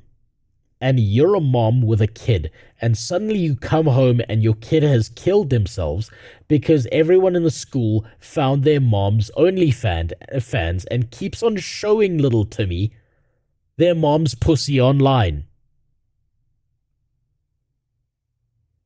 That shit is... no. Also, yes, devil's advocate, this is not really proof of rent. I don't even know what this app is. I don't know why he opened it up in a browser tab. Again, this could all be faked. Who the fuck knows? That is you. I need more than paying rent. And now, what you might be thinking, what I need is confirmation from her that's her paying rent. Is, oh, well, maybe those are just edited screenshots. Well, then if you're not happy with my word, allow me to show you your own. My trauma with Tectone. I have been Tectone's roommate for a year now, and I can say he is one of the most understanding, kindest persons I have ever met, and contrary to popular belief, I do pay rent, Lamau. Total Tectone victory. He did it. She paid rent. She was lying, right? Only there's one big tech dope issue. She never said that she never paid rent. She said that Tectone told her that since you don't... Oh, here we go. Here we go. The Denims clips. Everything I've seen of Denims is this bitch just dodges whenever a point doesn't make sense. Or she like pulls shit out of context. And I honestly, I don't know how people see her as attractive. She looks like an arapaima to me. And if you don't know what an arapaima is, you need to look it up. She looks exactly like that. Don't pay rent, you have to pay me back in these other ways. And then we literally saw a video of him doing exactly that. So it's fucking bullshit. She never said that she never paid rent. She said that he said she never paid rent. Is that the garbage? She said that he said, you don't pay rent. But if she paid rent, why would he say you don't pay rent? Was this like a sex kink thing? And it's like, you know when, you know like, I'm going to say this. I know some like really racist white guys, and they're dating the blackest woman I've ever seen in my life. And I've overheard conversations that those girls have had with each other. I've heard them say, like, I've made him dress up as a German World War II soldier. I've heard the girls say, like, I've made him dress up as like a Confederate flag soldier kind of guy, and call me a bunch of slurs that make me feel a certain way on the inside. I've heard that shit. Was this like a arapaima as in the fish? Yes. Was this like a, you know, he was like, yeah, take it. And she was like, no, please, no. And then it got into court and it was like, Your Honor, she said, no, please, no. Is that what happened here? Garbage has not been taken out in 7 days. It's Pink's responsibility And the reality is that she's in my house role-playing as a goth Hooters orderer, waitress. And honestly, it's really annoying because the reality is she doesn't pay rent. The reality is she doesn't pay rent. She's not doing her responsibilities, and she needs to do her Oh, hang on a minute. Garbage is Okay. What the fuck? Okay, so now he says she doesn't pay rent. So now that casts doubt on anything that Tectone ever said or shows proof of. Because he said the reality is she doesn't pay fucking rent. But then he was saying previously that she did. Now that's concerning. That's what I needed. I needed evidence. I needed a video footage of him flip-flopping like that. That's better. Thank God we're getting somewhere. Dude, that is very deceptive on his part. It actually beggars belief. The only point Tectone makes to address and fight against these accusations, he just straight up lies about. As he clearly states there, the reality is she doesn't pay rent. This was one of the things I actually asked Tectone about, and surprise, surprise, he refused to answer. He's lying. I knew you were lying. And show his response. If you refuse to answer, show his response, please. Otherwise, I can't believe you at all, Shamu. Show his fucking response, not just your message to him. I wish she would understand. If she would just delete the post and apologize, all of this would go away and things would go back to normal. Will you tweet out the proof? I will at a certain point. I will at a certain point. I really, truly hope that you guys believe everything that is that I said. If you didn't, I'll provide proof later. Okay. Right, so obviously without proof, nobody knows what actually happened. But it's like, dude, this guy's only receipt was him being... That's the truest statement this dipshit has said that his entire video is no one knows what actually happened. Totally deceptive and just straight up lying, caught in 4K. And here's the thing, it's not even on him to provide proof, but he said he had it and will provide it and just never does as things get increasingly worse. How does this make any sense? How am I not supposed to see this as incredibly suspicious? Literally, him never talking about the allegations would have been better. Worst response ever. LSF is a miserable place. And I know that now that I have shown... If there's a lawsuit happening, can't really fault him for not posting proof yet because lawyers might have started. That's true, actually. If there is a lawsuit, I still don't see a lawsuit happening here. But if there is a lawsuit happening here, it makes 100% sense that he wouldn't have posted any evidence and shit yet. Proof with receipts that I am cleared of all wrongdoing. In January of 2025, Pink would state that Freem never actually had revenge for her. She was lied to and used as a pawn to defame someone that didn't deserve the hate. That her and Freem had cleared up what really happened, and that any lawsuit... She's an OnlyFans model.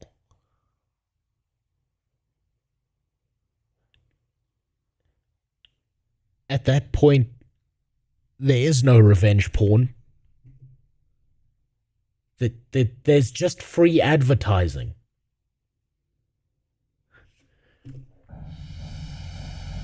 ...charges wouldn't be pursued, and that most of what was put out was distorted in order to defame Tectone's ex-wife, Freem. On January 15th, Tectone made an announcement basically saying, "Hey guys, I know I said I was going to sue Pink, but unfortunately, she knows all the loopholes in defamation." Mega Crackhead, you want to get mad at someone, get mad at Jimmy. He said he wanted me to watch this video, I'm watching this video. Not even going to get to play goddamn Guild Wars 2. I'm going to have to go pass out just now. God damn it. Cases. Yes, the young OnlyFans girl who sounds like this. Look, okay, I'm a girl. I don't want to look bad. What if my coochie comes out? What the fuck? Here's a crazy... Thank you. Now Wearing my that? sisters are now gamer nerds and weebs, and I have infected them. Is a defamation savant, totally ruining your life. This makes total sense. Don't question it. But from the website Law Shelf, it specifically states that, quote, for a statement to be considered defamation, it must be about the plaintiff. Even if the statement does not mention him or her by name, it can be actionable on grounds of defamation if a reasonable person would understand the communication as referring to the plaintiff. And seeing as every single person on the internet that knows about this understands that it's being communicated by you, it looks like you're full of shit yet again. Been lying to me. I'm gonna charge you with perjury. No, that doesn't make any sense. He's been way too vague. He also states once again in the face of abuse allegations that it's actually him that was assaulted, and that Pink is actually inhumane. From the start, I was open to you about my past trauma. I told you I'd been sexually assaulted and raped. which made it difficult for me to engage fully. For you to weaponize false sexual assault claims against someone with... God damn it, again with this fucking shit. It's... You're a rapist! Nuh-uh! You're a rapist! Like, what the fuck? Ugh. Only weaponizing assault against the real victim, Tectone. Again, it's just a terrible response regardless of its validity when facing these accusations. You're right. He also brings up the NDA, but sort of lies. You're 100% right. He's literally just repeating points now to try and pretend like it's something new. About ever putting anyone under one for allegations they were going to make. Well, we know now for a fact Freem was going to come out with allegations against Tectone. Oh my God. And shortly after that, a settlement, payout, or something happened, and both parties were put under NDA. 2 weeks later, on January 23rd, Pinkwood announced that she had contacted the police and reported Tectone. A couple of months after the Pink Okay, so she actually reported him. And where did that go? Allegations became public. Tectone got a literal berserk tattoo to represent his struggle. If you don't know about berserk, essentially the main characters get what is called a brand of sacrifice, where after receiving it, they are doomed for eternity to be pursued and I still gotta watch this. Is this the 1995 version that's good? Sacrificed by demons. This guy gets accused of abuse and is acting like he is Guts from Berserk. Literally. I love how Shamu's sitting here analyzing a tattoo. Like he can read, like he's fucking Nostradamus. I love that. That's fantastic. Let me tell you about this tattoo. Yes, that's the good version. Okay, this is the version I'm going to look out for then.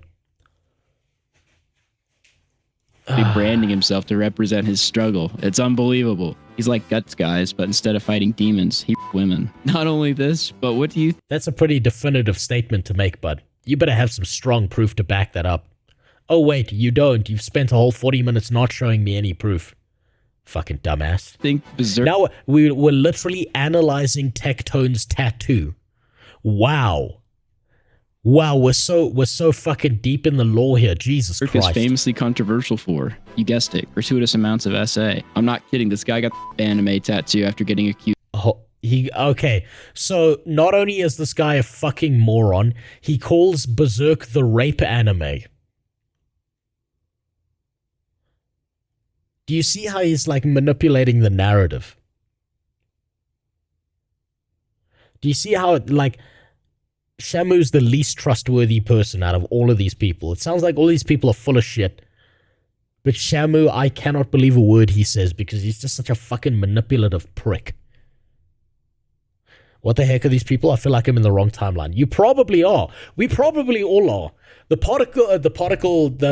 collider started up. We shot Harambe and we just... whole universe just veered off course.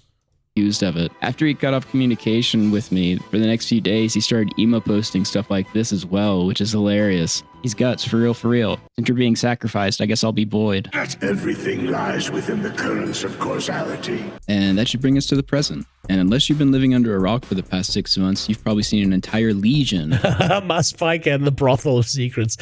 That's pretty good. Fuck me. Content creators crying about this guy. You know that Hassan Piker? Yes, somehow, the man with the small head who kicks a bag worse than any mid-40s woman doing jazzercise has become the face of radical politics and terrorism on the... Holy shit, it's so bad. His stance... Man, this guy... You know, the problem is, her son is such a meme. I almost feel like he's done everything on purpose, and the reality is that he's actually the biggest capitalist out there, and everything he's done publicly is just him manipulating the narrative to get as much money as possible. And, like, he knows that by posting a shitty video like this, like, he could get a bunch of people to watch it more than if he did it normally. Internet. So much so that the feds are now pulling him into back rooms to talk to him about Twitch bans. For those of you who don't know, I was detained by Customs and Border Patrol. I was tactically ascertained. He was detained, but as far as I'm aware, what that turned out to be was they did like a standard check on him. That's all I know. And they're watching. Oh, the feds are watching. They're always watching. Feds are always like this. Okay, now. Okay, why are we talking about Hassan when this video was about Tectone? we know for real. People are so obsessed with taking this guy down, they've actually weaponized the ADL to go after him. But all of us need to call it out. I'm thinking about the New York Times doing a gauzy profile a few weeks ago of this gamer, Hassan Piker. I'm going to say it again. Every time.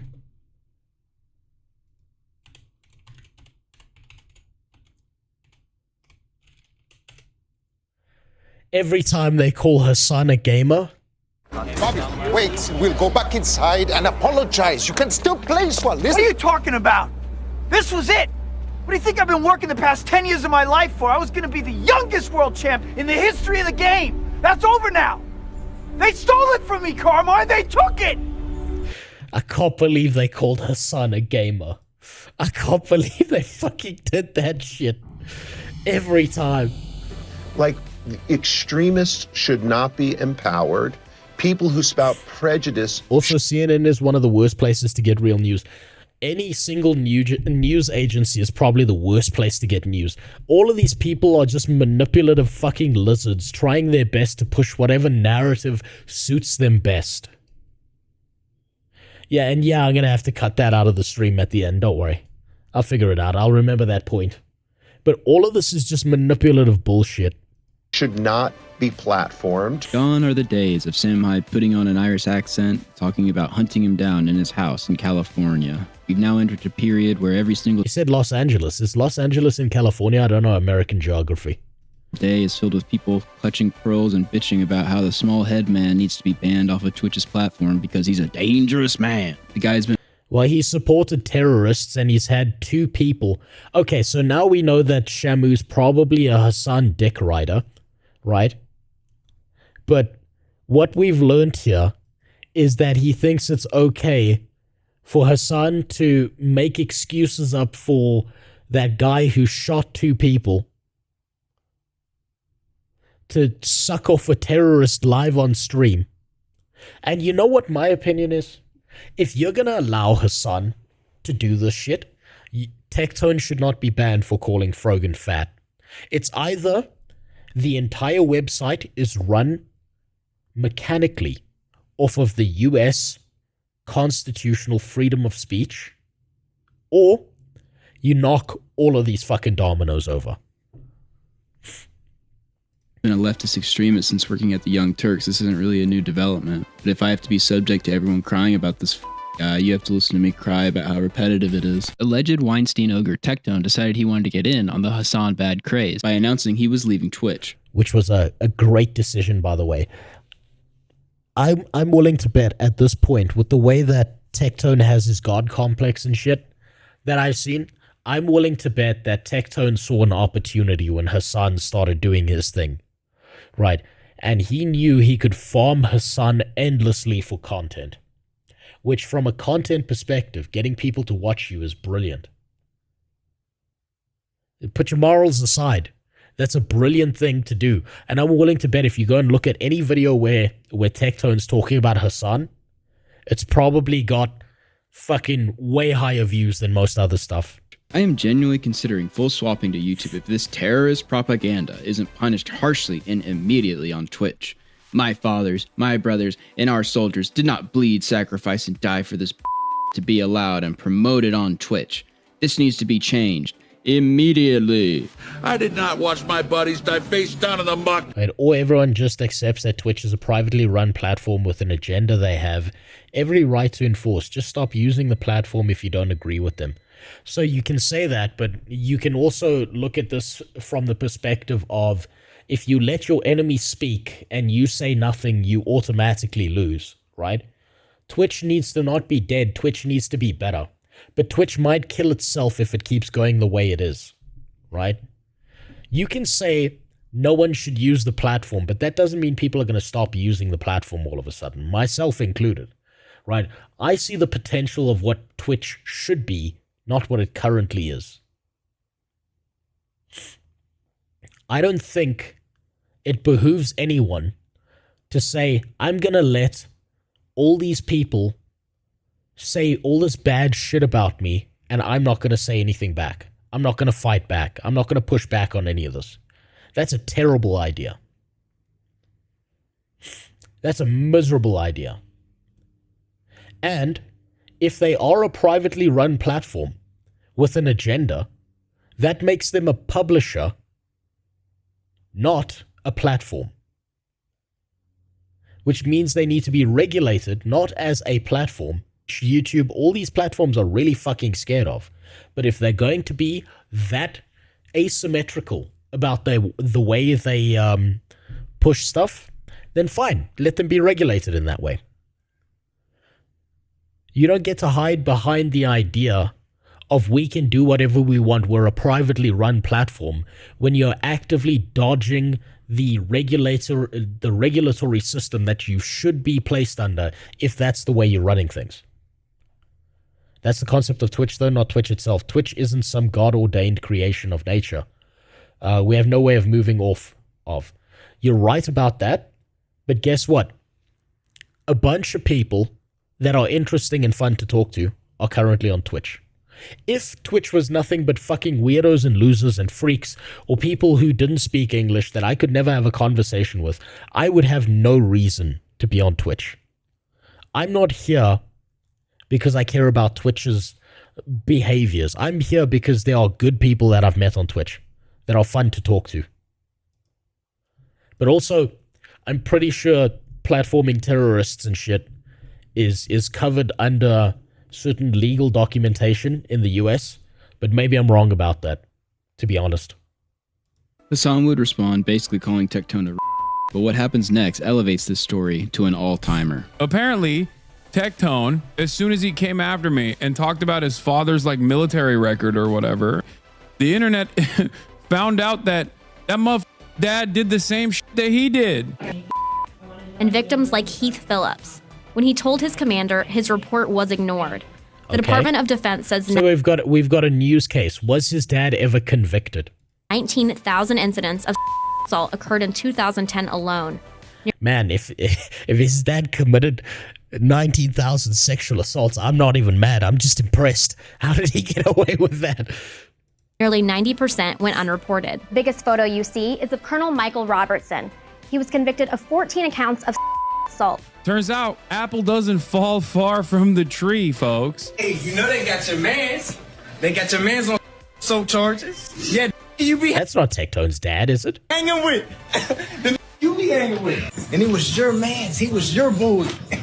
How you grew up with him. After being embroiled in abuse and allegations for months, Tectone's own father turned out to be possibly the most infamous sex pest in U.S. military history. His father was such a that they literally had televised C-SPAN Congress hearings in an attempt to stop future assaults by using him as the example. Okay. I rise again today. Now, I've heard Tectone make definitive statements saying that there were no rapes that occurred, that his dad didn't rape anybody, and the court documents prove that. So, one of these two fuckers is lying, because they're making definitive statements about this shit. To draw attention to the epidemic in our military of assault. 19,000 women and men each year are or assaulted in the military. This travesty is not being addressed, and I will continue to speak out on this floor until it does. Today, I would like to tell the story of one of the 8% that were prosecuted. The story of Colonel Michael Robertson, who commanded Fort Bliss's 31st Combat Support Hospital. Wait, what did she say he was convicted?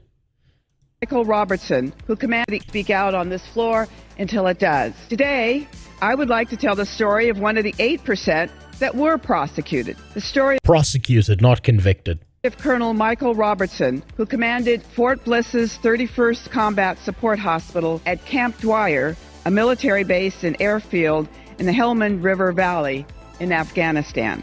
Last week, Colonel Robertson was convicted by a military judge of 14 charges, including having on his government computer, harassing 3 women, and assaulting 5 women. 8 women that served under his command testified at great cost to their careers and their privacy. Colonel Robertson Okay, that's fucking terrible. routinely touched them without permission on their breasts, thighs, and buttocks, and encouraged them to look at the computer. Some testified the harassment occurred daily. Despite repeated warnings, Colonel Robertson also emailed friends, and female subordinates. What makes the defense's answer to all these actions? That all of these jokes and the touching were attempts to boost morale. Colonel Robertson, the majority of assailants are older and of higher rank than their victims. They abuse not only their authority, but also the trust of those they are responsible for protecting. Survivors... Okay, now let's put this way. Can you hold Tectone responsible for the behavior of his father? Are we going to do the generational blame game?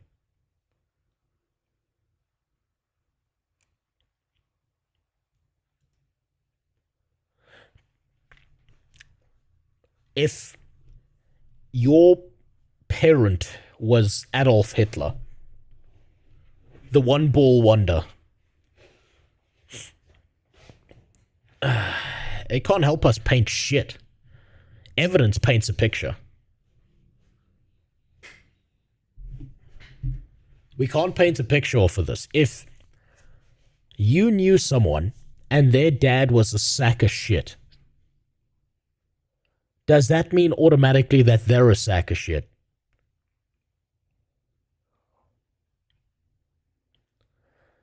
I think Techie bringing his dad on a podcast is pretty bad. Yeah, that's a pretty bad idea. That seems like a fucking miserable idea. But this doesn't have to do with Tectone. This has to do with his dad. If Tectone is responsible for doing some bad shit, I want to see evidence. And all I've seen is a bunch of notes that this guy put in the bottom right corner every now and then saying, I don't actually have evidence on this. And then inferring information all the time. This shit right here, this sounds fucking scary. This sounds horrifying as shit. Can email me at stopmilitary@mail.house.gov if they would like to speak out. This was all part of the creation of the Assault Training Oversight and Prevention Act, which was created because of Tectone's father. You may be thinking, wow, can't get any more absurd than this, right? Well, you would be wrong. See, this is a real bad idea, is bringing your dad onto this shit after this. Tectone regularly would have his father on live streams and podcasts.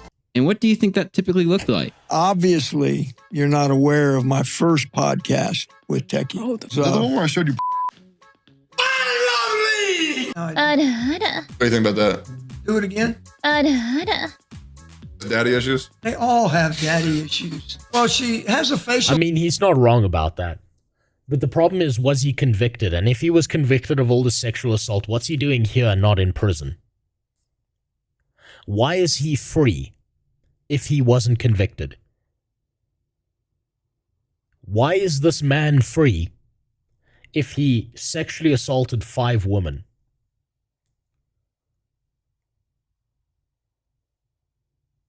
Why is this man walking around? I don't trust videos that censor the word sex. They're trying to get children to watch this by getting the... Yes, I agree, Chielde. Like I've said, the most untrustworthy person in this entire saga is Shamu over here.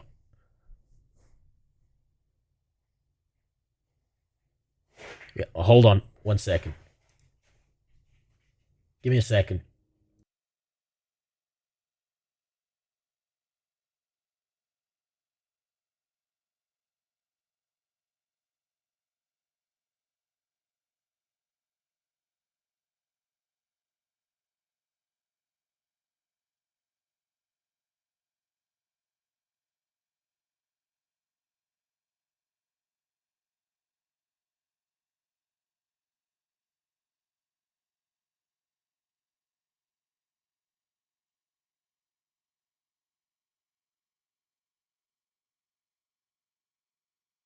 Sorry, I thought someone was breaking through my gate.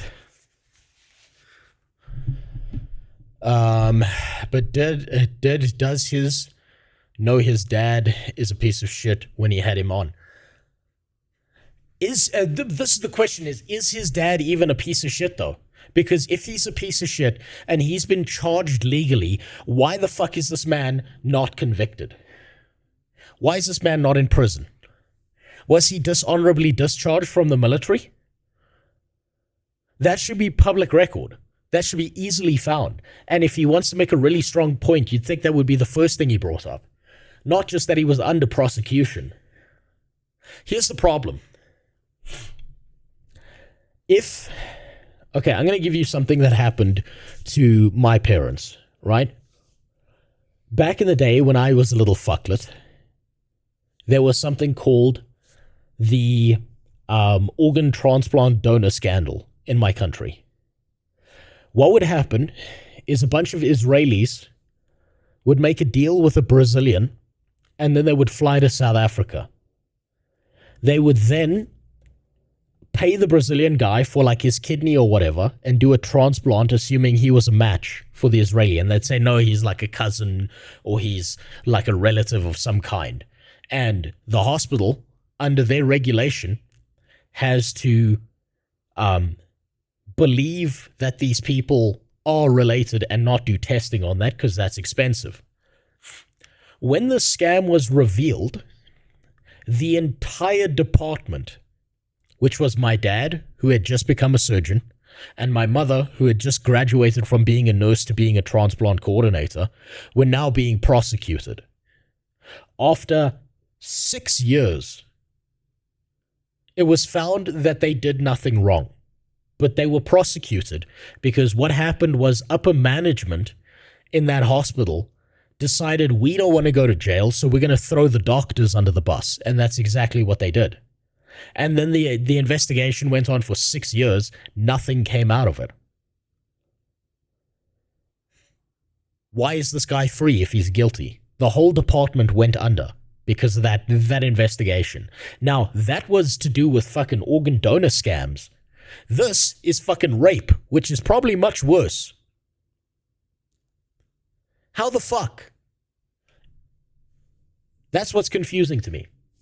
He may have been charged along with a bunch of departments and shit, but he was mentioned specifically by this one woman as the guy who is responsible for all of this. But why is he walking around free? Bro's got good lawyers. God damn, he must have amazing lawyers. Are you kidding me?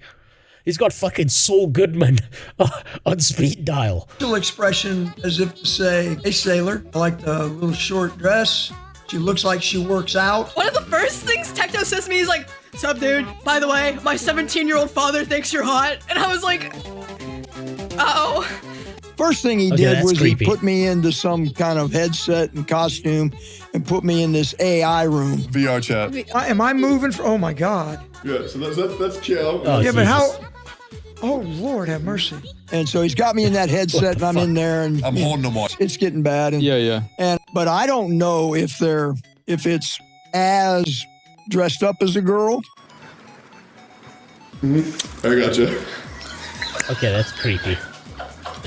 Okay, that's a weird thing to do to your dad, to be honest. Right, because that's the thing. Yeah, or whether it's you dressed up as a girl. Probably mostly Asmund. Yes. You're gonna give him a heart attack, I swear to God. A convicted pervert father and son bonding, where you feel up anime waifus in VR that may or may not be men, is insane. Okay, but I mean, let's be honest, I've already had thoughts about this. I already said when I'm going into VR chat, I'm gonna go out my way to upset as many people as possible. No, not convicted. Get that right. So he wasn't convicted. Did he say convicted again? Because the legal case said prosecuted, not convicted. Asmund. Yes. You're gonna give him a heart attack, I swear to God. A convicted pervert father and son bonding, where you feel up anime waifus in VR that may or may... So he said convicted, but the thing said prosecuted. That's the problem. Do you see how he's altered his language to make it sound worse? Something also to consider, what if his dad did do it, but got off because of prosecution failure procedure? That's fair. Maybe that did happen. Maybe he got off because the prosecution fucked up. That happens a lot more often than it should. May not be men is insane, even by my standards. And honestly, that's the weirdest, creepiest shit I can imagine doing with my dad. That is the weirdest shit. I cannot imagine doing that kind of shit. That's freak behavior. That's fucking odd. That kind of shit is weird to me. The sensors made it feel like I was being touched. Damn. Yeah. And it felt like this one character was unzipping my pants. Freckles, the hair and I want you to bark for me. Woof. Okay, that's fucking weird. That's... Wait a minute, I got another dog. I got another. Want to hear my other dog? That's my other dog. How we doing? She looks real submissive and looks like in the words That's weird and uncomfortable, but not illegal. of Halsey, I can take a pounding. What do you think? 6 years old, maybe? Yeah. That's what she looks like. Do you know what a lolly is? Looks like a 3-year-old. What a furry is? No. There are people who dress up in like God. dog suits. But you know what pegging is. I can tell you a great pegging story. One of them. 8 stepmoms? Hold up. What? 7 stepmoms? How many have I had? I'm a bad man, but it ain't, okay? It's like saying you're going to not have the money shot. It ain't, there ain't a money shot. You know, people ask me, what was about the military? What did you like? Well, I love the camaraderie. Stop military. Incredibly, Tectone brought his father into the online arena, and even though he had sexual charges, thought it would be wise to have him goon out to Lolly and now it's sexual charges, not convictions. That's an odd one. Why'd he change his language there? Oh, now it's sexual charges. our gotcha game degeneracy. The reaction to Hassan striking back at Tectone was met with many people bemoaning Hassan for attacking family or going low. However, Tectone brought him onto his own platform. He can be talked about, and if you think for a minute... However, he brought him onto his own platform, yes, but now you're taking Tectone, and you're saying Tectone equals his dad. I shouldn't talk about him being an infamous convicted military pest. You can go yourself. I don't care. Convicted? Again, he said the word convicted. Taken from a blog that sources news publications that were done at the time, dated November 13th, 2011.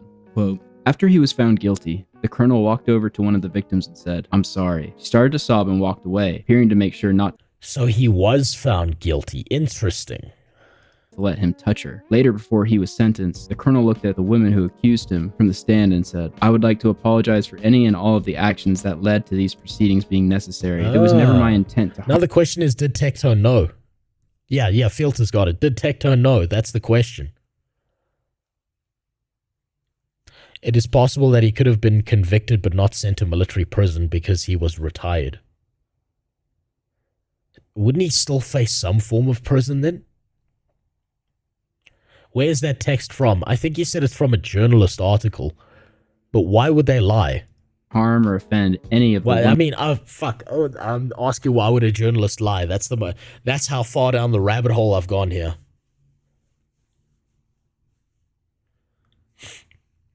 I'm trying to Google about his dad. There's some docs. I don't want to completely read through. Some of these women had proof and stuff.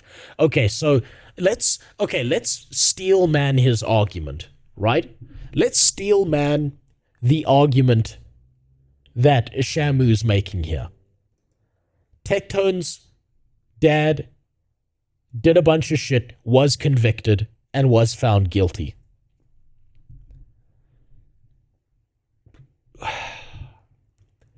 Does that mean Tectone did shit?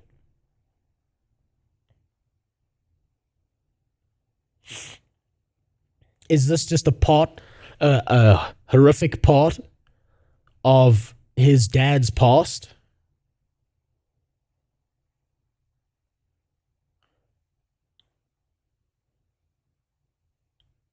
There's too many missing details here, again. But I wouldn't sit here and blame Tectone for what his dad's done.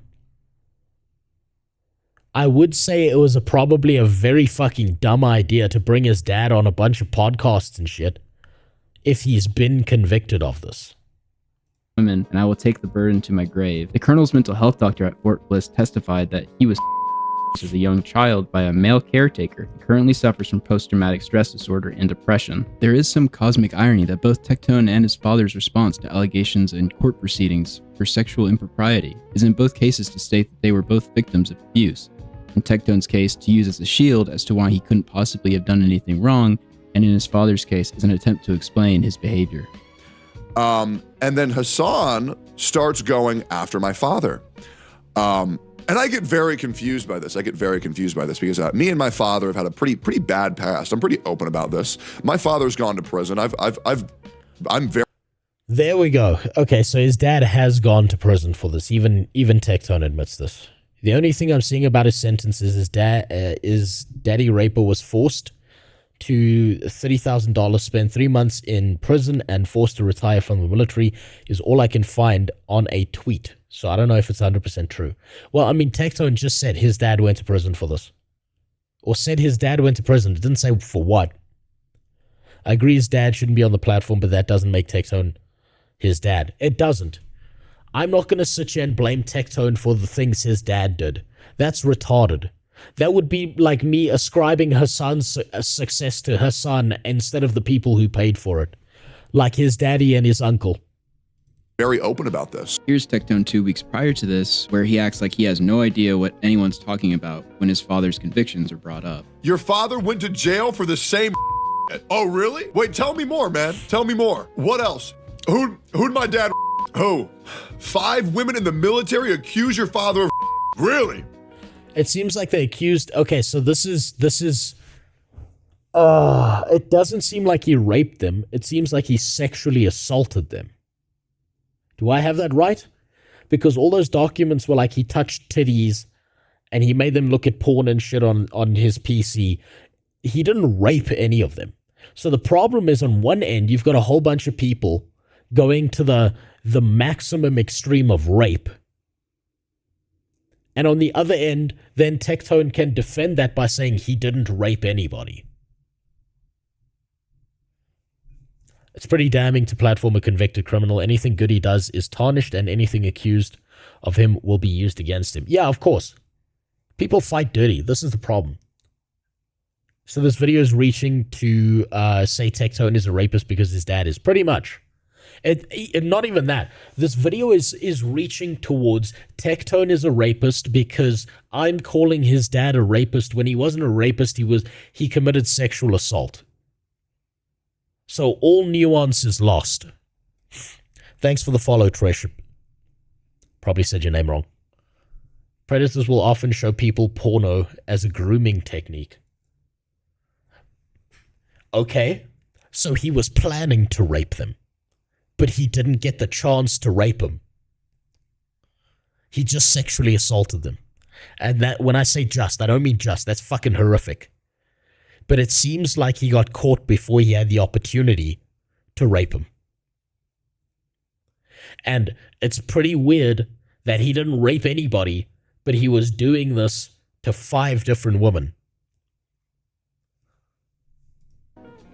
That's crazy. You think so? What else? That's why he went to jail discussing vote. Really, man? That's interesting. How do you know so much? How are you so...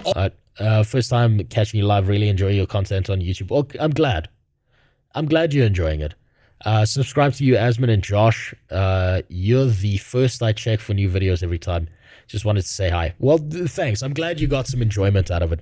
That's the only thing that really matters, is if you get enjoyment out of the content. That's all that matters to me. The only thing I could accuse Tectone of at this point is that he has issues and isn't the brightest. The worst things I can think to say about Tectone currently is he keeps on forming bad relationships with crazy women. He may potentially be crazy himself. He seems to have some form of God complex where he believes himself to always be in the right. I can't say he raped anyone. I can't say he abused anyone. I can't say, like, he's a fucking sexual predator. I can't say he manipulates other people around him. Maybe he does, maybe he doesn't. All of that is conjecture that Shamu here has come up with and, like, pulled out of his ass and slapped on the table. All knowing. My father's gone to prison. I'm very open about this. You are a bald-faced liar. If anybody's surprised, yeah, my dad's gone to prison before. Me and my father have had a pretty interesting past. Instead of addressing the news surrounding his father, who he brought on... So, you see, here's the manipulation that Shamu just went through. Is he just saw someone screeching at Tectone that his dad's a rapist, when you could say his dad's a sexual assaulter. Right, and if you wanted to be more nuanced about this, you would have to ask Tectone the question, your dad sexually assaulted 5 women. Your dad was convicted. Your dad went to prison. Is this correct? But instead, you just screech rape which makes actual rape victims worse off. It makes stories less believable, because if we drag everything to the extreme, then all of a sudden it's yes-no situations, and Tectone could potentially defend that by just saying he didn't rape anybody. But maybe he didn't rape them, he sexually assaulted them.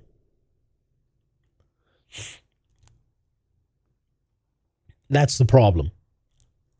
Tectone trickled truth stuff about his dad, but hasn't completely discussed it in one go. So we don't know.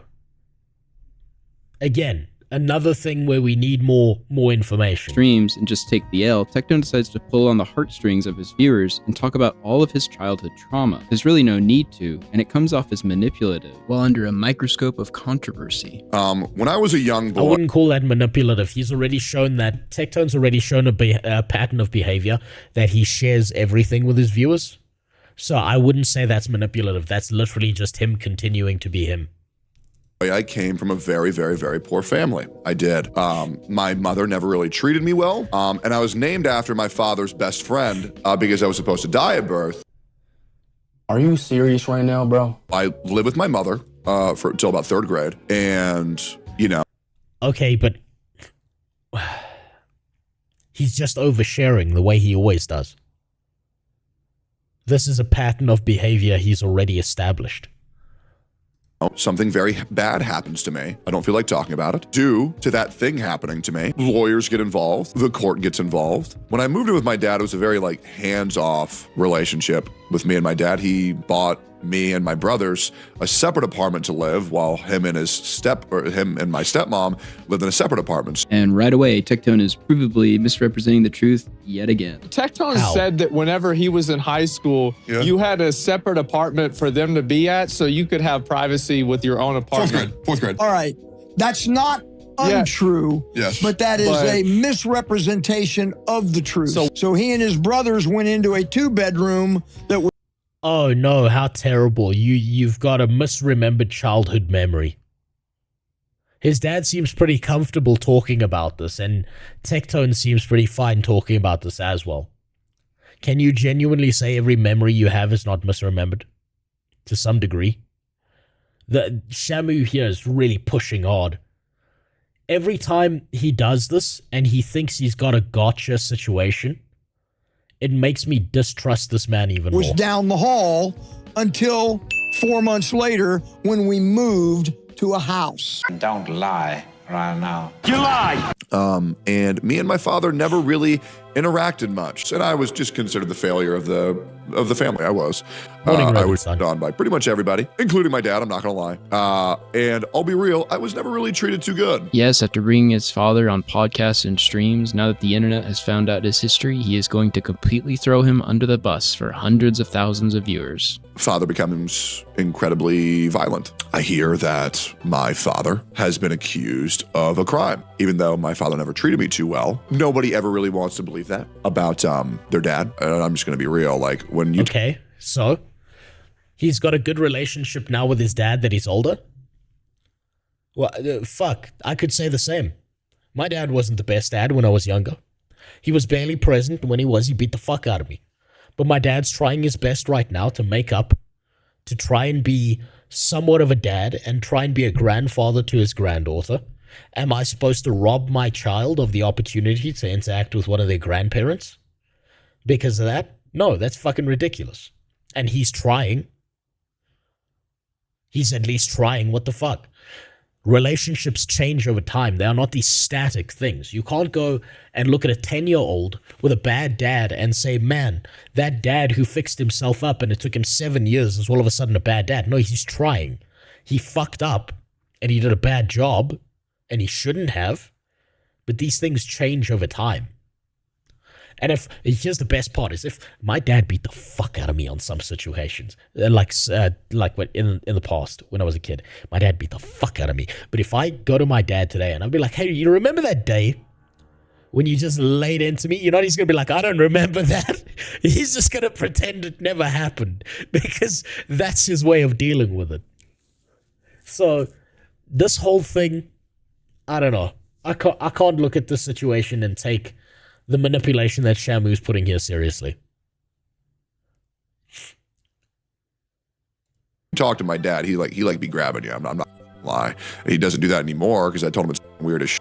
But he would like grab your shoulder. He would grab your arm. And he said that's what he got convicted for. And obviously he took some of the aggression out on me. I got back from soccer practice, which I joined because I wanted to make my dad proud. And I put a orange soda can on top of my trash can. My father threw me to the ground and put a gun against my head. And he said, give me a good reason not to shoot you. So you felt comfortable bringing your father around all of these public people several times. And now that he has some hate online, you're going to out him as this abusive monster? It's okay, so you talk about the past that you went through. All of a sudden, you have a better relationship with your parent. And now all of a sudden that's a bad thing? That's fucked. Yes, it is fucked. Guess what? Fucked shit happens. People do fucking crazy shit that they then regret later in life. Strictly, in my opinion, to garner sympathy from his audience and just totally using his father to do so. Now, obviously, this isn't really anything that I just really want to talk about on stream. However, a really great Twitch streamer. You know that Hassan Piker? Is just making me relive my childhood trauma because of all this. I hated my father because he never told me that he was proud of me. You serious? He always made me feel like a failure. And to be honest, he was quite abusive. Looking into what I heard that he was convicted of, which I never did. It is quite literally the first and third results on Google when Googling your father's name, Tectone. The third in all caps. Assault in the military. I guess. Sexual assault, not rape. See? Loss of nuance. 15 years after the fact is quite painful. Okay. It is. So you got some fucking trauma. Okay. Anyways, fast forward a little bit. After I was homeless for a tad, I would DM them about how sometimes I had no money to where I couldn't even afford to eat. And it got met with laughter. Due to this all being resurfaced by Hassan, due to what my father was convicted for, which really hurts to say. I mean, I'm not sure why you've known about it for the last 15 years. Has he? If you were a father and you did something really fucked up, would you not try and shield your kid from it as much as possible, even if you're a bad person? That would make sense to me. No, we're gonna get through the Sinar. I got to shit on the Shamu guy at the end of this video. It's kind of hard to think of your family as a monster, but I didn't sleep much last night. I honestly didn't want to believe it last night. Okay. Yeah, sure. It's not like people have been posting at you that your dad went to jail for being a pest for the last 5 months. And I don't really know what to think. But yeah, I you think okay, you retard Shamu, do you think that's not a build-up to this moment right here? Are you so fucking moronic that you think, oh, okay, just snap judgments, that's how we fix things? Fuck, this guy's retarded. This Shamu guy is like the most dumbass person in this entire story. Fact that Hassan wants to imply that I'm a monster? You know that Hassan Piker? Based off of who my father is? Is disgusting. Like this man has, I guess, epigenetic memories of. It's just like it's a familial obligation over here. And to imply that I'm a. Yeah, whatever. He made a joke at your expense because you've been involved in. No, that wasn't a joke. We know that Hassan does accusations, and he was screeching at Asmongold forever, and Asmongold just wasn't taking the bait, and so then Hassan moved on. We know that for a fact. The fact is, Hassan feels comfortable enough to essentially put a terrorist's cock in his mouth on stream and be like, wow, you're just like Luffy. But then he'll turn around and anyone who criticizes him, he'll accuse him of being a rapist, a pedophile, whatever the fuck else. And Shamu here is looking like quite the Hassan dick rider at this point. NSA allegations the past year, and then the internet found out that your dad was one of the most infamous pests in U.S. military history. I get it. I made a whole documentary about it. It's like an absurd cosmic joke at your expense. And to imply that I'm a...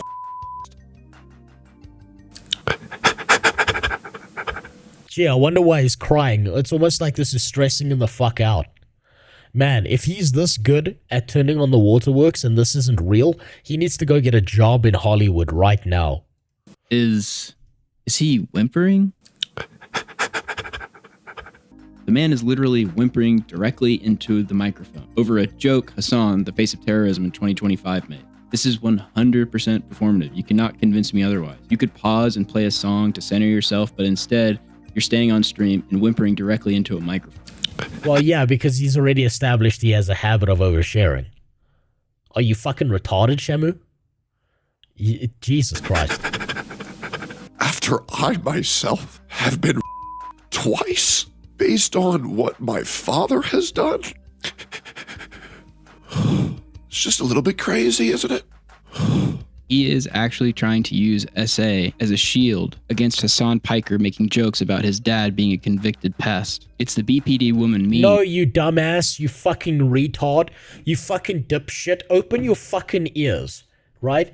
Shamu, you need to fucking open your goddamn ears. He quite literally said, Hassan is accusing me of being a rapist because of what my dad did. I'm being accused by proxy of something that I did not do. You fucking dipshit. You fucking muppet. God damn it. Fuck me. Fuck. This isn't even like a defense of Tectone. This is just to open your fucking ears, you goddamn moron. To say you were SA'd in order to be deemed beyond reproach or criticism. Funnily enough, he did the same thing with Pink when she made allegations against him. Maybe you're thinking I'm jumping to conclusions and being too harsh. Yes, you are. You're jumping to conclusions. It's not about being harsh. Fuck being harsh or not. You are jumping to conclusions. You've even put notes through this entire video saying, oh, but I don't actually have evidence of this. You're a fucking moron, dude. Jesus. Well, just a few minutes later, after that great performance to garner sympathy from his audience, he switches on a dime like nothing ever happened. You be the judge. But, yeah.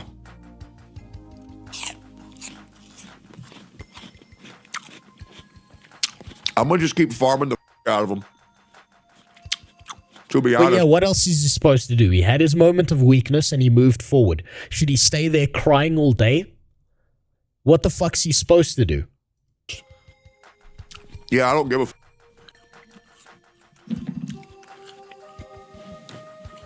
a yeah, straight up. I'm good. Yeah. Doesn't Shamu realize abused kids seek out patterns of abuse in future relationships? Could that have played a fucking part maybe? Potentially, yes. Is that a switch? Like, if you look at his face, he's still not great. You know what? You're right. Sour, you're right. He doesn't look great. He looks like he's trying to be like, okay, I'm on stream. I don't want to be a crying little bitch. Let me try and move forward. This doesn't look like he's all of a sudden magically over it, but you can't just sit there and fucking cry all day. Jesus Christ. Yeah, it is what it is. There's not really anything he can say to deter me whatsoever, to be completely honest. Yeah, I think the guy's an absolute piece of shit. You know what? After seeing this, all this has convinced me is I can understand why Tectone is going so fucking hard on the paint when it comes to Hassan. Why he never stops with Hassan. Why he keeps on going. Why he's celebrating his downfall. Why every single second video is fuck Hassan and this guy deserves to be deplatformed. Because after that kind of shit, if someone came after me like that, you bet your ass I'd turn around and get vindictive as fuck. I'd be celebrating that person's downfall. I'd be pointing out everything that person did wrong. Do I think he's in the wrong for what he said about my dad? No, not really. I mean, at the end of the day, those are... No, not really. He doesn't even... Okay, goddamn. Public court documents. But try to tie me to that because of who my dad is? Bro, you're retarded. You're just dumb. He doesn't even... Oh my god, Tectone doesn't even deny it. He's not even denying the court documents and what happened to his dad. He's, oh my fuck. Fuck, the Shamu guy's retarded. You know what I mean? Like, this whole apple doesn't fall far from the tree. Go f yourself, dude. We all know the great guy your dad was. Thankfully, I have a little bit of class to actually not talk about that. What a joke. Anyways, we're going to be having a podcast with Dan Saltman later, which I bet is going to be so great. We have a great podcast with Dan Saltman and Nux Taku. That will be happening in 53 minutes. Hassan's favorite streamers. Tectone's ex-girlfriend Pink would also say on Twitter that wasn't going to say anything, but that guy would not stop talking about how he wanted to have relations with a podcast member, made jokes about women being in Vietnam, and made me extremely uncomfortable. I tried to say something and was told it wasn't a big deal. Yeah, but that's because Tectone seems retarded to me. But also, again, malicious intent. Fuck. Okay, this is not turning me against Tectone. This is turning me against Shamu and against Hassan because it just makes them look worse. I'm still neutral on Tectone. I'm still neutral on Pink and Freem, all of them. I'm still neutral because it's all just fucking, there's not enough information. But I can tell you who I fucking despise right now is the guy who made this video and has pretended the entire time through it like he had something of value to say. He would say the women who accused him of SA in the military were liars, and I still can't believe he was allowed around other female content creators, including me. The truth always comes to light, and I hope those women know they did the right thing. Your dad's a yeah. Tectone's ex Pink posted proof in March she went to police, and on May 9th, after returning from traveling abroad, posted an email setting up further investigative meetings with the police. Tectone's community, who are obviously biased for their streamer, regularly accuse Pink of faking these screenshots. But don't take her word or mine that there is police matters at hand. Take Tectone's word. Guys, I'll be real. I went to the police yesterday.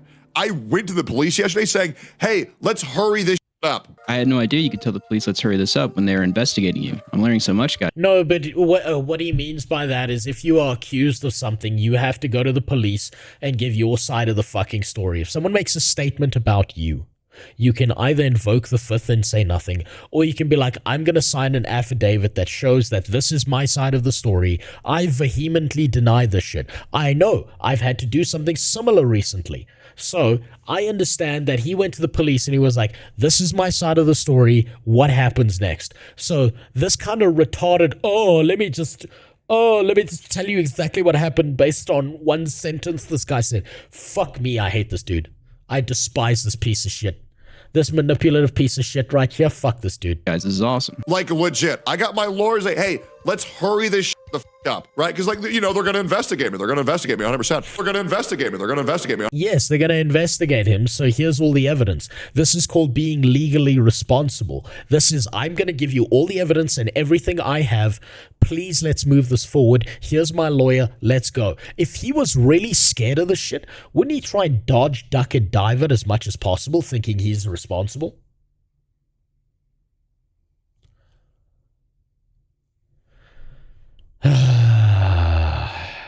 It's like a fifth grader saying they have great PowerPoint presentation and it doesn't say anything in it for an hour. 100%. Pretty much. I said, bro, just talk to me. Let's get this go. I've been waiting 7 months for these people just to reach out to me. And it's like, bro, can we just go ahead and wrap this up? Like, if anybody's worked with the police, it is so slow. It's unbelievable. Yes, it is. It's incredibly slow because they're not dealing with your case. They're dealing with hundreds of fucking cases at the same time. Of course it's slow. Unbelievable. And then all you ever get told is, I recommend you don't say anything. I recommend you. Yes, always plead the fifth. That's what they've said. They don't want you to make a statement that can either be used against you or used as an indictment of some kind. They want to see flat evidence because speaking out of turn can get you in fucking trouble. This is like legal 101. I'm not a lawyer or anything. Even I fucking understand this. Don't say anything. I recommend you not saying anything. Yes. Let's handle this in court. Let's handle this in court. Let's handle this in court. It's like, brother, I don't want to go to court. Of course he doesn't want to go to court because he feels like it's a waste of his time. So just give them all the evidence and say, can we handle this outside of court before it gets to that matter? We can settle this. I can show you this person's a piece of shit. Fuck me. This is the perfect oh my God. Oh my, I'm getting mad. I just want to live my life. That's quite a change from his original threats to sue Pink for defamation, isn't it? You no longer have. Well, yes, things changed over time, dumbass. This may come as a shock to retards like this, but the situation changes over time. He probably wanted to sue her. He probably talked to a lawyer, and the lawyer was like, you don't have a strong enough case. You have 2 weeks. You have 24 hours. I mentioned this earlier, but I did speak with Tectone. He said he would answer whatever I wanted. However, once he noticed the questions, he hid behind the NDA with Freem, even though half of the questions had nothing to do with Okay, so you at no point have shown the full DMs. You've just showed an edited piece here. What did he say? with her. I asked him about the allegations, and as stated Hold on. Let's go through the full thing here. He said he would answer whatever I wanted. However, once he noticed the questions, he hid behind the NDA with Freem. Pink accused of spreading revenge porn, being unfaithful, blah, blah, blah. Did you encourage Pink file lawsuit? He probably can't even fucking talk about this shit. If this is in some form of legal process, he probably can't talk about this. If it's not, let's see what it says. I encourage you to file a lawsuit, blah, blah, blah, to my knowledge. Okay, where's his response? Even though half of the questions had nothing to do with her. I asked him about the allegations, and no allegations were going to be made against me. This was between her and another woman. That's true. That's an objectively true statement. I've never encouraged Pink to do anything, to be honest. I attempted to get her to move on. So he did respond, and you just didn't like the response. Stated earlier, he just straight up lied to me about that. I asked if he ever posted any other receipts, as he said he would. If there was ever a period of time where Pink wasn't... Being a guy with that level of trauma is not Tectone's fault, but it's wild no one is wary of where his moral behavior baseline is, and they're surprised when it's on the floor. I mean, you got someone who's dealt with this kind of shit all the time. Are you surprised that they're going to get emotional and vindictive and stressed out? That seems par for the course for me. Can we all agree the US education system has failed to an insurmountable degree? Absolutely. Abso-fucking-lutely. Paying rent? Like, I'm honestly sayonara after watching this video and seeing how retarded this guy is and how much conjecture and implication he uses instead of just straight fact makes me reconsider the idea of wanting to move to the US. Maybe my kid getting an education down here in a third world country and us dealing with the idea that because I'm white I might be fucking murdered is better than us going to the US and my kid growing up to be a retard. Jesus Christ. Come to Europe. I don't think I'd fit into a Muslim country. That's the problem. It seems to be like Tectone can't shut his mouth even for his own good. Yes, I agree with you on that. It sounds like when Tectone's supposed to shut the fuck up and say nothing, he can't help but say something. And why he wasn't pursuing a defamation case after he said he would. He responded with, I think the problem with a lot of these questions... He didn't pursue a defamation case because he probably spoke to a lawyer and the lawyer said, listen, you can do this, but it's not going to get you anywhere. This shit is difficult to prove. Is that with an ongoing lawsuit happening, I think you know I can't talk about a lot of this. Out of curiosity, tonight... That's a fair statement. Lawsuit ongoing, can't talk about this. Not feel any fire. Wouldn't it just be better to wait to make this video until the result of the investigation, or why does it need to be made now? The guy is... You know what? Tectone's actually making a good point here. This would have been a much more solid video if he'd waited. But guess what? I don't think the Hassan Dick Rider here can help himself. Low-key asked me not to make this video in an attempt to cover this up. That's how I take it after he answers none of my questions. I asked which ongoing lawsuit, to which I received no answer, and asked again the next day if he was referring to the NDA with Freem, and again received no answer. Yes, because he's not allowed to talk about it, retard. Thing is, none of those questions I asked had anything to do with his NDA with Freem. They were all concerning Pink. In conclusion, I would... Did you make it clear that that's what you were talking about? And what if the NDA has a clause that says you're not allowed to talk about the NDA? Say, in the public discourse, we judge these controversies that aren't definitively proven on the character of the parties involved. We know Freem was going to come out with accusations now 100% based on court documents obtained, and that Tectone has consistently lied about this for years. When Pink and Tectone got word of these allegations, they went absolutely nuclear. She was going to do something much worse, so bad it would have ruined all of our lives. They defamed... Maybe she was, maybe she wasn't. Freem with cheating allegations to explain Tectone's behavior, which we now know is false with receipts. They also... No, we don't know it's false. One flight doesn't prove shit. That doesn't prove a goddamn thing. You're using the absence of evidence to make a manipulative point, you dumbass. Knowingly or unknowingly filed a false police report against her for revenge.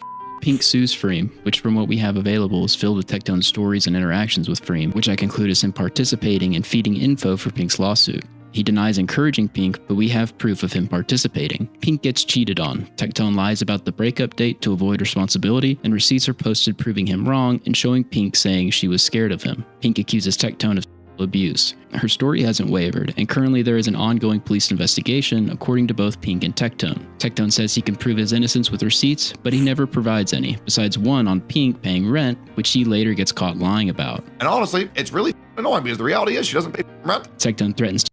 So that's his strongest point right there. That is literally his strongest point. Is at one point he says she does pay rent, and at another point he says she doesn't. Wait, did he actually say?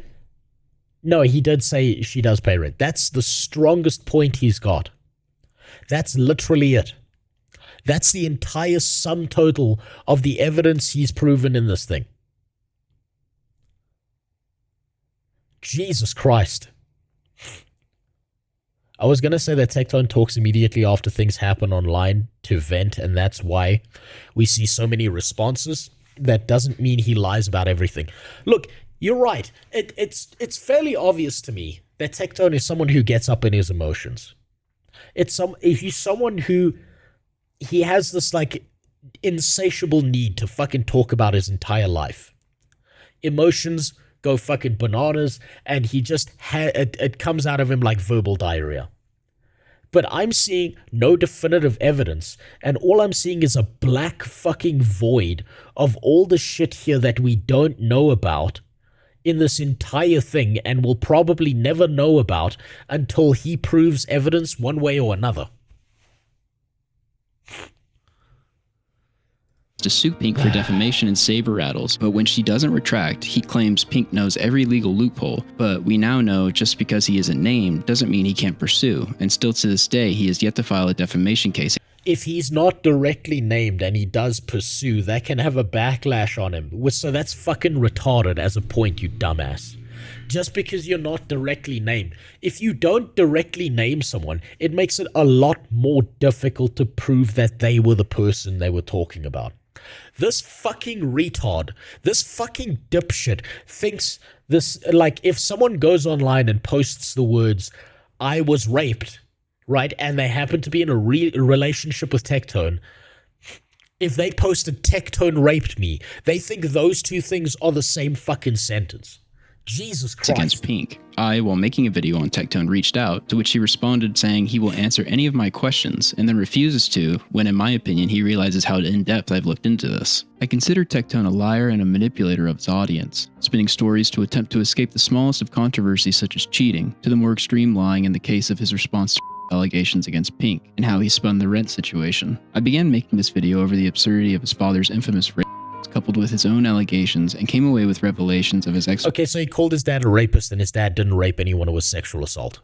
Wife alleging abuse that led to false police reports. The fucking doublespeak on this retard. Reports, lies, and lawsuits in response to this abuse potentially becoming public. This, coupled with the ex-girlfriend's abuse allegations, are a catastrophic combination for Tectone. It is the consistent lying and content of character of the parties involved which should lead people to look at the story again with all the events and timeline in front of you to consider. That being said, cheers everyone, and thanks for watching. That is the most non-critical, borderline retard, dipshit, idiot fucking video I've ever watched.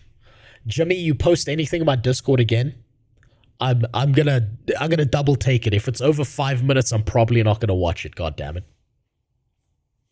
Holy shit. Yes, it is, Albert. This fucking retard, dipshit moron, spent an hour saying that Tectone made a video, was on stream where he once said she did pay rent and when she didn't pay rent. That's his hardest evidence. Yes, Jimmy left. The fucking bastard. What I take from this is everyone is a liar, nothing makes sense, and only those people know what actually happened. That's about it. What I see here is it looks like Tectone got in a relationship, or was in a marriage, that fell apart. Both of those people got emotional. Tectone was in a second relationship that fell apart. Both of those people got emotional, and everyone is in a shit-flinging competition. I cannot say one way or another definitively whether all these people are malicious, manipulative, or not. But what I can say definitively is that Shamu is a giant manipulative piece of shit who's trying to use conjecture, suggestion, and doesn't have the balls to wait for a verdict on a court case to make this video, because as he pointed out in the very beginning of this video... Hey guys, please hit like on the video as it helps the channel and the algorithm. If you want to support more content like this... It's all about fucking money. It's all about the fucking money. What a waste of time. Jesus, I wish I had spent the last 2 hours playing Guild Wars 2 instead of listening to this garbage. What a worthless video this was. Every time Jimmy posts something in the Discord now, I'm gonna fucking second guess that shit. I think he can be sued by Tectone for defamation. Well, let's see. Shamu called his dad a rapist when it was sexual assault. Shamu said multiple times that his dad was convicted of rape. Shamu said multiple times that Tectone was a rapist. Shamu went out of his way to mock Tectone multiple times, right, on a personal level, and try and smear his opinion, and then he guides the conversation to make you believe shit. My God, what a piece of shit. What an unbearable piece of shit this guy is. Fuck me. Either get better at making videos or quit. That's all I can say to that guy.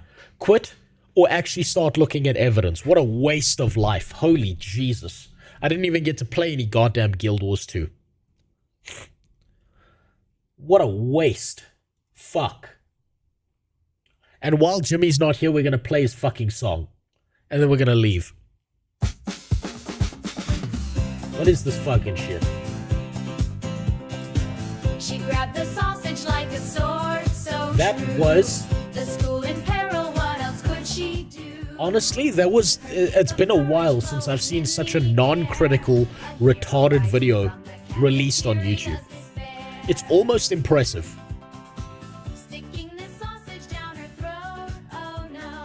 What a waste of time. Holy Jesus.